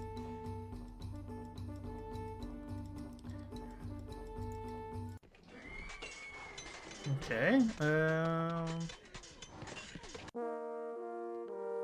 Our crops did very well this year.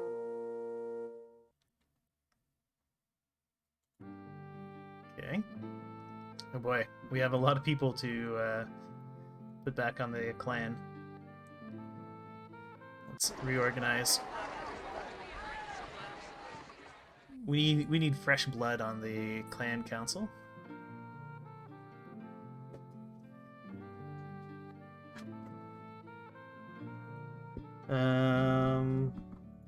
Sure. You're in? You can join?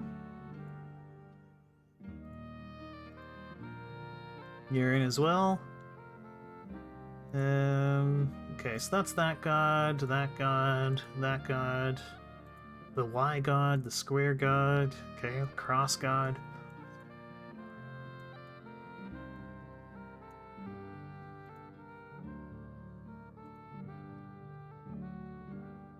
Yeah, alright, let's bring this guy aboard.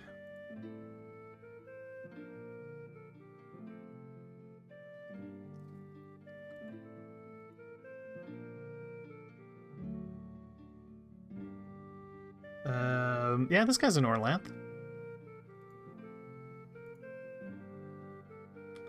Okay, and we'll reorganize.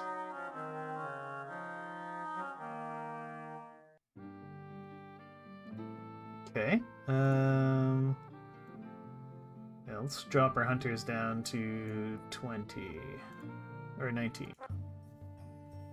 A new clan arrives in the area and claims part of your land. Like you, they left their homes in Hortland because they cannot bear the tyrannical rule of the Pharaoh. You have claimed more land than you need, and we have more need than land, says their chieftain. Surely, as good Orlanthi, you will allow us to live here. If we give them land, we are assured their gratitude. It would be good to have, proven ally. No Orlanthi owes anything to any other Orlanthi. Feast them, and then when they are drunk and full, draw weapons. Oh wait, that violates our structure. Feast them, then adopt them.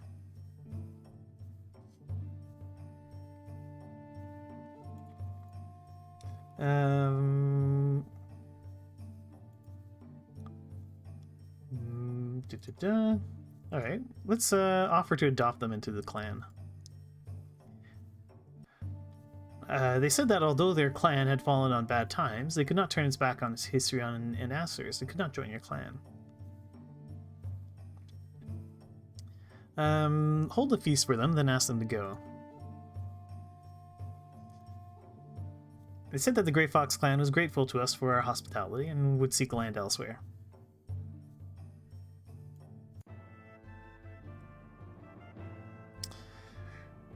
Ba, ba, ba, ba. Could hold a feast. Could invite the neighbors. We'll have a medium feast.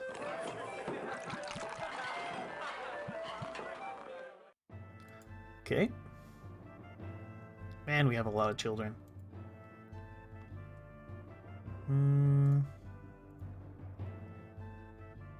Okay. No, we don't have enough oxen.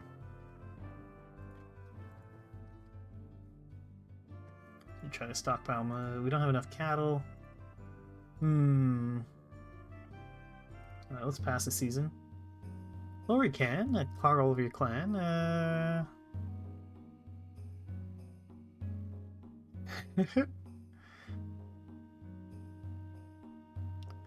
Use trickster magic to make him seem handsome. Before our eyes, he became even uglier, although this was hard to imagine.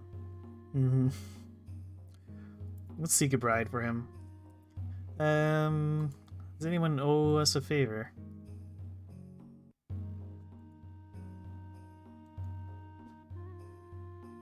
Alright, let's go to... No one would marry him.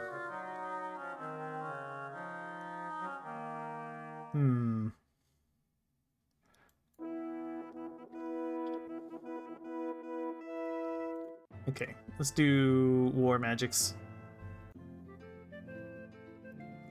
Okay.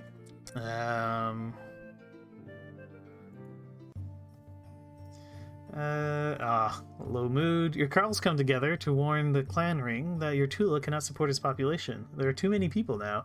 You cannot produce enough food for everyone. We could trade for more food, but soon we would be in the same fix again.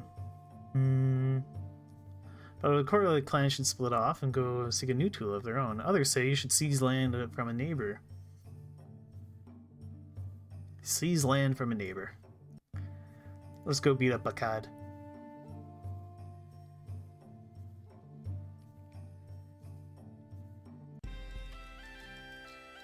Alright.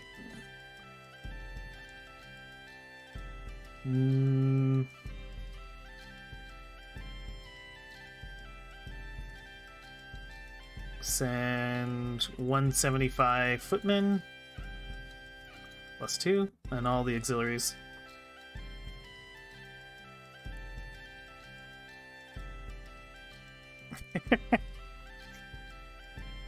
Alright, let's go.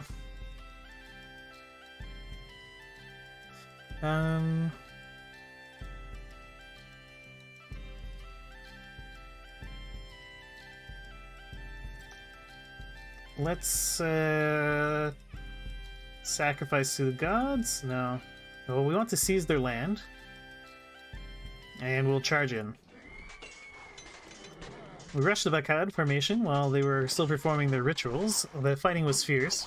We could no more than fight on land we wish to. We could do no more than fight on the land we wish to claim, and eventually had to withdraw. Oh man.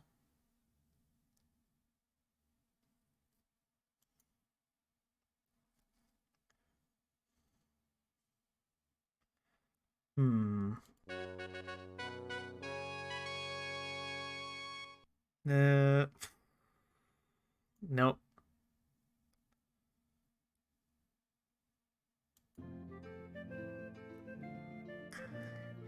People who surely will take more than just a feast to convince them that things will turn up.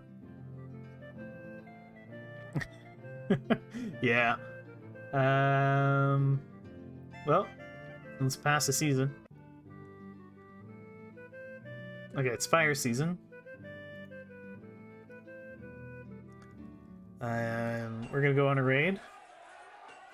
We'll attack Bakad. And send everything we can against them.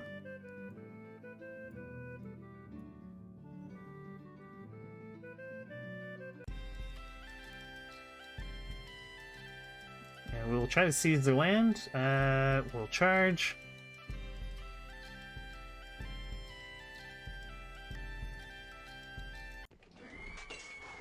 There we go. It was a short, nasty battle. Although they resisted this bitterly, we were able to hold part of the Bakad Tula.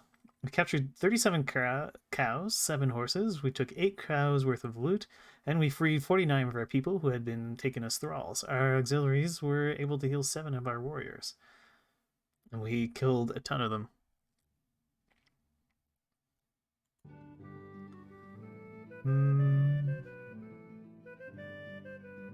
Excellent.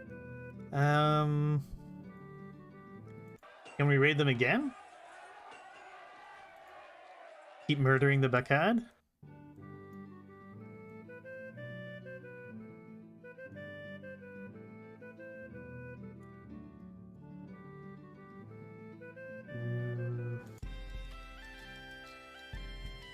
Excellent. Seize their land and charge. The rest of Bakad formation, while they were still performing their rituals, fight poorly. They slap at an empty air and flinch when none of our warriors are near. Orlan Spirit, the Impest swarming around the Bakadi. How should he fight against these Oathbreakers the rest of the battle? Fight bravely, press the enemy hard.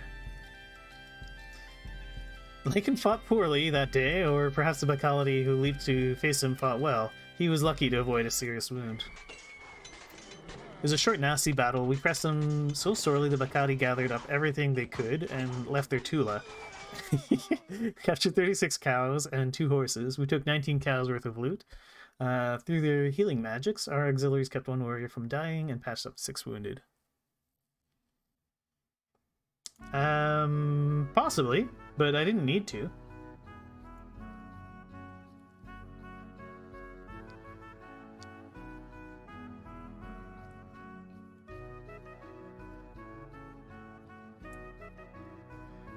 Did we increase our land? It's really hard to tell.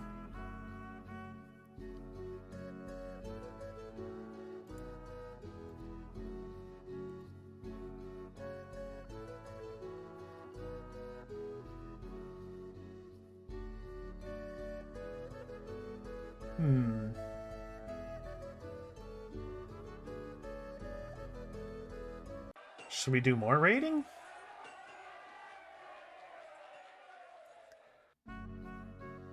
Oh, we could call on our allies. We should maybe beat up these Izulting guys. They were pretty rude to us before. Their chief is Haran. We owe them a favor. Okay, maybe not then. I mean, attacking Bakad has worked well for us.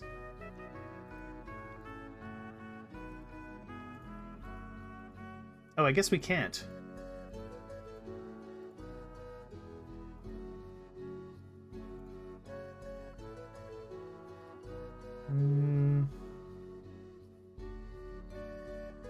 So we owe them a favor, apparently.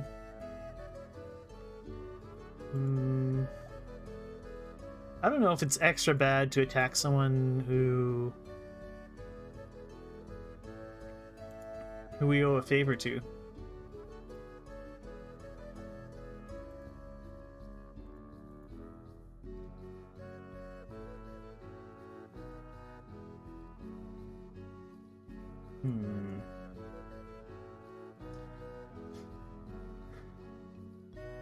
But these guys were jerks to us when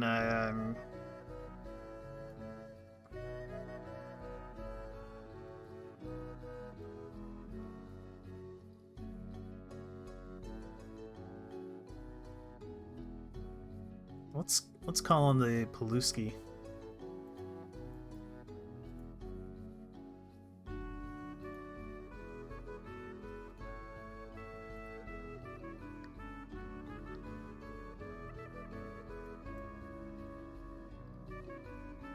I guess, yeah, I guess we could attack them with the gray dog. Yeah, that makes sense. Sure, why not?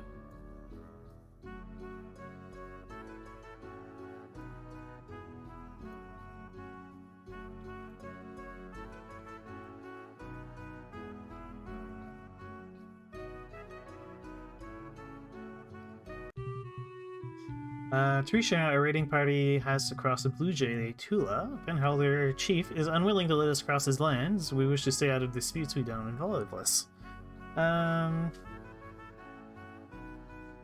We will owe the Blue Jays a favor if you let us cross. The Red God said they were too busy with the harvest. We were spotted by her on patrols. Alright,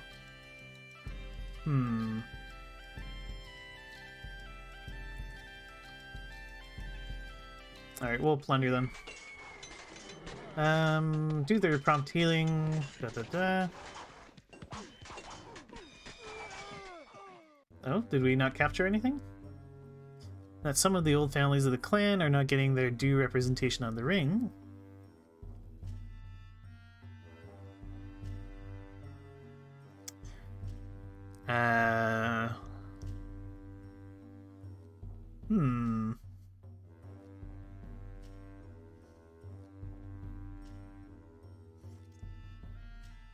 Could choose the worst troublemakers to split off, I guess. Split the clan with the best?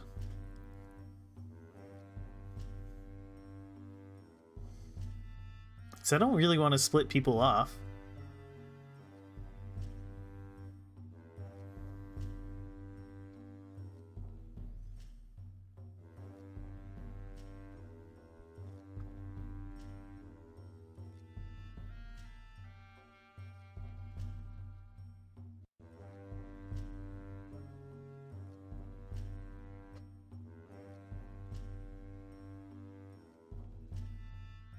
But I want to grow the clan.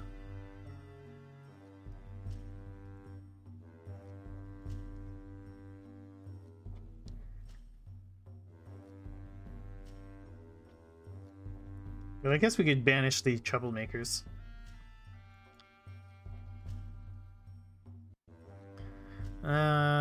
Those who were staying were glad to be rid of them. They prepared to leave, assembling their share of food, livestock, and goods for the journey. As they were the laziest of us, their share was not as great as it might have otherwise have been. People said that they would have a hard time of it now that they had to shift for themselves. Do you split off your own Tula and give the new clan some of your land? No. No, you guys want to leave? You can do your own thing. They said that we were wanting in generosity, left for the north, where they would seek out a home. We heard later that they were calling themselves the Rextanti clan.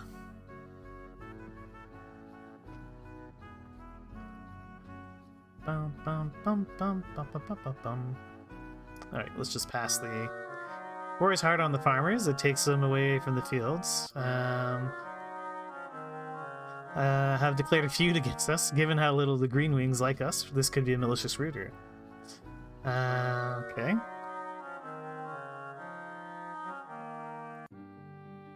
Okay, well, let's pass the season. Marlesta, one of your Carls, is caught doing secret magic around the Tula's well. Some accuse her of attracting disease spirits. She denies doing anything at all, but then people start to get sick. Outlaw her, and then see that she is killed. Outlaw her, proclaim her innocence. Chelana, a right to cure her madness. Magic is strong. Outlaw death. I agree, Sunaj. Yeah, outlaw her, and then see that she is killed. We sent one of the weapon thanes after her. He hit her quickly, and she died without making a sound.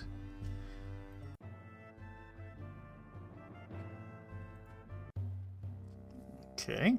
A terrible storm from the far north descends on your land. The cattle are frostbitten. This is no ordinary storm, but an assault by the forces of cold and darkness.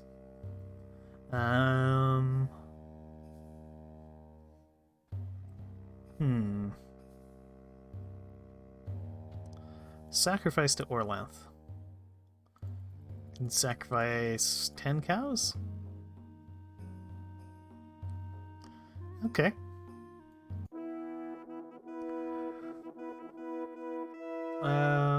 Okay. 42 babies were born.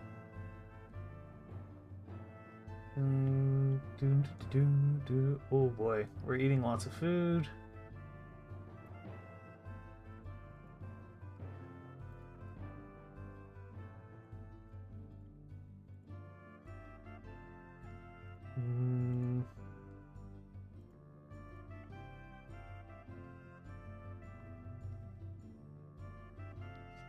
Hero questing? Vanina died of old age. A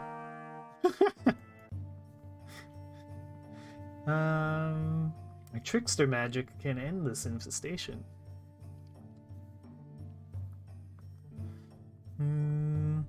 Have Bastakos lure them away with trickster magic. He pressed about the cave mouse singing a song, which he said was an irresistible, salacious tune in the language of the killer rodents. It seemed absurd, but the rodents formed a line and followed Bastakos as he danced away from the borders of our clan and towards those of the Alkinval clan. Nice. Mood is dissatisfied.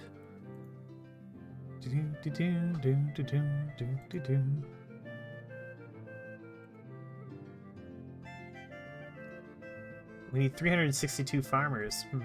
We need more farmers.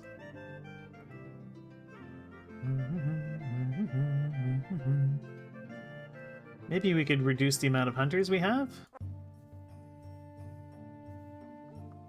Borngold, a wandering trickster, turns up in Tula with 2 bodyguards. As they approach the ring, Borngold starts to giggle and belches loudly. What is this before my eyes? Only the funniest clan ring in the Dragon Pass, he says. Why, I hear that you have not completed even one teeny little hero quest. Surely your magic is not so low as all that, he jeered. And he collapses laughing on the floor while letting pass odoriferous gas that caused all in the hall to step back. Attack him. Be gone. You're really show him hospitality. Which neighbors say we are... Yes, we don't like what you say, but we acknowledge it, and we'll... Let's show him hospitality. Or even tricksters are right now and then. The trick is now which utterance is the true one. I feel bad magic here. I'll just hide behind the crafter's shed until the scallywag goes away. We may not like what he says, but we should show good Orlanthe manners anyway.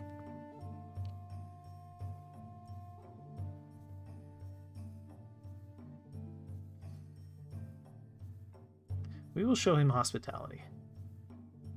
Food for 2 people. His guards drank enough ale apiece for 3.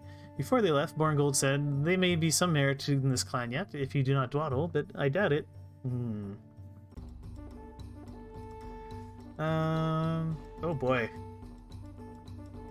Well, let's use our magic. We'll try to drive them off, and we'll use the skirmish. Okay.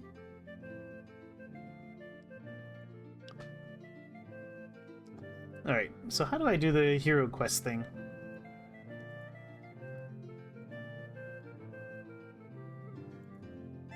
Is it in the emissary thing? Quests are in the magic tab. Ah, okay.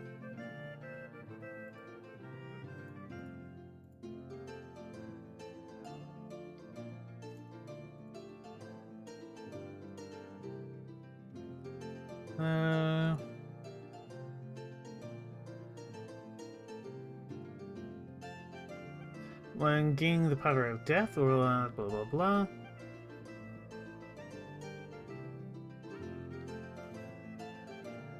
Okay.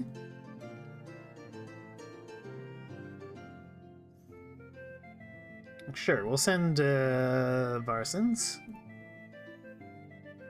And we can call on this guy. The people have gathered their magic to propel Varsons into the place of the gods. Oh man. Although the Hillhavens refuse our request for assistance. This myth begins with Humak's discovery of the thing called death. In order to properly command this dangerous new power, Humak severs his kin ties and ceases to be Orlanth's brother. Orlanth comes and demands that Humak give him the death weapon, but Humak refuses it until Orlanth pays him proper respect and finds a new place for him in Orlanthi society. What benefit does Varskan seek from his hero quest? Bring back Trevor.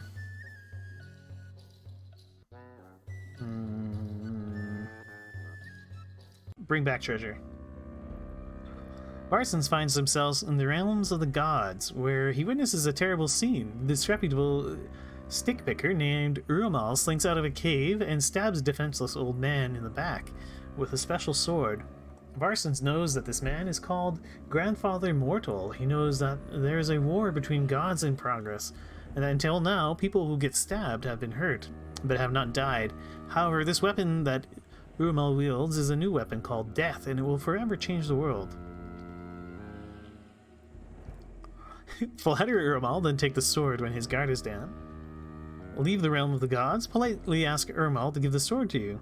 Continue without death. Taunt Urumal so he attacks you, then wrestle the sword from him. I mean, surely lying to a god is going to work well. Although this guy that we sent is a warrior dude, so maybe he can wrestle the sword from him.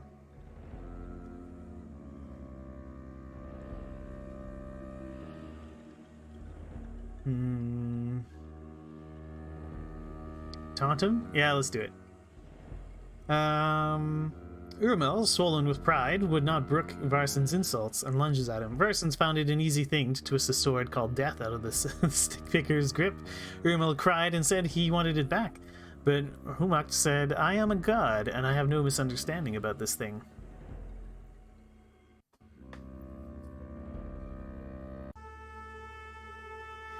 Varsans goes to his family and says, "In order to properly command the new weapon called Death, I must sever my ties to you." His family wails and asks why this must be.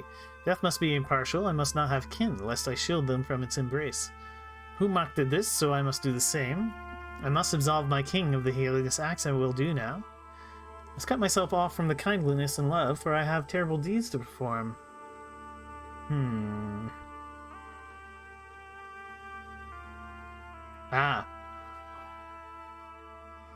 Absolve the king?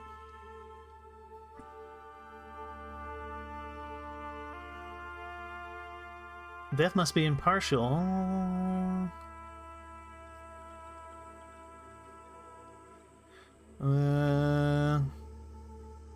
Yeah. I mean, I certainly don't want to be responsible for his heinous acts. His kin redoubled their wailing and said, "It is not better to refuse to commit these acts, blah blah blah." Oh no. So did we fail? Damn it. Yeah, it's the storage story. Oh yeah, you guys don't get to see this. It's really weird.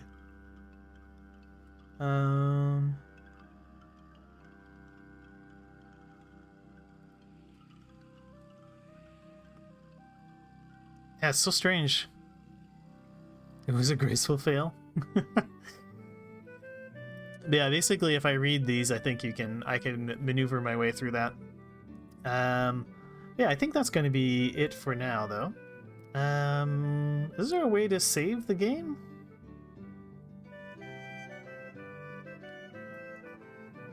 Or not?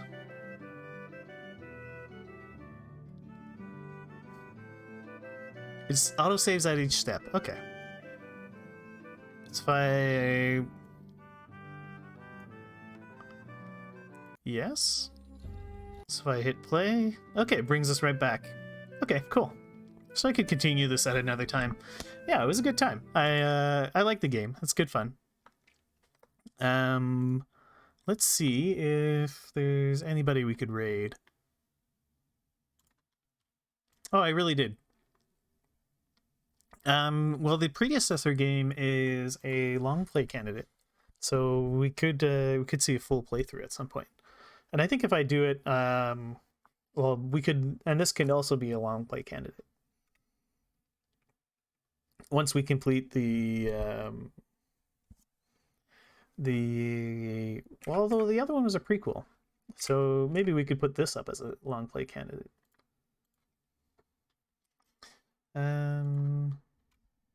Oh, Blobber's doing Battle Blobbers. Yeah, why don't we go say hi to Blobber?